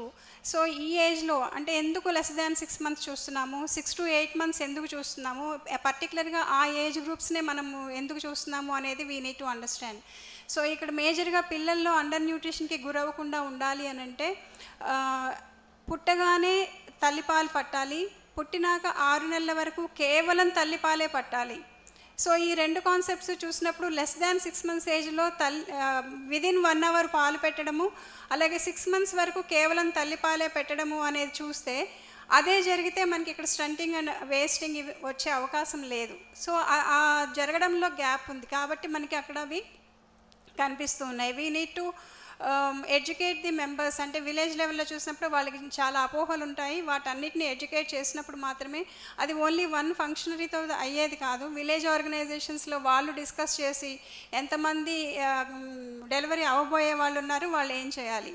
సో అట్లాగే ఎంఎస్కేఎల్ మానిటరింగ్కి వెళ్ళినప్పుడు ఇట్లా పాటించిన వాళ్ళని మొబిలైజ్ చేయడము, ఈ కైండ్ ఆఫ్ అండర్స్టాండింగ్ అన్ని departments village health sanitation and nutrition డేస్లో ఏఎన్ఎం, అంగన్వాడీ కార్యకర్త వీళ్ళందరూ కలిపి ఎడ్యుకేట్ చేయడము, హోమ్ విజిట్స్లో వాళ్ళకి వాళ్ళ హౌస్ హోల్డ్ లెవెల్ ప్రాక్టీసెస్ ఏంటి, వాళ్ళు ఏంటి ఫాలో అవ్వాల్సి ఉంటుంది, ఇవి కౌన్సిలింగ్లో వెళ్ళినప్పుడు మాత్రమే we can ensure that. And 6 to 8 monthsకి వచ్చేటప్పటికి 6వ నెల నిండిన తర్వాత కాంప్లిమెంటరీ ఫీడింగ్ ఇనిషియేట్ చేయాలి. సో ఆ ప్రాసెస్లో మనకి 7.4 ఉంది స్టంటింగ్, 18.9 ఉంది. అంటే అన్నప్రాసన చేస్తారు కానీ పిల్లలు తినడం లేదు అని చెప్పి 9 to 11 months వచ్చే వరకు కూడా వాళ్ళకి పెట్టాల్సినంత క్వాంటిటీస్ పెట్టకపోవడము. సో అందరికీ తెలుసు వయసు పెరుగుతున్న కొద్దీ క్వాంటిటీ, క్వాలిటీ, ఫ్రీక్వెన్సీ పెంచుకుంటూ వెళ్ళాలి. క్వాంటిటీ అంటే మనకు తెలుసు ఏజ్కి పెంచుకుంటూ వెళ్ళాలి. 6 to 8 monthsలో 2 కప్పులు పెడితే 100 mlతో ఉన్నది 8 to 11 monthsకి వచ్చేటప్పటికి 3 cups పెట్టాలి. 11 to 2 yearsలో 5 cups పెట్టాలి. కానీ ఆ కైండ్ ఆఫ్ ఫుడ్ పెట్టడం అనేది అండర్స్టాండింగ్ లెవెల్స్లో గ్యాప్ మూలంగా పెట్టడం అనేది జరగడం లేదు. సో ఇది ఇక్కడ మనకి ఏజ్ గ్రూప్ వైజ్ చూస్తే స్టంటింగ్. సో మేజర్గా స్టంటింగ్ పిల్లలకి బై బర్త్ స్టార్ట్ అవుతుంది. సో మ్యాటర్నల్ న్యూట్రిషన్, తల్లి గర్భవతిగా ఉన్నప్పుడు, స్త్రీ గర్భవతిగా ఉన్నప్పుడు ఆమె తీసుకునే ఆహారం కానీ హెల్త్ కేర్ కానీ సంబంధించి గ్యాప్ ఉన్నప్పుడు పిల్లలు పుట్టడంతో లో బర్త్ వెయిట్తో పుట్టే అవకాశం ఉంటుంది. అలాగే ఆమె ఎనీమియాతో ఉంటే బిడ్డ కూడా ఆ kind of low stores of iron తోటి ఉండడానికి ఛాన్సెస్ ఎక్కువ ఉన్నాయి. సో ఇలా చూసినప్పుడు maternal nutrition is playing a very major role for stunting. So ఒకవేళ నార్మల్గానే అంతా బాగానే ఉంది, లో బర్త్ వెయిట్ లేదు, నార్మల్ వెయిట్తో పుట్టారు అని అంటే తర్వాత ఈ ప్రాక్టీసెస్ ఫాలో కాకపోవడం మూలంగా పిల్లలు అండర్ న్యూట్రిషన్కి గురవడానికి అవకాశం ఉంటుంది. సో ఈ ఒక్క స్లైడ్ని మీరు క్లియర్గా అర్థం చేసుకోగలిగితే కాన్సెప్ట్ ఏంటి, ఏ ఏజ్లో ఎందుకు ఎలా గురవుతున్నారు అనేది. వేస్టింగ్ రిలేటెడ్గా చూస్తే ఆ పిల్లలు ఆ ఏజ్లో గురవడానికి కారణం ఇన్ఫెక్షన్స్. సో వేస్టింగ్ అనేది ఇన్ఫెక్షన్స్ మూలంగా మేజర్గా వస్తుంది డిసీజెస్. సో అండర్ వెయిట్ అనేది, next slide please. Under weight అనేది it's a composite indicator of both stunting and under weight, wasting. So stunting అనేది వయసు తగినట్టుగా హైట్ పెరగకపోవడము. మేజర్గా ఏంటి రీజన్ అంటే over a long period of time inadequate nutrition తీసుకోవడము అనేది, failure to receive inadequate nutrition, that to over a long period of time. So mother తను గర్భవతిగా ఉన్నప్పుడు లేదంటే అడాల్సెంట్ ఏజ్లో తీసుకోకపోవడం మూలంగా, ఈవెన్ గర్భవతిగా ఉన్నప్పుడు సరిగా తీసుకోకపోవడం మూలంగా పుట్టబోయే బిడ్డ లో బర్త్ వెయిట్తో పుట్టడము, పుట్టినాక కూడా వాళ్ళకి అప్రాప్రియేట్గా exclusive breast feeding, complementary feeding వయసు తగినట్టుగా పెట్టకపోవడం మూలంగా మనకి స్టంటింగ్ లెవెల్స్ పెరగడానికి అవకాశం ఉంటుంది. కాబట్టి ప్రెగ్నెంట్గా అడాల్సెంట్ ఏజ్లో జాగ్రత్త తీసుకోవాలి, ఇఫ్ నాట్ ప్రెగ్నెంట్గా జాగ్రత్త తీసుకోవాలి, ఇఫ్ నాట్ అట్లీస్ట్ ఈ 4 మనం ఏదైతే మాట్లాడుతున్నామో infant and young child feeding practices ఏ ఏజ్లో ఏం ఫాలో అవ్వాలో అది తీసుకుంటే మనం స్టంటింగ్ లెవెల్స్ని గ్రాడ్యువల్గా తగ్గించగలుగుతాం. సో ఇది నెంబర్లు మారిస్తే మారేది కాదు, మనకి వాళ్ళ పిల్లల్లో ఈ ప్రాక్టీసెస్ వచ్చినప్పుడు మాత్రమే మారుతుంది. అలాగే వేస్టింగ్ రిలేటెడ్గా చూస్తే recent failure to receive adequate nutrition, సడన్గా జ్వరమో డయేరియానో ఏదో వస్తుంది పిల్లలకి, వాళ్ళకి ఫుడ్ తీసుకోలేరు, loss of weight, and that వాళ్ళు మళ్ళీ continue to loss of weight, ఎందుకంటే repeated infections, repeated episodes of diarrhoea మూలంగా. సో ఇది చూసినప్పుడు మనకి రీసెంట్ ఫెయిల్యూర్. కాబట్టి ఇక్కడ మనకు కారణాలు ఏంటి, శానిటేషను, హైజీను, ఇవన్నీ కూడా కాంట్రిబ్యూట్ చేస్తాయి. కాబట్టి ఇక్కడ రెండింటికి డిఫరెన్స్ అర్థం చేసుకున్నప్పుడు మీకు మీ దగ్గర డేటా ఉంటుంది మండల్ లెవెల్లో, ఆ డేటాని రివ్యూ చేసేటప్పుడు దీస్ ఆర్ ఆల్ ప్రాసెసెస్ వీళ్ళు ఫాలో అవుతున్నారా లేదా, శానిటేషన్ ప్రాక్టీసెస్ ఎలా ఉన్నాయి, హైజీన్ ప్రాక్టీసెస్ ఎలా ఉన్నాయి, సీజనల్ ప్రాబ్లమ్స్ ఏమొస్తున్నాయి, ఆ పాయింట్ ఆఫ్ టైంలో సీజనల్ ప్రాబ్లమ్స్ ఎక్కువగా డయేరియా వచ్చే ప్లేసెస్లో ప్రికాషనరీగా ముందలే ఎలాంటివి తీసుకోవాలి. ఈ కైండ్ ఆఫ్ అండర్స్టాండింగ్ ఉన్నప్పుడు గ్రాడ్యువల్గా మనము ఆ అండర్ న్యూట్రిషన్ తగ్గించడానికి అవకాశం ఉంటుంది. Next slide please. సో వస్తే ఏమవుతుంది, అండర్ న్యూట్రిషన్ వల్ల పెద్ద ప్రాబ్లం ఏముంది, we need to understand that ఇన్ని సంవత్సరాలుగా మనము విలేజ్ లెవెల్లో కానీ అట్ వేరియస్ లెవెల్స్ కానీ అందరినీ ఎడ్యుకేట్ చేస్తున్నది ఏంటి అని అంటే, మీరు మంచి బ్యాలెన్స్డ్ డైట్ తినాలి, మంచి ఎక్కడికైనా వెళ్ళండి మంచిగా ఆహారం తినమ్మా అని చెప్తారు, కానీ ఆ మంచిగా ఆహారం తినమంటే ఏం తినాలి, బిడ్డకి ఏం పెట్టాలి అనే విషయాల్లో క్లారిటీ ఉండదు. సో ఇది చూసినప్పుడు మనకి ఇది జరగకపోవడం మూలంగా ఏమవుతుంది, కరెక్ట్ మెసేజెస్ వెళ్ళకపోవడం మూలంగా ఏమవుతుంది, పిల్లలు అనారోగ్యానికి గురవడము. సో చైల్డ్ మోర్టాలిటీ అనేదానికి కూడా కాంట్రిబ్యూటింగ్ ఫ్యాక్టర్ అవుతుంది undernutrition. So undernutrition మూలంగా ఏమవుతుంది, పిల్లలు ఎక్కువగా they are susceptible to infections. దాని మూలంగా ఫ్రీక్వెంట్ ఎపిసోడ్స్ ఆఫ్ ఈ ఇల్నెసెస్ వచ్చినప్పుడు లాంగర్ రికవరీ పీరియడ్ పడుతుంది. సో వాళ్ళు తినలేరు, మళ్ళీ తిన్నా కూడా మళ్ళీ వంట పట్టదు. ఇవన్నీ డిఫరెంట్ రీజన్స్. సో ఇక్కడ మనం చూసినప్పుడు సార్ మెన్షన్ చేసినట్టుగా ఫుడ్ న్యూట్రిషన్ సరిగా ఉంటే అంత జరిగిపోతుందంటే కాదు, డిఫరెంట్ ఫ్యాక్టర్స్ కంట్రిబ్యూట్ చేస్తాయి ఇక్కడ. సో అది అర్థం చేసుకొని అప్రోప్రియేట్గా విజిట్కి వెళ్ళినప్పుడు రైట్ క్వశ్చన్ అడగడము, అడిగిన దానికి వాళ్ళ దగ్గర ఎలాంటి ప్రాక్టీసెస్ ఉన్నాయి అనేది అర్థం చేసుకోవడం అనేది ఇంపార్టెంట్. సో ఇటు అండర్ 5 మోర్టాలిటీ కాంట్రిబ్యూట్ చేస్తుంది. సెకండ్, పిల్లలకి ఏమి ఎలాంటి ఎఫెక్ట్ కలుగుతుంది, చనిపోవడమే కాదు, ఒకవేళ బతికున్నా కూడా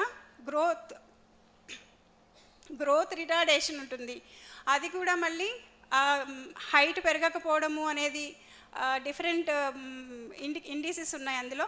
మళ్ళీ ఇంపైర్డ్ సైకోసోషల్ డెవలప్మెంట్స్, సైకలాజికల్గా కానీ, నలుగురిలో వెళ్ళి కలవలేకపోవడం కానీ, సోషల్గా కానీ, అట్లాగే కాగ్నిటివ్ డెవలప్మెంట్, వీటన్నిటిలో కూడా ఆ ఇంపైర్మెంట్ అనేది సరిగా జరగాల్సినంత విధంగా జరగకపోవడం. సో దీనివల్ల ఏమవుతుంది, పిల్లలు గ్రాడ్యువల్గా స్కూల్కి వెళ్ళే ఏజ్కి వచ్చేటప్పటికి స్కూల్ డ్రాప్ అవుట్స్ పెరుగుతారు.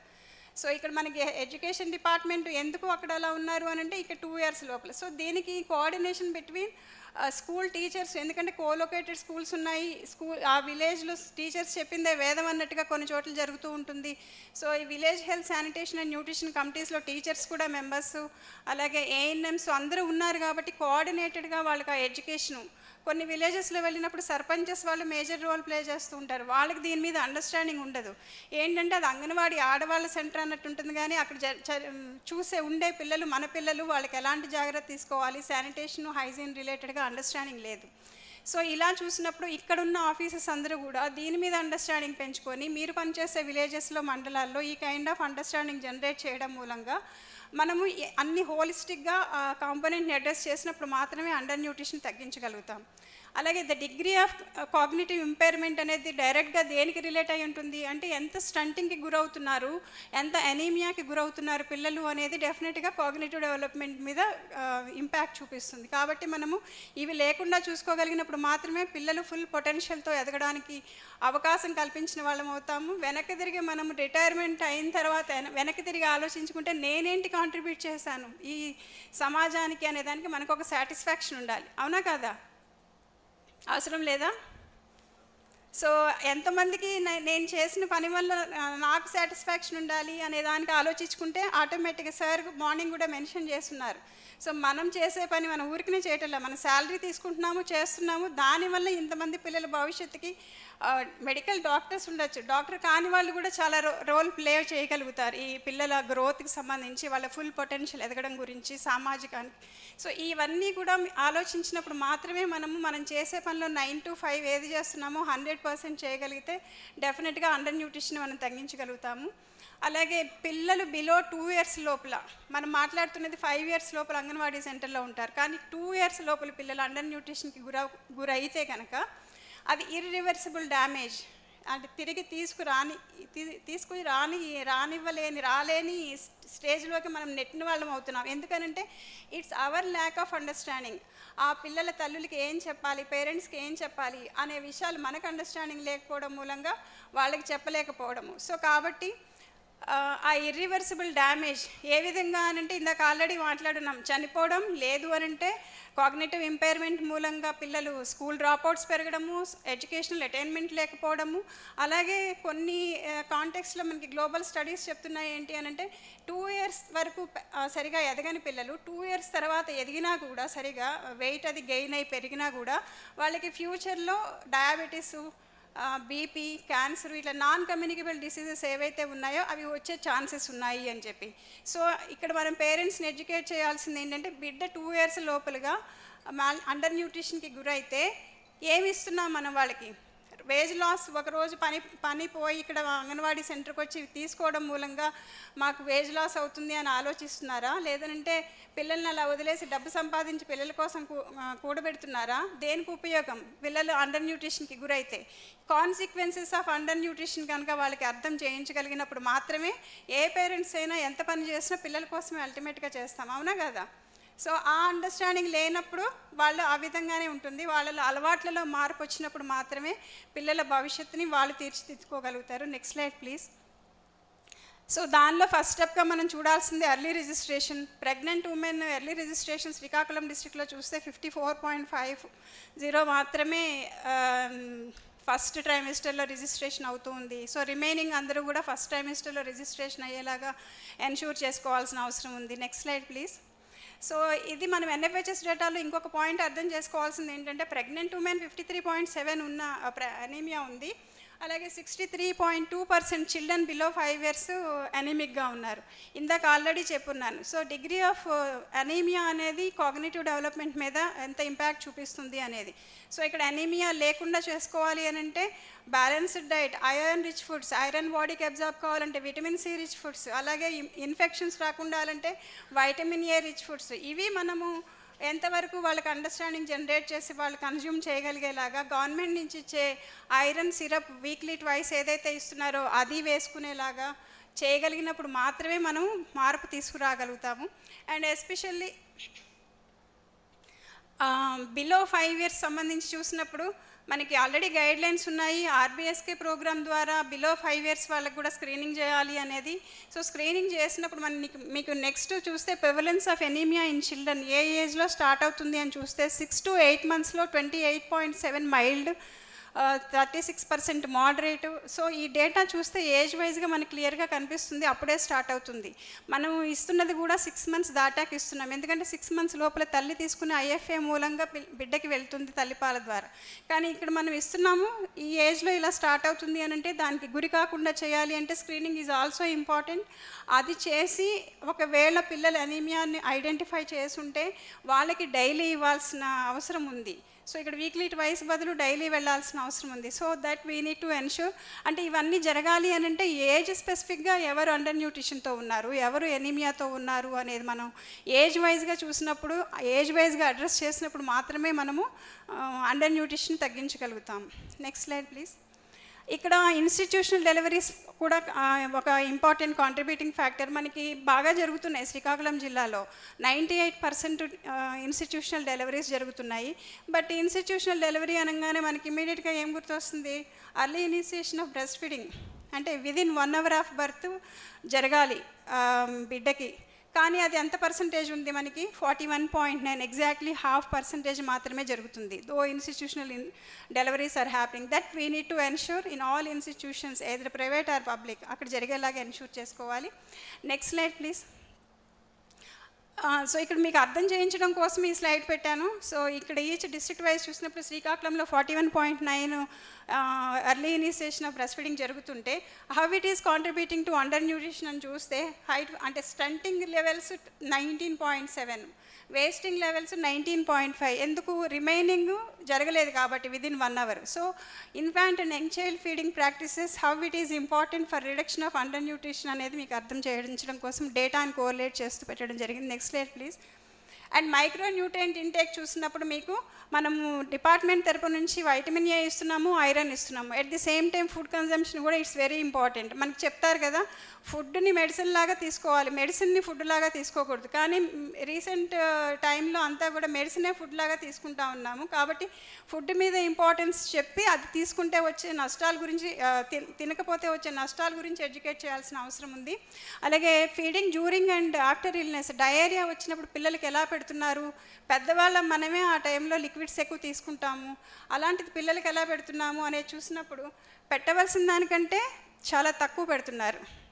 యాక్చువల్ నెంబర్ మీకు 6 to 11 months ఏజ్ గ్రూప్ చూడండి, లెఫ్ట్ సైడ్ కార్నర్లో కింద ఉన్నది. సో సేమ్ యాజ్ యూజువల్ ఎప్పుడు పెట్టినట్టే పెడుతున్నారు. 30% అయితే somewhat less 31, much less 31. So 72% మంది పెట్టవలసిన విధంగా పెట్టకపోయినప్పుడు బిడ్డ ఎలా రికవర్ అవుతారు ఇన్ఫెక్షన్ నుంచి, డిసీజెస్ నుంచి? సో మనం మేజర్గా ఫోకస్ చేయాల్సింది కామన్గా మెసేజెస్ ఇవ్వడం కాదు, ఎక్కడైతే గ్యాప్ ఉందో దాని మీద ఫోకస్ చేయాల్సిన అవసరం ఉంది. విలేజ్ ఆర్గనైజేషన్స్ మీటింగ్స్లో కానీ, మెప్మా మీటింగ్స్లో కానీ, అలాగే ఎంఎస్కేఎల్ మానిటరింగ్కి వెళ్ళినప్పుడు కానీ వాళ్ళకి అండర్స్టాండ్ చేయించవలసింది, విహెచ్ఎస్ఎన్డీస్లో కానీ, హోమ్ విజిట్స్లో కానీ.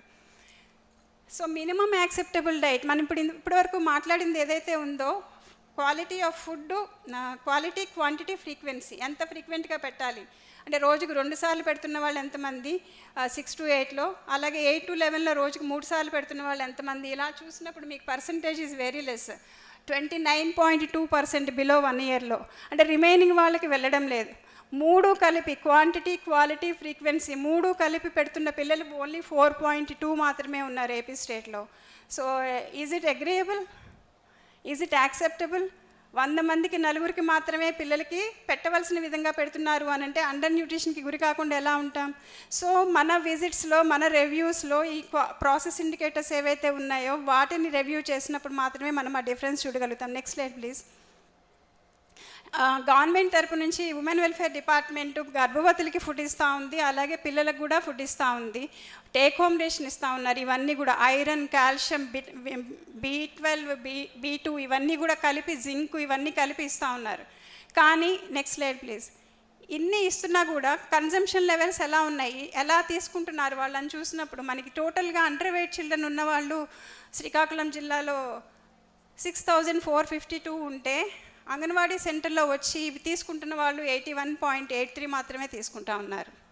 సో రిమైనింగ్ వాళ్ళు అంటే మనకి బేస్ లైన్లో నవంబర్లో తీసుకుంటే 6456 ఉంటే ఇప్పుడు 6452 అంటే 4 మెంబర్స్ తేడా వచ్చి, ఈ 4 మెంబర్స్ తేడా వచ్చింది, ఇంప్రూవ్మెంట్ ఉంది అనుకోవడానికి ఏ ఏజ్ గ్రూప్లో మార్పు వచ్చింది ఇది? సో ఏజ్ పెరుగుతున్నప్పుడు వాళ్ళు నెక్స్ట్ లెవెల్కి వెళ్ళిపోయి తగ్గిందా? 5 క్రాస్ అయిపోవడం వల్ల నెంబర్ తగ్గిందా? లేదు బిలో 2 ఇయర్స్లో మనకి ఇర్రివర్సిబుల్ డ్యామేజ్ జరుగుతుంది కాబట్టి ఏజ్ వైజ్గా చూస్తే ఎవరు మారారు అనే విధంగా రివ్యూ చేస్తున్నామా? అది యూ నీడ్ టు రిఫ్లెక్ట్, మీరు ఏ విధంగా ఫాలో చేస్తున్నారు అనేది. అలాగే స్టంటింగ్ రిలేటెడ్గా చూసినప్పుడు కూడా మనకి 13,493 ఉంది, పెరిగింది. సో ఇప్పుడు ఇంతకు ముందు చెప్పినట్టుగా ఏ ఏజ్లో ఏం ఫాలో అవ్వాలి అన్నీ చూసినప్పుడు స్టంటింగ్ ఎందుకు వస్తుంది, అండర్ వెయిట్ ఎందుకు వస్తుంది, వేస్టింగ్ ఎందుకు వస్తుందని మాట్లాడిన దాన్ని బేస్ చేసుకొని ఇవన్నీ కూడా మనము ఆ విధంగా రివ్యూ చేసుకోవాల్సిన అవసరం ఉంది. అలాగే ప్రెగ్నెంట్ ఉమెన్ రిజిస్ట్రేషన్. సో మనం ఇందాక మ్యాటర్నల్ న్యూట్రిషన్ ఈజ్ ఇంపార్టెంట్ అని చెప్పి చాలా వెరైటీలు ఇస్తున్నాం, కానీ ఎంతమంది తీసుకుంటున్నారు? సో శ్రీకాకుళం జిల్లాలో చూసినప్పుడు ప్రెగ్నెంట్ ఉమెన్ వైఎస్ఆర్ఎస్పి అంటే మనం ఇస్తున్న వాళ్ళు ఉన్నవాళ్ళు మొత్తం అందరూ కలిపి 10,000 అయితే అందులో టోటల్గా ఎనిమిగ్ ఉన్న వాళ్ళు 2,607. అందులో తీసుకుంటున్న వాళ్ళు 2,607లో కూడా 1,189 అంటే 45% మాత్రమే. ఎనిమిగ్గా ఉన్న వాళ్ళు కూడా 45% మాత్రమే తీసుకుంటున్నారు. కారణం ఏంటి? సో డిపార్ట్మెంట్ ఫంక్షనరీస్తో మాట్లాడినప్పుడు రకరకాల కారణాలు, దూరంగా ఉండడం వల్ల రావట్లేదు, లేదంటే లాస్ట్ ట్రైమిస్టర్లో ఉండడం వల్ల రావట్లేదు, డెలివరీ అయినాక రాలేకపోతున్నారు. సో వీటన్నిటిని కూడా రీజన్స్ తీసుకోవడం జరిగింది. దాన్ని బేస్ చేసుకొని స్పాట్ ఫీడింగ్ దాన్ని టీహెచ్ఆర్ ఇవ్వడం కోసము స్టేట్ లెవెల్లో సిఎస్ గారి ఆధ్వర్యంలో ప్రిన్సిపల్ సెక్రటరీ గారు వాళ్ళు డెసిషన్ తీసుకున్నారు, April 1 నుంచి టీహెచ్ఆర్ ఇస్తాము అని. But under weight stunted children ఎవరైతే ఉన్నారో బిలో 3 years వాళ్ళకి టేక్ హోమ్ రేషన్ ఇస్తారు, అబోవ్ 3 years వాళ్ళకి సెంటర్లో ఇస్తారు. వాళ్ళు 100% వచ్చి యూటిలైజ్ చేసుకునేలాగా చేయవలసిన బాధ్యత మనందరి మీద ఉంది. So different departments mandal level and below లెవెల్లో ఫోకస్ చేస్తున్న అందరూ కూడా దాని మీద ఫోకస్ చేయాల్సిన అవసరం ఉంది. ఎంఎస్కేస్ మొబిలైజ్ చేయడం కోసం విలేజ్ ఆర్గనైజేషన్స్ కూడా importance of having this food అనేది అవేర్నెస్ జనరేట్ చేసి వాళ్ళని మొబిలైజ్ చేయాల్సిన అవసరం ఉంది. Next slide please. మేజర్గా ఇక్కడ చూసినప్పుడు ఇందాక RCHID గురించి ఆల్రెడీ మాట్లాడున్నారు. శ్రీకాకుళంలో అరౌండ్ 700 ప్రెగ్నెంట్ ఉమెన్ ఇంకా RCHIDs అప్డేషన్ కాలేదు. అలాగే అప్డేట్ చేసిన వాటిల్లో కూడా అరౌండ్ 1100 మనకి ఇంకా మ్యాచ్ కాలేదు. ICDS ఆధార్ నెంబర్తో ఎన్రోల్ చేస్తుంది హెల్త్ డిపార్ట్మెంట్ RCHID. సో ఇప్పుడు RCHIDనే తీసుకున్నప్పుడు GSWS డిపార్ట్మెంట్ రిక్వెస్ట్ చేసినట్టుగా దీన్ని అప్డేట్ చేస్తే ఇంతమంది మ్యాచ్ కాలేదు. కాబట్టి I request mandal level officers ఈ నెంబర్ని మనం డివైడ్ చేసుకుంటే ప్రతి మండలానికి మహా అయితే 4-5 వస్తాయి. ఆ 4-5 ఎందుకు మ్యాచ్ కాలేదు అని చూడడం వెరీ ఈజీ, నేమ్ వైజ్ చూడడము. సో అది అప్డేట్ అయ్యేలాగా మ్యాచ్ కాకపోవడానికి కారణాలని ఐడెంటిఫై చేయడం ద్వారా 100% ఎనిమిక్ ప్రెగ్నెంట్ ఉమెన్ని మనం రీచ్ అవ్వడానికి అవకాశం ఉంటుంది. సో ఆల్రెడీ ఇందాక చెప్పేసి ఉన్నాను సైమల్టేనియస్గా డిఫరెంట్ డిపార్ట్మెంట్స్ ఏం చేయాలి అనే దానికి సంబంధించి. అలాగే ఆ డిపార్ట్మెంట్స్ కన్సర్న్ డిపార్ట్మెంట్స్ అన్నీ కూడా ఎస్పెషల్లీ ఇక్కడ రాసినట్టుగా అవేర్నెస్ మేజర్గా ఫోకస్ చేయాల్సింది feeding during and after illness మీద ఒకటి. వీక్ అండ్ సిక్ న్యూబార్న్ పుట్టిన వెంటనే వీక్గా ఉన్నారా లేకపోతే ఎలా ఉన్నారు అనేదాన్ని ఐడెంటిఫై చేసి వాళ్ళ మీద ఫోకస్ చేయడము. అలాగే maternal and infant and young child feeding practices మీద మేజర్గా ఫోకస్ చేయాల్సిన అవసరం ఉంది. అలాగే న్యూట్రియంట్ రిక్వైర్మెంట్స్ ప్రెగ్నెంట్గా ఉన్నప్పుడు ఆమె ఏమి తీసుకోకపోతే పిల్లలకి ఎఫెక్ట్ అవుతుంది అనే విషయాల మీద, అలాగే శానిటేషను, హైజీను వీటి మీద ఫోకస్ చేయాలి. Especially consequences of under nutrition and consequences of anaemia మీద ఫోకస్ చేసి దాని మీద అవేర్నెస్ తీసుకొచ్చినప్పుడు మాత్రమే మనం వాళ్ళ ఆలోచనల్లో మార్పు తీసుకురాగలుగుతాము. ఆలోచనలో మార్పు వస్తే డెఫినెట్గా అలవాట్లలో మార్పు రావడానికి అవకాశం ఉంది. ఎప్పుడైతే అలవాట్లలో మార్పు వస్తుందో డెఫినెట్గా మనము వాళ్ళ ప్రోగ్రెస్ని చూడగలుగుతాం. పిల్లల్లో అండర్ న్యూట్రిషన్ తగ్గించే దిశగా వాళ్ళకి పెట్టే ఆహారంలో పెట్టే క్వాలిటీ, క్వాంటిటీ, ఫ్రీక్వెన్సీలో మార్పు చూడగలుగుతాము, ప్రోగ్రెస్ని చూడగలుగుతాం. అదర్వైజ్ మాట్లాడుకోవడానికే ఉండిపోతుంది. ఎస్డిజి గోల్స్ రీచ్ అవ్వాలంటే వీటి మీద డెఫినెట్గా ఫోకస్ చేయాల్సిన అవసరం ఉంది. ఇది ఎస్డిజి గోల్ పెట్టారని కాదు, మనం చేస్తున్న పని రేపు ఇందాక ఆల్రెడీ చెప్పున్నాను, మనకి సాటిస్ఫాక్షన్ ఇవ్వాలి. మనం చేసే పని మనం ఎంజాయ్ చేయాలి, మనం సాటిస్ఫాక్షన్ ఇవ్వాలి. దాన్ని దృష్టిలో పెట్టుకున్నప్పుడు ఇంతమంది పిల్లల భవిష్యత్తు నేను కాపాడుతున్నాను అనే ఒక ఫీలింగ్ ఎప్పుడైతే ఉంటుందో డెఫినెట్గా we will focus on that. Thank you so much.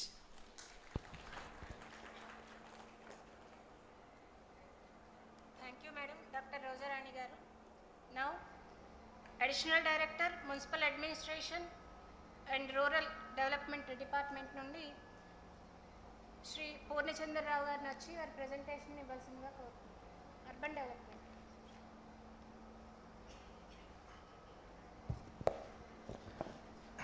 అందరికీ నమస్కారం.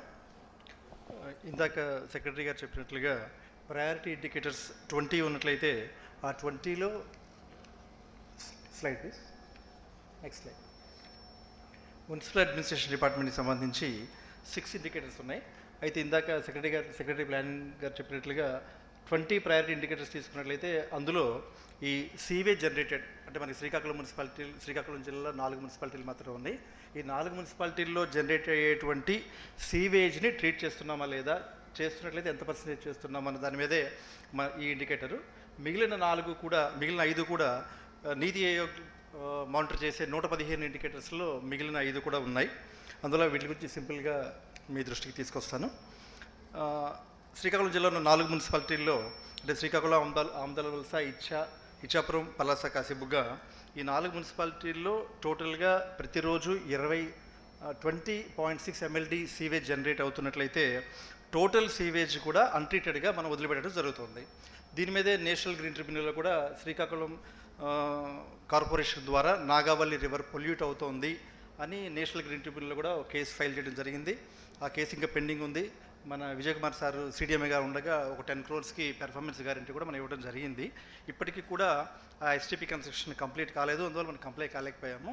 అయితే 10 MLD STP ఒకటి అమృతిలో కన్స్ట్రక్షన్ జరుగుతుంది. అందువల్ల శ్రీకాకుళం మున్సిపల్ కమిషనర్ అది త్వరగా అయ్యేట్లుగా పరిస్థితి చేయగలిగినట్లయితే కొంతవరకైనా మనం కంప్లీట్ చేయగలుగుతాము. అలాగే మిగతా 3 మున్సిపాలిటీల్లో ఆమదాలవలస, ఇచ్చాపురం, పలాస ఈ మూడిట్లో కూడా జనరేట్ అయ్యేటువంటి సీవేజ్ కూడా అన్ట్రీటెడ్గా మనం వదిలిపెడుతున్నాము.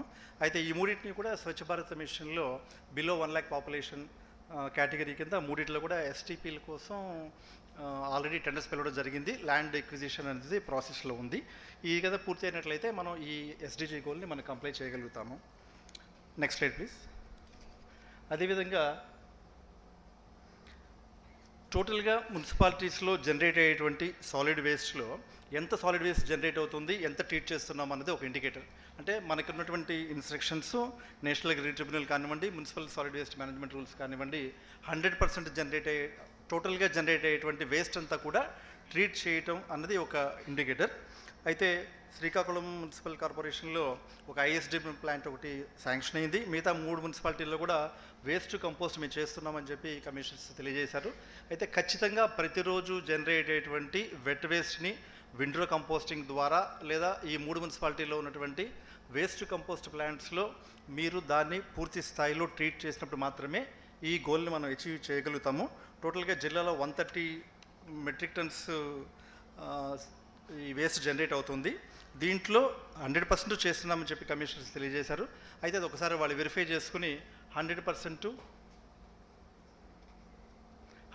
ట్రీట్ అయ్యేట్లుగా చూడవలసిందిగా రిక్వెస్ట్ చేస్తున్నాము. Next slide.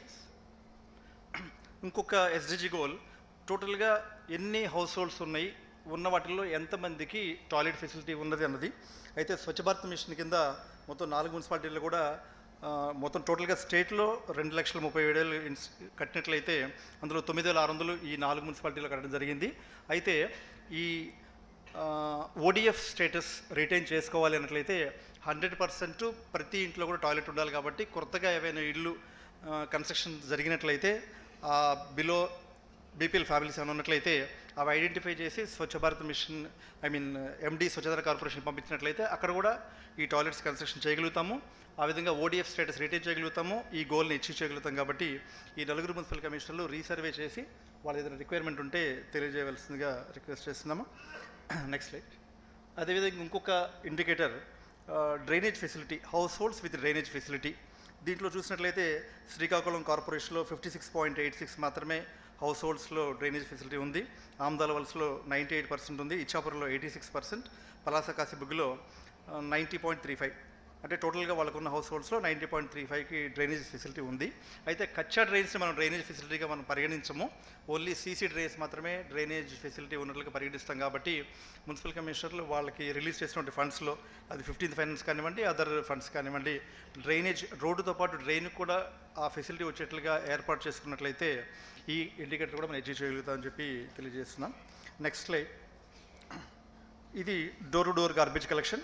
ఆ నెక్స్ట్ స్లైడ్ సోర్స్ సెగ్రిగేషన్. అంటే మనకి జనరేట్ అయ్యేటువంటి చెత్తని ప్రతి ఇంటి నుంచి కూడా కలెక్ట్ చేస్తున్నాము అన్నది ఒకటి. కలెక్ట్ చేసేటువంటి చెత్తని wet waste, dry waste, hazardous waste, domestic hazard waste, ఈ 3 రకాలుగా మనం చేయగలిగినప్పుడు మాత్రమే దాన్ని ట్రీట్ చేయగలుగుతాం. వెట్ వేస్ట్ని సపరేట్గా, డ్రై వేస్ట్ని సపరేట్గా, డొమెస్టిక్ హెజార్డస్ వేస్ట్ని సపరేట్గా మనం కలెక్ట్ చేయగలిగినప్పుడు మాత్రమే వెట్ వేస్ట్ని ట్రీట్ చేయగలుగుతాం, డ్రై వేస్ట్ని ట్రీట్ చేయగలుగుతాము, డొమెస్టిక్ హెజార్డ్ వేస్ట్ని దాన్ని ట్రీట్ చేయగలుగుతాము. అందువల్ల మున్సిపాలిటీస్లో ప్రతి ఇంటికి కూడా మనం 3 డస్ట్బిన్స్ ఫ్రీగా ఇవ్వడం జరిగింది. ఈ wet waste, dry waste, domestic hazard waste సపరేట్గా కలెక్ట్ చేసే విధంగా చర్యలు తీసుకున్నట్లయితే ఈ గోల్ కూడా మనం అచీవ్ చేయగలుగుతామని చెప్పి తెలియజేస్తున్నాను. Next right. నెక్స్ట్ స్పందన వచ్చేటప్పటికి ఈ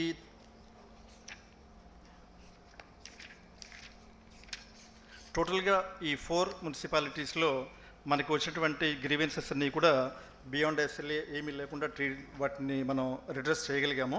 అయితే బియాండ్ ఎస్ఎల్ఏ రిడ్రెస్ చేయగలిగాము. అయితే టాప్ 10 గ్రీవెన్సెస్ తీసుకున్నట్లయితే మనకు వచ్చేటువంటివి desiltation of drains, issues related to drinking water, non burning of street lights, encroachment on the public property, repairs to open drains, dog menace, issues relating to property tax, TIDCO హౌసెస్లో కట్టినటువంటి వాటి refund ఒకటి, potholes, filling up of potholes, regarding employees.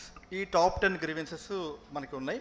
ఇందులో reopen cases తీసుకున్నప్పుడు శ్రీకాకుళం జిల్లాలో వాటి ఆ వివరాలు ఇక్కడ తెలియజేయడం జరిగింది రీఓపెన్ కేసెస్లో. అందువల్ల municipal commissioners next right municipal commissioners వాళ్ళ వార్డు సెక్రటరీస్తో ఎవ్రీ డే ఈ ఓపెన్ చేసి మన ఈ స్పందన యాప్, స్పందన వెబ్సైట్ ఓపెన్ చేసి వచ్చేటువంటి కేసెస్ని వాళ్ళు ఏ విధంగా వార్డు సెక్రటరీస్తో ఏ విధంగా రివ్యూ చేసుకోవాలి, అదేవిధంగా పిఎంయూని ప్రతి మున్సిపాలిటీలో కూడా పర్సిక్యూషన్ మానిటరింగ్ యూనిట్ ఏర్పాటు చేయమని చెప్పి గవర్నమెంట్ ఇన్స్ట్రక్షన్స్ ఉన్నాయి. సిడిఎంఏ నుంచి కూడా ఇన్స్ట్రక్షన్స్ ఇవ్వడం జరిగింది. అందులో ప్రతి మున్సిపాలిటీలో కూడా ఈ పర్సిక్యూషన్ మానిటరింగ్ యూనిట్ ఏర్పాటు చేయడం, అదేవిధంగా మున్సిపల్ కమిషనర్లు రెగ్యులర్గా స్పందనలో వచ్చేటువంటి కేసెస్కి ఎస్ఎల్ఏ ఉంది కాబట్టి మనకి టాప్ 10 గ్రీవెన్సెస్ ఏమి అన్నది ఏంటి అన్నది గవర్నమెంట్ నుంచి ఇండికేషన్ ఇవ్వడం జరిగింది. కాబట్టి మీ దగ్గర వచ్చేటువంటి రెగ్యులర్గా వచ్చే గ్రీవెన్సెస్ కూడా మీకు తెలుసు కాబట్టి మున్సిపల్ కమిషనర్లు ఒక ప్లాన్ ఆఫ్ యాక్షన్ తయారు చేసుకుని రెగ్యులర్గా వచ్చే వాటిని విత్ ఇన్ ఎస్ఎల్ఏ ఏ విధంగా మనం సాల్వ్ చేయగలము అన్నది ప్లాన్ వేసుకుని విత్ ఇన్ ఎస్ఎల్ఏ ఇవన్నీ రిడ్రెస్ అయ్యేట్టుగా చూడాల్సిందిగా రిక్వెస్ట్ చేస్తూ ముగిస్తున్నాను. Thank you.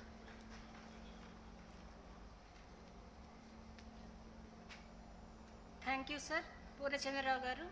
Now PC pollution control board నుండి శ్రీ రాజేంద్ర రెడ్డి గారు జాయింట్ చీఫ్ ఎన్విరాన్మెంట్ ఇంజనీర్ వారిని వారి ప్రజెంటేషన్ ఇవ్వాల్సిందిగా కోరుతున్నాం.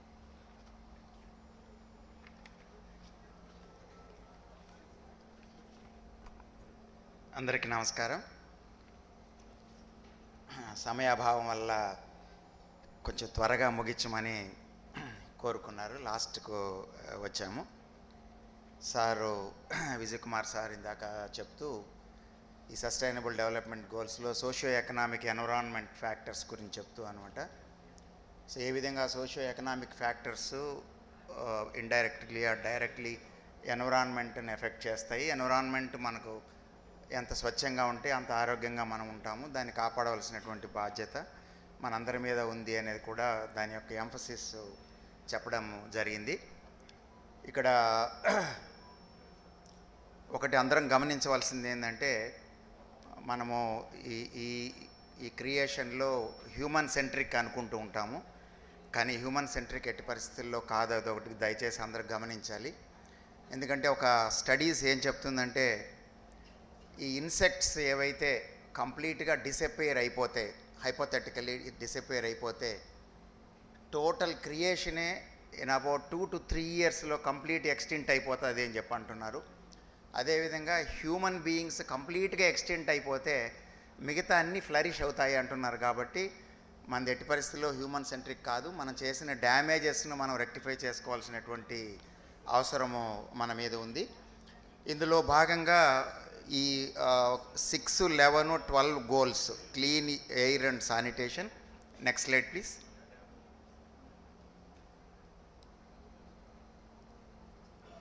Next slide. Clean water and sanitation, sustainable cities, responsible consumption and production. ఈ 3 ఇండికేటర్స్ ఎన్విరాన్మెంట్ ప్రొటెక్షన్ కింద ఇచ్చారు. Next slide. ఈ గోల్ 6లో క్లీన్ వాటర్ అండ్ శానిటేషన్లో ఇందాక శానిటేషన్ మీద అర్బన్ డెవలప్మెంట్ డిపార్ట్మెంట్ వారు చెప్పారు, సీవేజ్ ట్రీట్మెంట్ ప్లాంట్ యొక్క ఆవశ్యకత. ఇండస్ట్రియల్ పొల్యూషన్ వచ్చిన తర్వాత చూసుకుంటే, హైలీ పొల్యూటింగ్ ఇండస్ట్రీస్లో మనకు ఏదైతే ట్రీట్మెంట్ సిస్టమ్స్ అవసరం ఉన్నాయో దాంట్లో మనము ఈ 100% టార్గెట్లో స్టేట్ లెవెల్ ఇండికేటర్లో 99.06లో ఉన్నాము.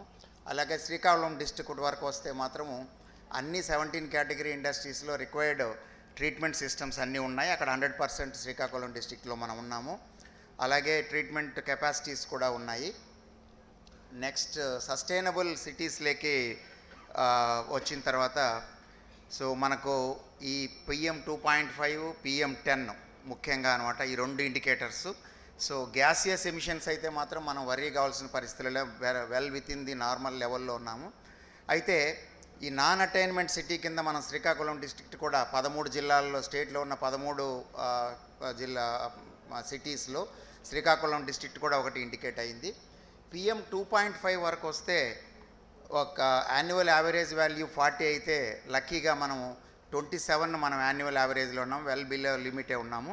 అయితే PM 10 మాత్రము 60 ఉండవలసింది 74 యాన్యువల్ యావరేజ్లో ఉన్నాము. దాన్ని తగ్గించడానికి నేషనల్ క్లీన్ ఎయిర్ ప్రోగ్రామ్ కింద అనేకమైనటువంటి మనం చర్యలు తీసుకుంటూ ఉన్నాము.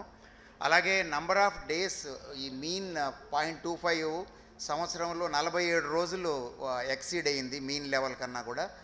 అలాగే PM 10 వచ్చేసి 68 డేస్ అవుట్ ఆఫ్ 365 డేస్ మనం ఎక్సీడ్ అయి ఉన్నాము. సో దీని మీద ఈ నేషనల్ క్లీన్ ఎయిర్ ప్రోగ్రామ్ కింద మనము ఈ ఇంటర్ డిపార్ట్మెంటల్ కోఆర్డినేషన్తో అనేకమైన చర్యలు మనం తీసుకుంటూ ఉన్నాము.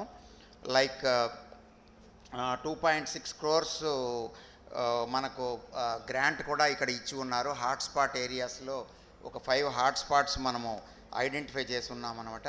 ఈ హాట్స్పాట్స్లో కంప్లీట్గా మనం అక్కడ తీసుకోవాల్సినటువంటి చర్యలు, ట్రాన్స్పోర్ట్ డిపార్ట్మెంట్ కావచ్చు, పోలీస్ డిపార్ట్మెంట్ కావచ్చు, అర్బన్ డెవలప్మెంట్ డిపార్ట్మెంట్ కావచ్చు, అందరూ కూడా అనమాట ఈ యొక్క క్లీన్ ఎయిర్ మనము 60 బిలో తీసుకురావడం కోసం ఏదైతే మనకు గోల్ ఉందో ఆ గోల్ అచీవ్ చేయడం కోసం అందరం కూడా క్లీన్ ఫ్యూయల్ యూజ్ చేయాల్సిన అవసరం ఉంది.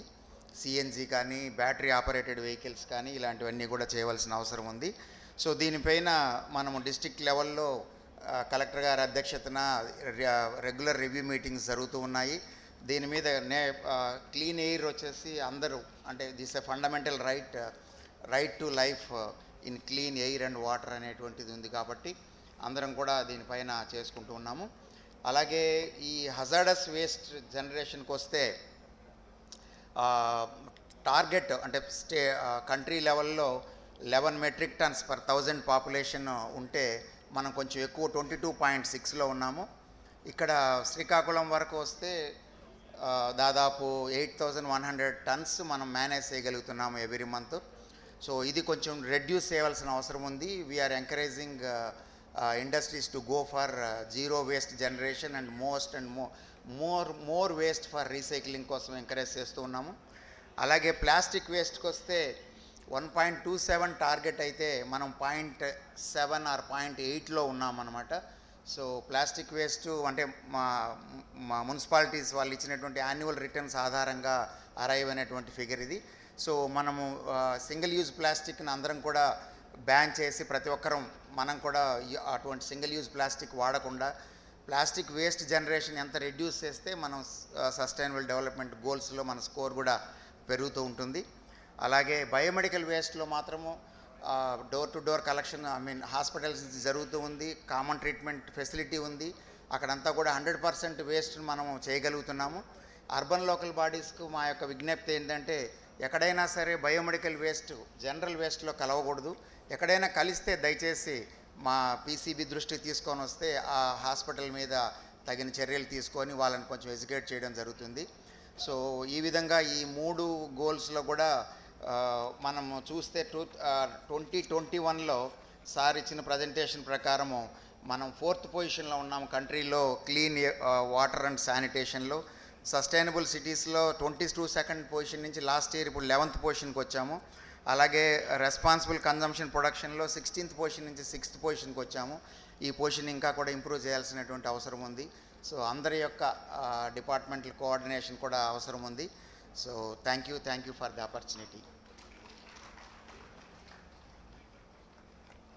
Thank you sir.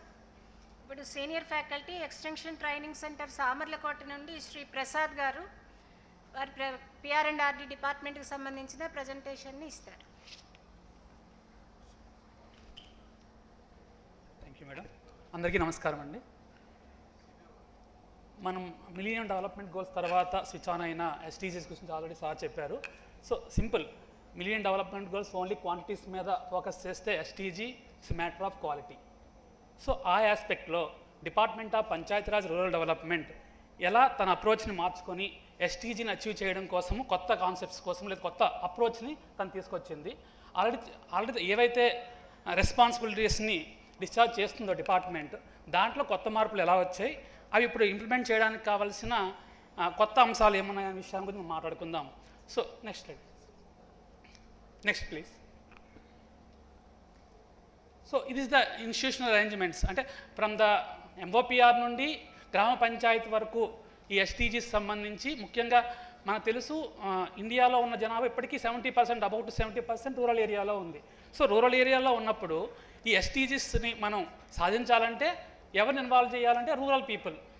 సో అలా ఇన్వాల్వ్ చేయాలనుకున్నప్పుడు పంచాయతీరాజ్ డిపార్ట్మెంట్ యొక్క రోల్ చాలా క్రూషియల్గా ఉంది. దానికి సంబంధించి డైరెక్ట్గా ఇన్వాల్వ్ అయ్యేది, డైరెక్ట్గా ఇంటరాక్ట్ అయ్యేది ఈ డిపార్ట్మెంట్. సో కొత్తగా వచ్చిన సచివాలయ కాన్సెప్ట్లో కూడా పీపుల్తో ఎప్పుడు నిత్యం ఉండేది ఈ డిపార్ట్మెంట్. కాబట్టి ఈ డిపార్ట్మెంట్ అప్రోచ్ ఏ విధంగా మారుతుందో చూడాల్సి ఉంది. So next yes. So this is the concept of localisation of SDGs. So MOPR వాళ్ళు ఏం చేశారంటే దీన్ని, అంటే మనం ముందే తెలిసి ఐక్యరాజ్య సమితి ఇచ్చింది దీన్ని, అన్ని కంట్రీస్ దీన్ని యాక్సెప్ట్ చేశాయి, దీన్ని అచీవ్ చేయడానికి ప్రయత్నం చేస్తున్నాయి అన్నప్పుడు మనం మాట్లాడుకునేది MOPR గురించో లేదంటే central government, state government, or secretary levels, or district collector levels. So ఎప్పుడైతే ఇలా మాట్లాడుకునేటప్పుడు లోకల్ లెవెల్లో ఉన్న ఫీల్డ్ ఫంక్షనరీస్ కానీ లేదంటే పబ్లిక్ రిప్రజెంటేటివ్స్ కానీ ఇది మా సబ్జెక్ట్ కాదు, this is beyond the my level అనుకున్నప్పుడు దీన్ని అచీవ్ చేయడం అంత ఈజీ కాదు. ఎందుకంటే మనం చెప్పాం ఇప్పుడు కావాల్సింది క్వాంటిటీ కాదు, క్వాలిటేటివ్ లెవెల్స్లో కావాలని.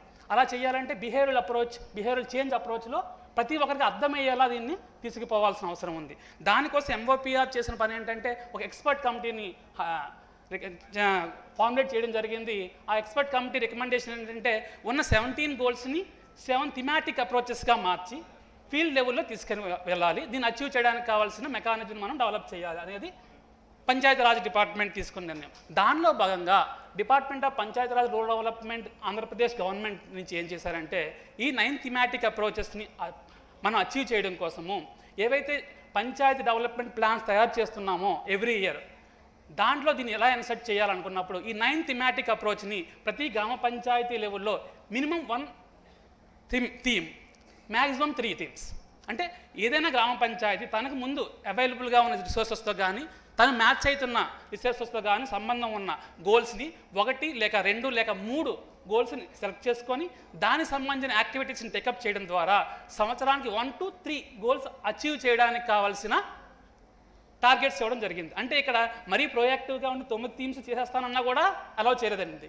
Because a strategic plan has been formulated by the department of Panchayati Raj.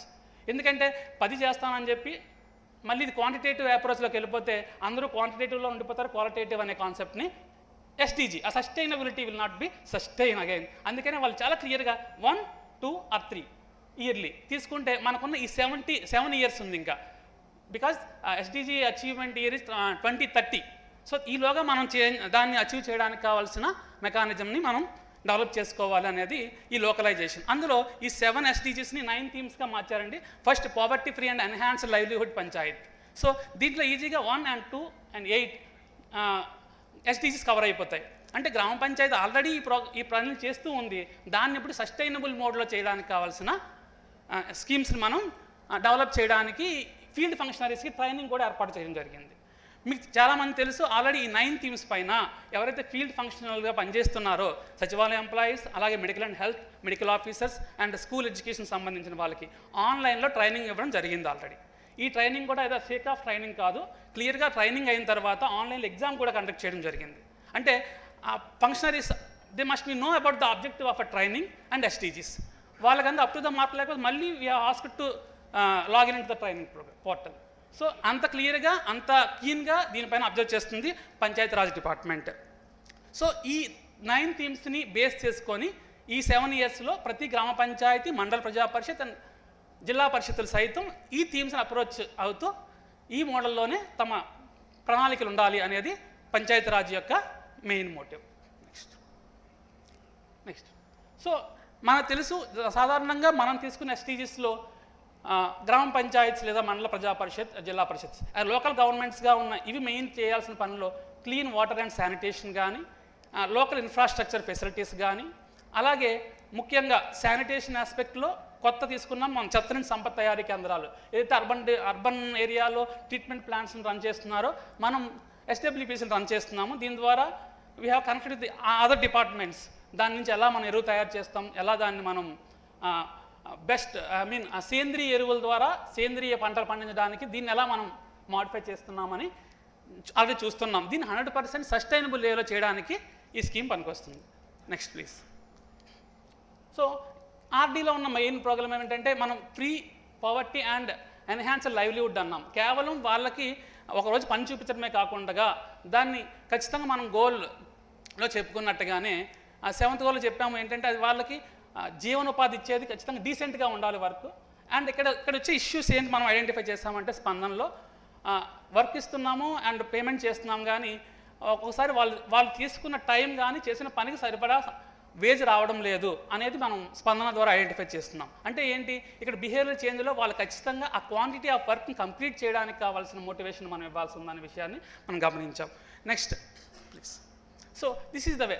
Already 2015లో సెటప్ చేసిన ఒక 2030 ఎజెండాకు సంబంధించి 17 గోల్స్ సంబంధించి మన గవర్నమెంట్ నవరత్నాల ద్వారా ఏ గోల్ ఆల్రెడీ మనం దాంట్లో కవర్ చేస్తున్నాము.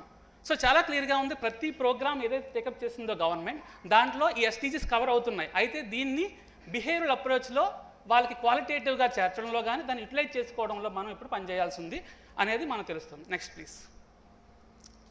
సో ఇవి ఉంటూనే మనకి గుడ్ గవర్నెన్స్ అనే కాన్సెప్ట్ కూడా ఉంది. 16 గోల్ నెంబర్ 16లో peace, justice and strong institutions. ఈ స్ట్రాంగ్ ఇన్స్టిట్యూషన్ అనే కాన్సెప్ట్లో మనం ఆల్రెడీ 2000 జనాభాకు సచివాలయం ఏర్పాటు చేస్తూ ప్రజలకు కావాల్సిన అన్ని సేవల్ని అందిస్తున్నాము. అయితే అందించడంలో ఉన్న ఇష్యూస్ ఏమంటే స్పందనలో కొన్ని మనకి ఫ్రీక్వెంట్గా వచ్చినవి వస్తూ ఉన్నాయి. అంటే ఆ క్వాలిటేటివ్ స్పందన కూడా జరగాలి, అంటే వచ్చే కంప్లైంట్ కూడా క్వాలిటేటివ్గా ఉండాలి. అంటే వాడికి ఆల్రెడీ ఎవరైతే దానిలో బెనిఫిట్ పొందకుండా ఉన్నారో ప్రతి ఒక్కరికి స్పందన పెట్టడానికి ఇంట్రెస్ట్ చూపిస్తున్నారు, కానీ ఆ బెనిఫిట్ నుంచి వాళ్ళు బయటకు రావడానికి కారణాన్ని మనం వాళ్ళకి ప్రాపర్గా ఎక్స్ప్లెయిన్ చేయలేకపోతున్నాము. అందుకే స్పందనలో క్వాలిటేటివ్గా లేని స్పందన వస్తుంది, దానివల్ల టైం అనేది బాగా కిల్ అవుతుంది. అది right from district level authorities నుంచి పంచాయతీ వరకు లేదా సచివాలయం వరకు అనేది. సో కాబట్టి ఈ SDGsని లోకలైజ్ చేయడం ద్వారా గ్రామ పంచాయతీలు, మండల ప్రజా పరిషత్, జిల్లా పరిషత్తులు కూడా అచీవ్ చేయడానికి ముఖ్యంగా అర్థం చేసుకోవాలి ప్రతి ఒక్కరు field functionaries and public representatives. తద్వారా మాత్రమే దీన్ని మనం ఖచ్చితంగా ఇన్ ద టైంలో మనం దీన్ని అచీవ్ చేయగలము అనే ఉద్దేశంతో ఈ థిమాటిక్ అప్రోచ్ ద్వారా పంచాయతీరాజ్ అండ్ రూరల్ డెవలప్మెంట్ ముందుకు వెళ్తా ఉంది. Thank you so much. Thank you sir Prasad గారు. సో సక్సెస్ఫుల్గా ఇప్పటివరకు మనం అన్ని డిపార్ట్మెంట్ల నుండి వచ్చిన వారి పీపీటీలని వర్క్షాప్లో చూడడం జరిగింది. సో ఇప్పుడు చివరిగా మన కలెక్టర్ గారిని ప్రోగ్రామ్ క్లోజింగ్ రిమార్క్స్ ఇవ్వాల్సిందిగా కోరుకుంటున్నాను.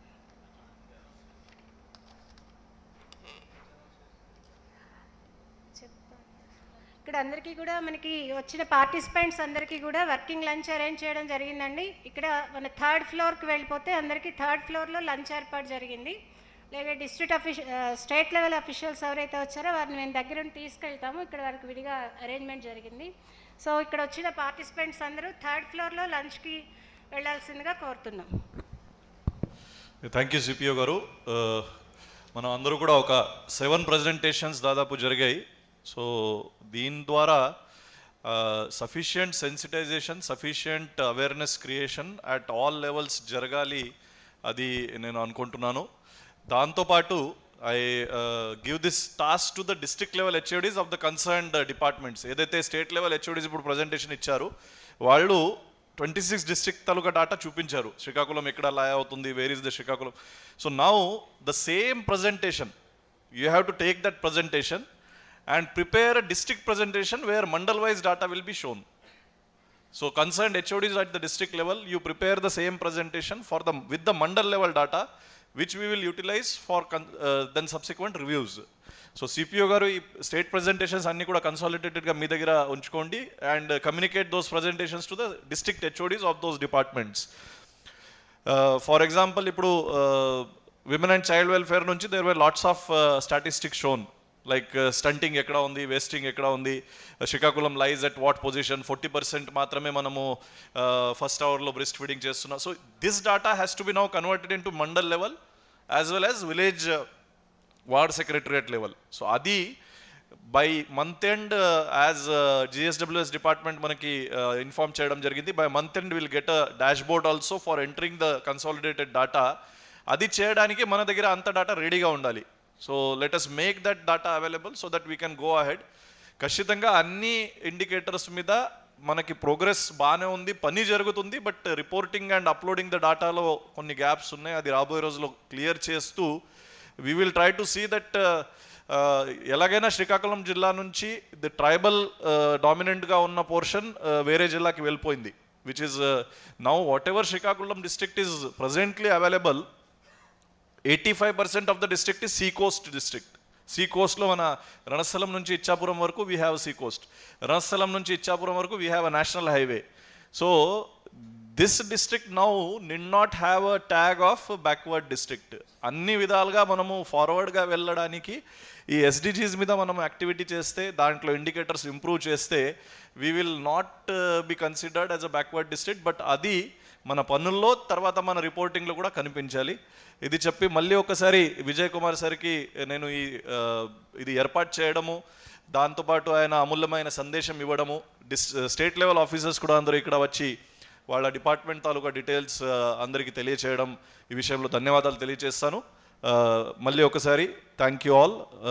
Thank you.